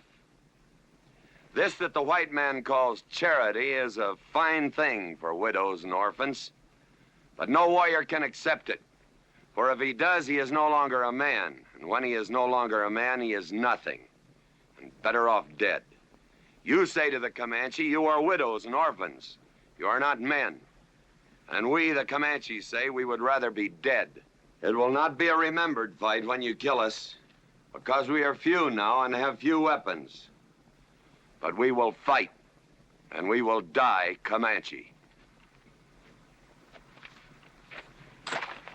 Thank you, Big McLintock. Am I to gather that Comanche defy the government of the United States?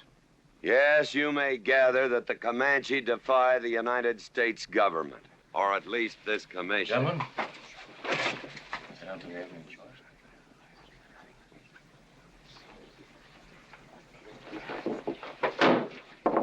it is the order of this court that these chiefs be incarcerated until such time as the detachment of United States cavalry be made available to escort them and the Comanche nation to Fort Sill.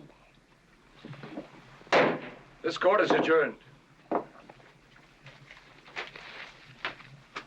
McLintock! You are important chief amongst these white people. Sway them. Have them give us few guns to make the fight worthwhile. Let us have one last remembered fight for end of Comanche. I almost wish I could arrange that, Puma. Ahalani cha. Ahalani cha. Sergeant. Yes. Good, God. Carry on. Gentlemen.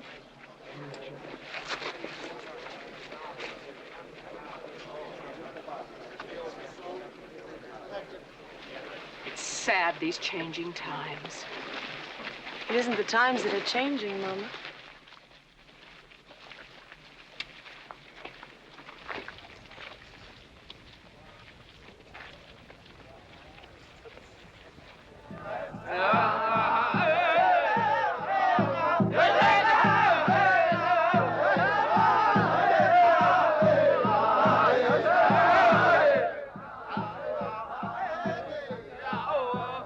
Hi, GW.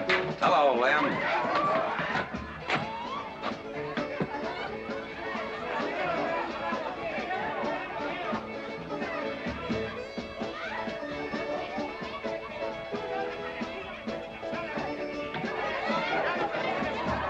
Bunny?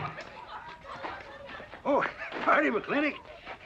I figured you'd be belly down drunk by now. I've been doing some drinking, Bunny. Is that boxcar still on the siding? Well, sure, but... But what? I don't like it. You don't, eh? You figure if them Indians get out of there and lead the cavalry on a wild goose chase, that great white father's going to get nosy. Get nosy, and he'll investigate. And when they find out how that side-saddled governor's been messing things up, they'll give those Indians a fair trial. But that's live ammunition in that boxcar. You know what'll happen if them Indians get some guns in their hands? Somebody's going to get hurt. Is Puma's word good enough for you? Well, I don't... McLintock, you got yourself a partner. Leave me out of this. Hey, McLintock. Good night, Bunny. Good night, Governor. There is the Katie with her light red hair, sweet as the roses on a summer air. I'll find her somewhere while the moon is high and tell her that I love her, and I'll love her till I die. Katie! Katie Gilhooly! The master's home! Katie! Katie! Catherine Gilhooly! check. Where is the woman of the house? Mr. McLintock. Oh, there you are. Mrs. Warren. Oh, good evening. I waited up for you, Mr. McLintock. Oh, how nice. I want to talk to you about something. Delighted, delighted. 309 times straight. I beg your pardon? 309 times straight without a miss. Gotta be a record. I suppose so. Now, Mr. McLintock, what I wanted to say... 2-pound Stetson, 6-inch brim, 53 feet in the air. It's gotta be a record.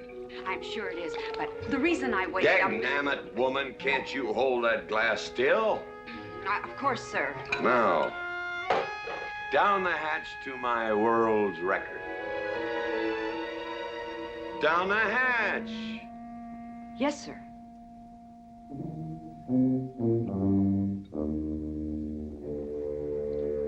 And now, to the governor of our territory. The governor of the territory, sir? Now, don't you stick up for him, Mrs. Warren. You're a fine woman, Mrs. Warren. But you'll certainly go down in my estimation if you stick up for Cuthbert H. Humphrey, governor of this territory. I don't mean to Down change... the hatch. Oh, yes, sir. Down the hatch. Cuthbert H. Humphrey, governor of our territory, is a cull. You know what a cull is, man? A cull is a specimen that is so worthless that you have to cut him out of the herd. Now, if all the people in the world were put in one herd, Cuthbert is the one I would throw my rope at. At whom I would throw my rope at. Natural-born cull. Another touch, ma'am? Oh, no, sir, no. Well, I don't mind if I do. Good. Can't walk on one leg. Oh, I didn't mean to be vulgar, ma'am. Can't walk one limb. It's all right. Sounds silly. Only a bird can walk on a limb. You know my wife? Her name's Kate. She insists on being called Catherine. Do you know her? Of course, Mr. McLintock, and that's what I wanted to talk Well, to you. she thinks that Cuthbert H. Humphrey is panting for her like a bull buffalo at the first green up of spring. But what Cuthbert is panting for is my money. Don't make me feel like I'm drinking alone, ma'am. Very well, Mr. McLintock, if you insist. Down the hatch. Good.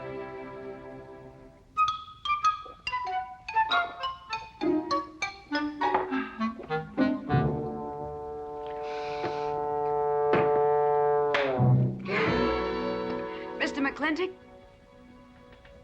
I have something very important to say to you. Very important. Guess it'll have to wait till the morning. Toodle.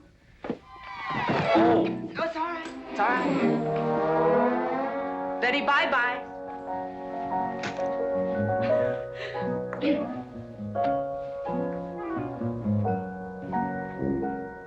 Whoops. Oh. Mrs. Warren. Let me assist you. Very kind.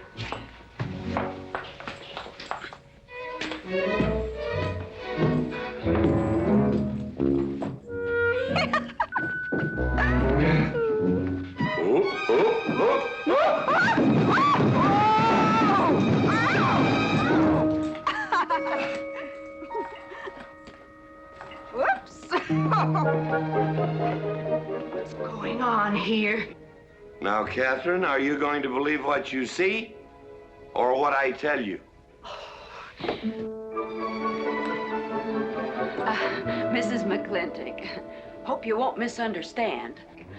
It's the first 100 women sitting on his lap that I misunderstood. Number 101 is quite simple. Now, G.W. McLintock, I have something. He's gone to sleep. Just when I know exactly what I want to say to him, he goes to sleep. I waited up to talk to Mr. McLintock. I wanted to tell him I was quitting. You see, Sheriff Lord has asked me to marry him, and... Oh, congratulations. I don't want to seem prudish, but if you are going to marry Sheriff Lord, it seems to me that you're sitting on the wrong man's lap.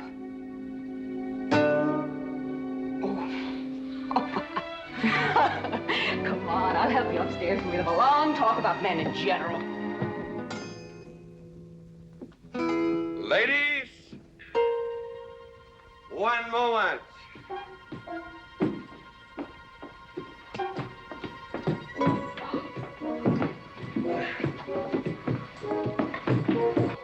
Oh! Watch out, you'll get us all killed! Oh! What?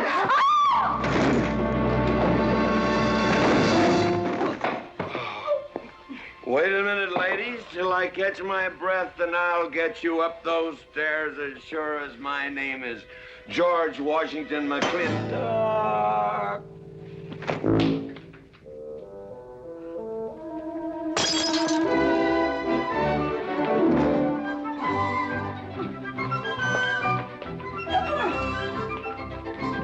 You may be quitting, Mrs. Wallace. Mrs. Ward. But not tomorrow. I want my breakfast in bed. I want to... I know. Toast, lightly brown. Somebody sure put a knob on my skull. Here's Katie, speaking. Katie, why? There Mrs. Warren was there. Oh. And there you was there. Oh. And there that whiskey bottle was there. Oh. And Katie's temper being what Katie's temper is, well, there you are. Drago, old friend. Huh? My wife does not understand me. Why, she being different than any other man. Come on, I gotta get you upstairs. Get you ready for that big celebration tomorrow. What?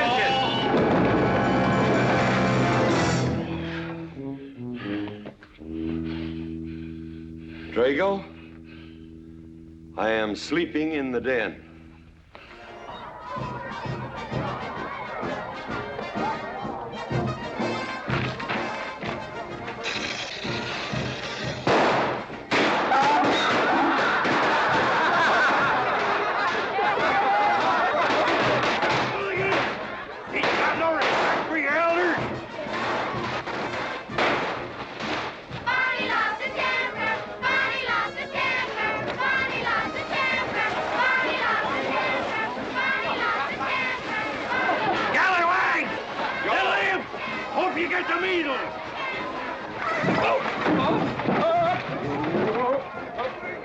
Come on, get him aboard. Is everybody ready? Man in number 5 needs a flank cinch. Get him one. Let us know when you're ready. Ladies and gentlemen, it is my honor to present to you the governor of our territory, Cuthbert H. Humphreys. Thank you, Mayor. My friends and citizens of this great territory, this is the 9th consecutive year. It has been my privilege and my pleasure to inaugurate the McLintock 4th of July celebration. Now, the first event will be the wild horse race. But before I fire this shot to start the event, I would like to say a few modest words regarding my stewardship of this great territory.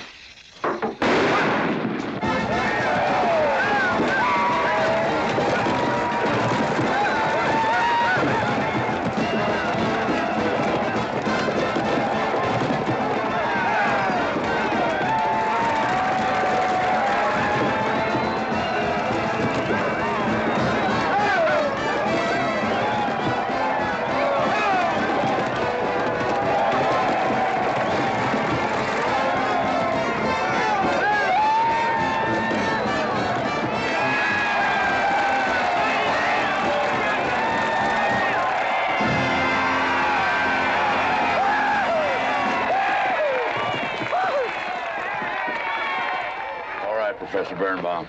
Gentlemen. Sheriff, here's your horse. Come on, get them all lined up. Come here, King. Now, boys, you all know the rules. It's twice around the inside, once around the outside. First cowboy that hits that finish line without busting that egg is the winner. And I caution you boys about some of them eggs, because some of them eggs are last year's holdovers. All right, mount up.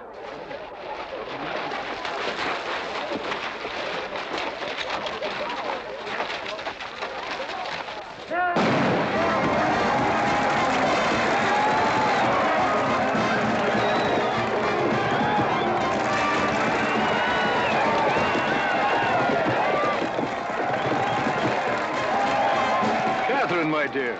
You seem to be enjoying yourself. Oh, yes.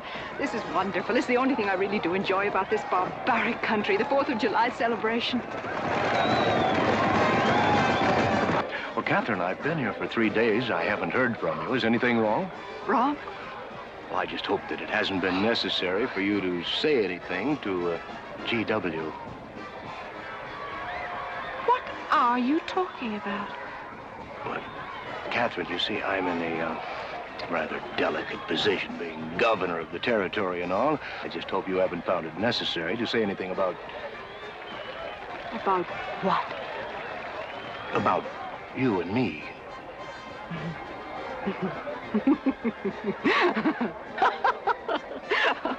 Why, you pompous windbag. Do you think that you're the only man who's ever tried to play patty fingers with me? Who's ever tried to lure me into the moonlight? Well, no, but I... Well, I'm a big girl and I can take care of myself. My husband knows it. I can assure you, Governor, that your reputation is untarnished. Now get out of my way.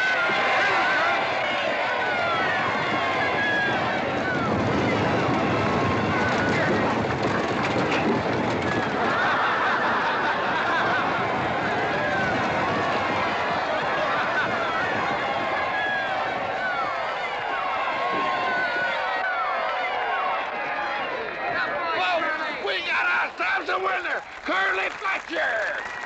Muzzles up, Curly! Give me the egg. Disqualified. Here you go, Curly. GW! You'll never believe what happened over there. What? You smell of beer. Well, naturally, I'm drinking beer. Ladies and gentlemen, the next event will be a contest between the two bronco-busting champions of our territory. Remember the year I rode in that event? Wore your garters to hold up my sleeves? We had a bet, and I won it. George Washington McLintock, you are a very crude man. Well, I guess so, but that was a rough horse, like to jarred my insides loose. But it was worth it. 3 beers.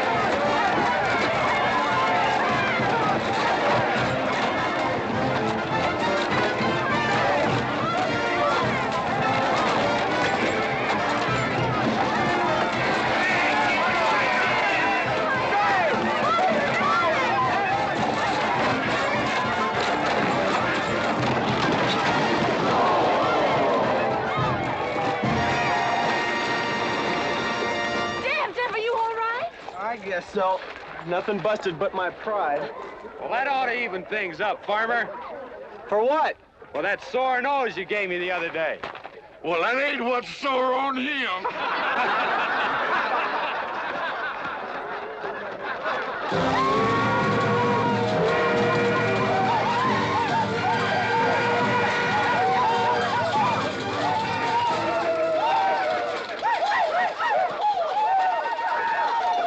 The closing event is the cow pony race.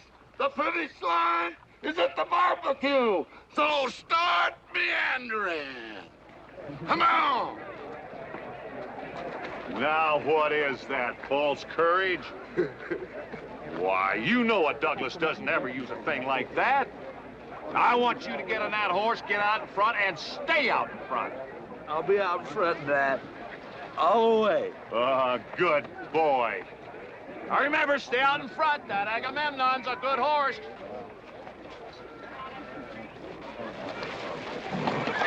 Oh, Agamemnon.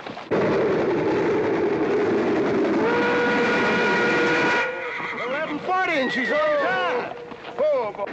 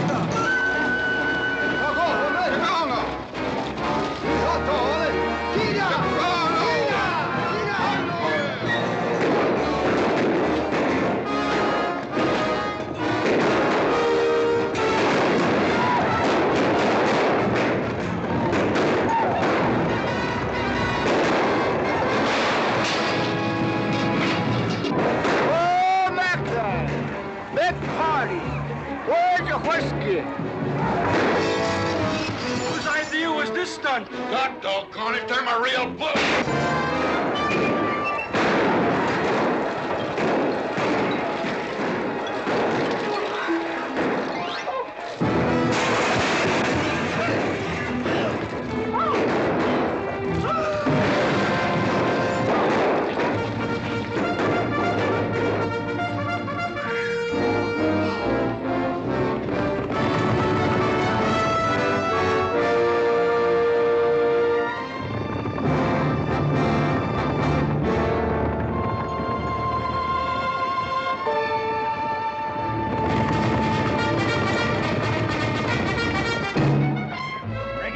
Excitement you'd want for one 4th of July, eh? Puma finally got his way, but I reckon he's riding out his last war party.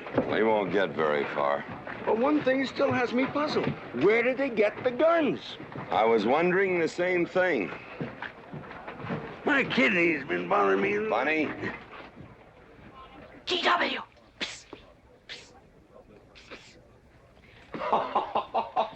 What an idiotic joke. Joke? Do you think that was a joke? Oh, shut up. You want everybody in town to see me. You look good in feathers. Oh. Dev, I think they've gone. Yeah. What are you going to do about it? What can I do? Nothing. Just like you've always done.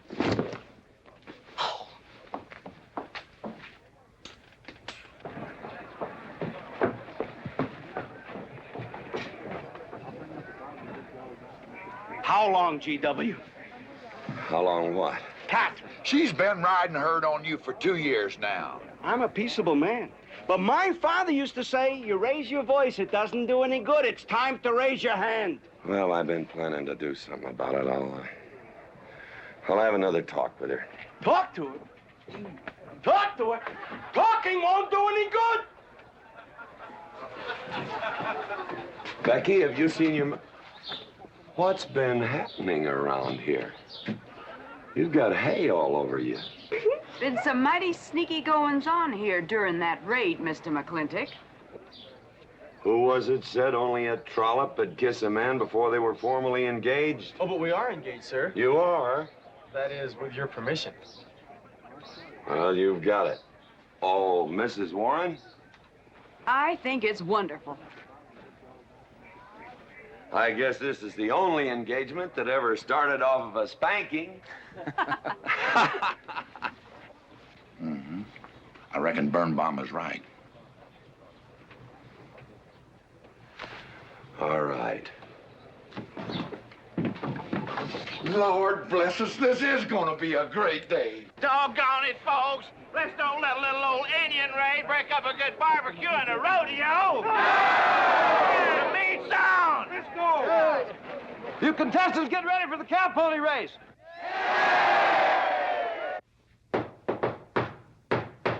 Who is it? It's me. Let me in. Not now. Right now. Are you insane? I want to talk to you. It'll have to wait. GW! I've taken all I'm going to take from you. You are insane! You are going to tell me why you packed up, picked up, and walked out on me. 2 years ago, you remember, you came home from Denver with lipstick all over your car!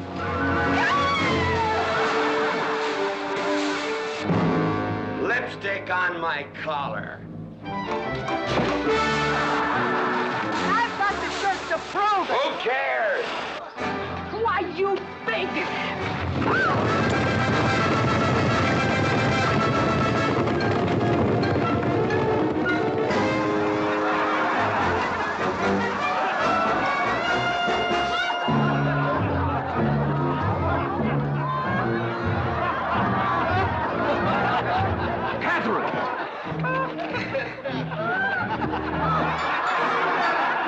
GW, you are a ruffian.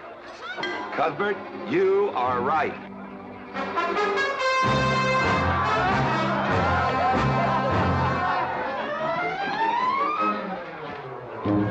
Well, what kind of a family is that?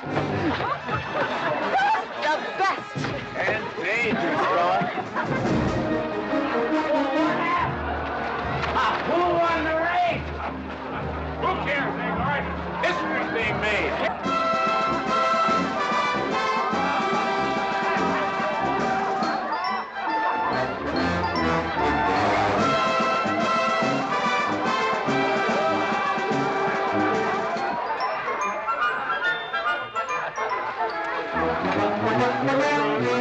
Yes, Rufus? I regret to inform you I've changed my mind about matrimony.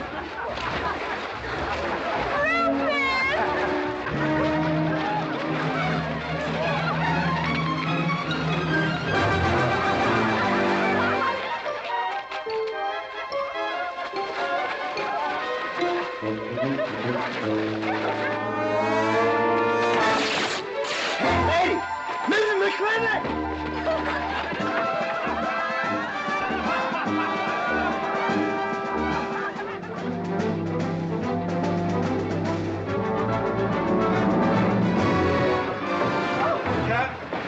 Catherine! Get him out of here. Hands up. All right, everybody out.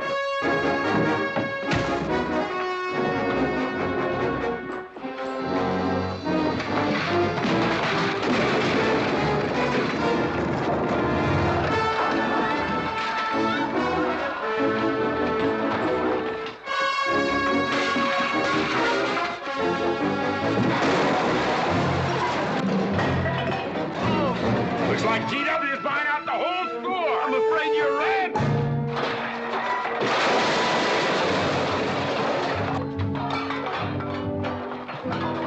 Call me family! Call me family!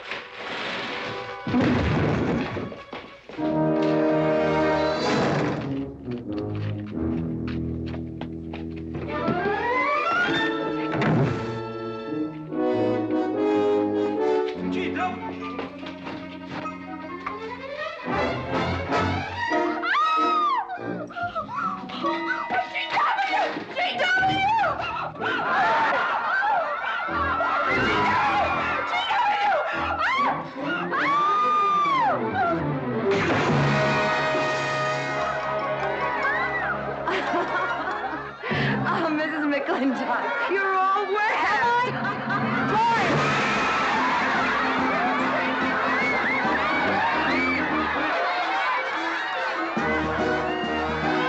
Wrong woman, GW.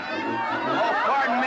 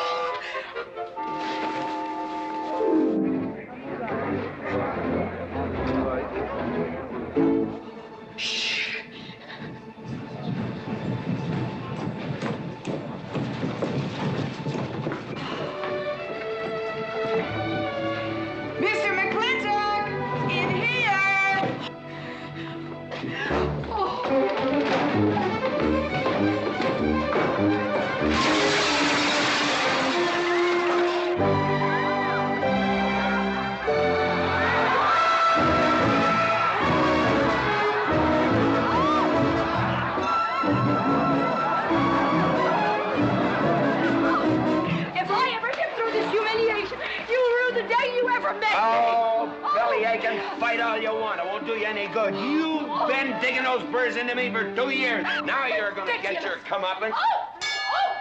Thanks. My father would be proud of you! And I'll make you prouder.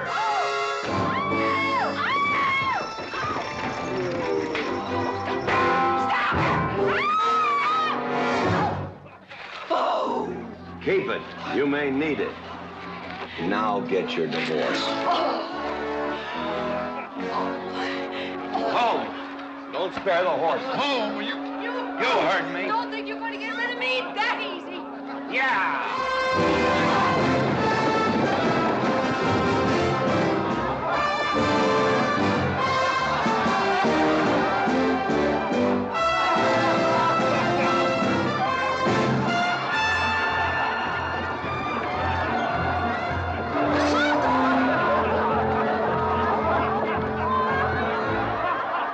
No more living in the capital? No.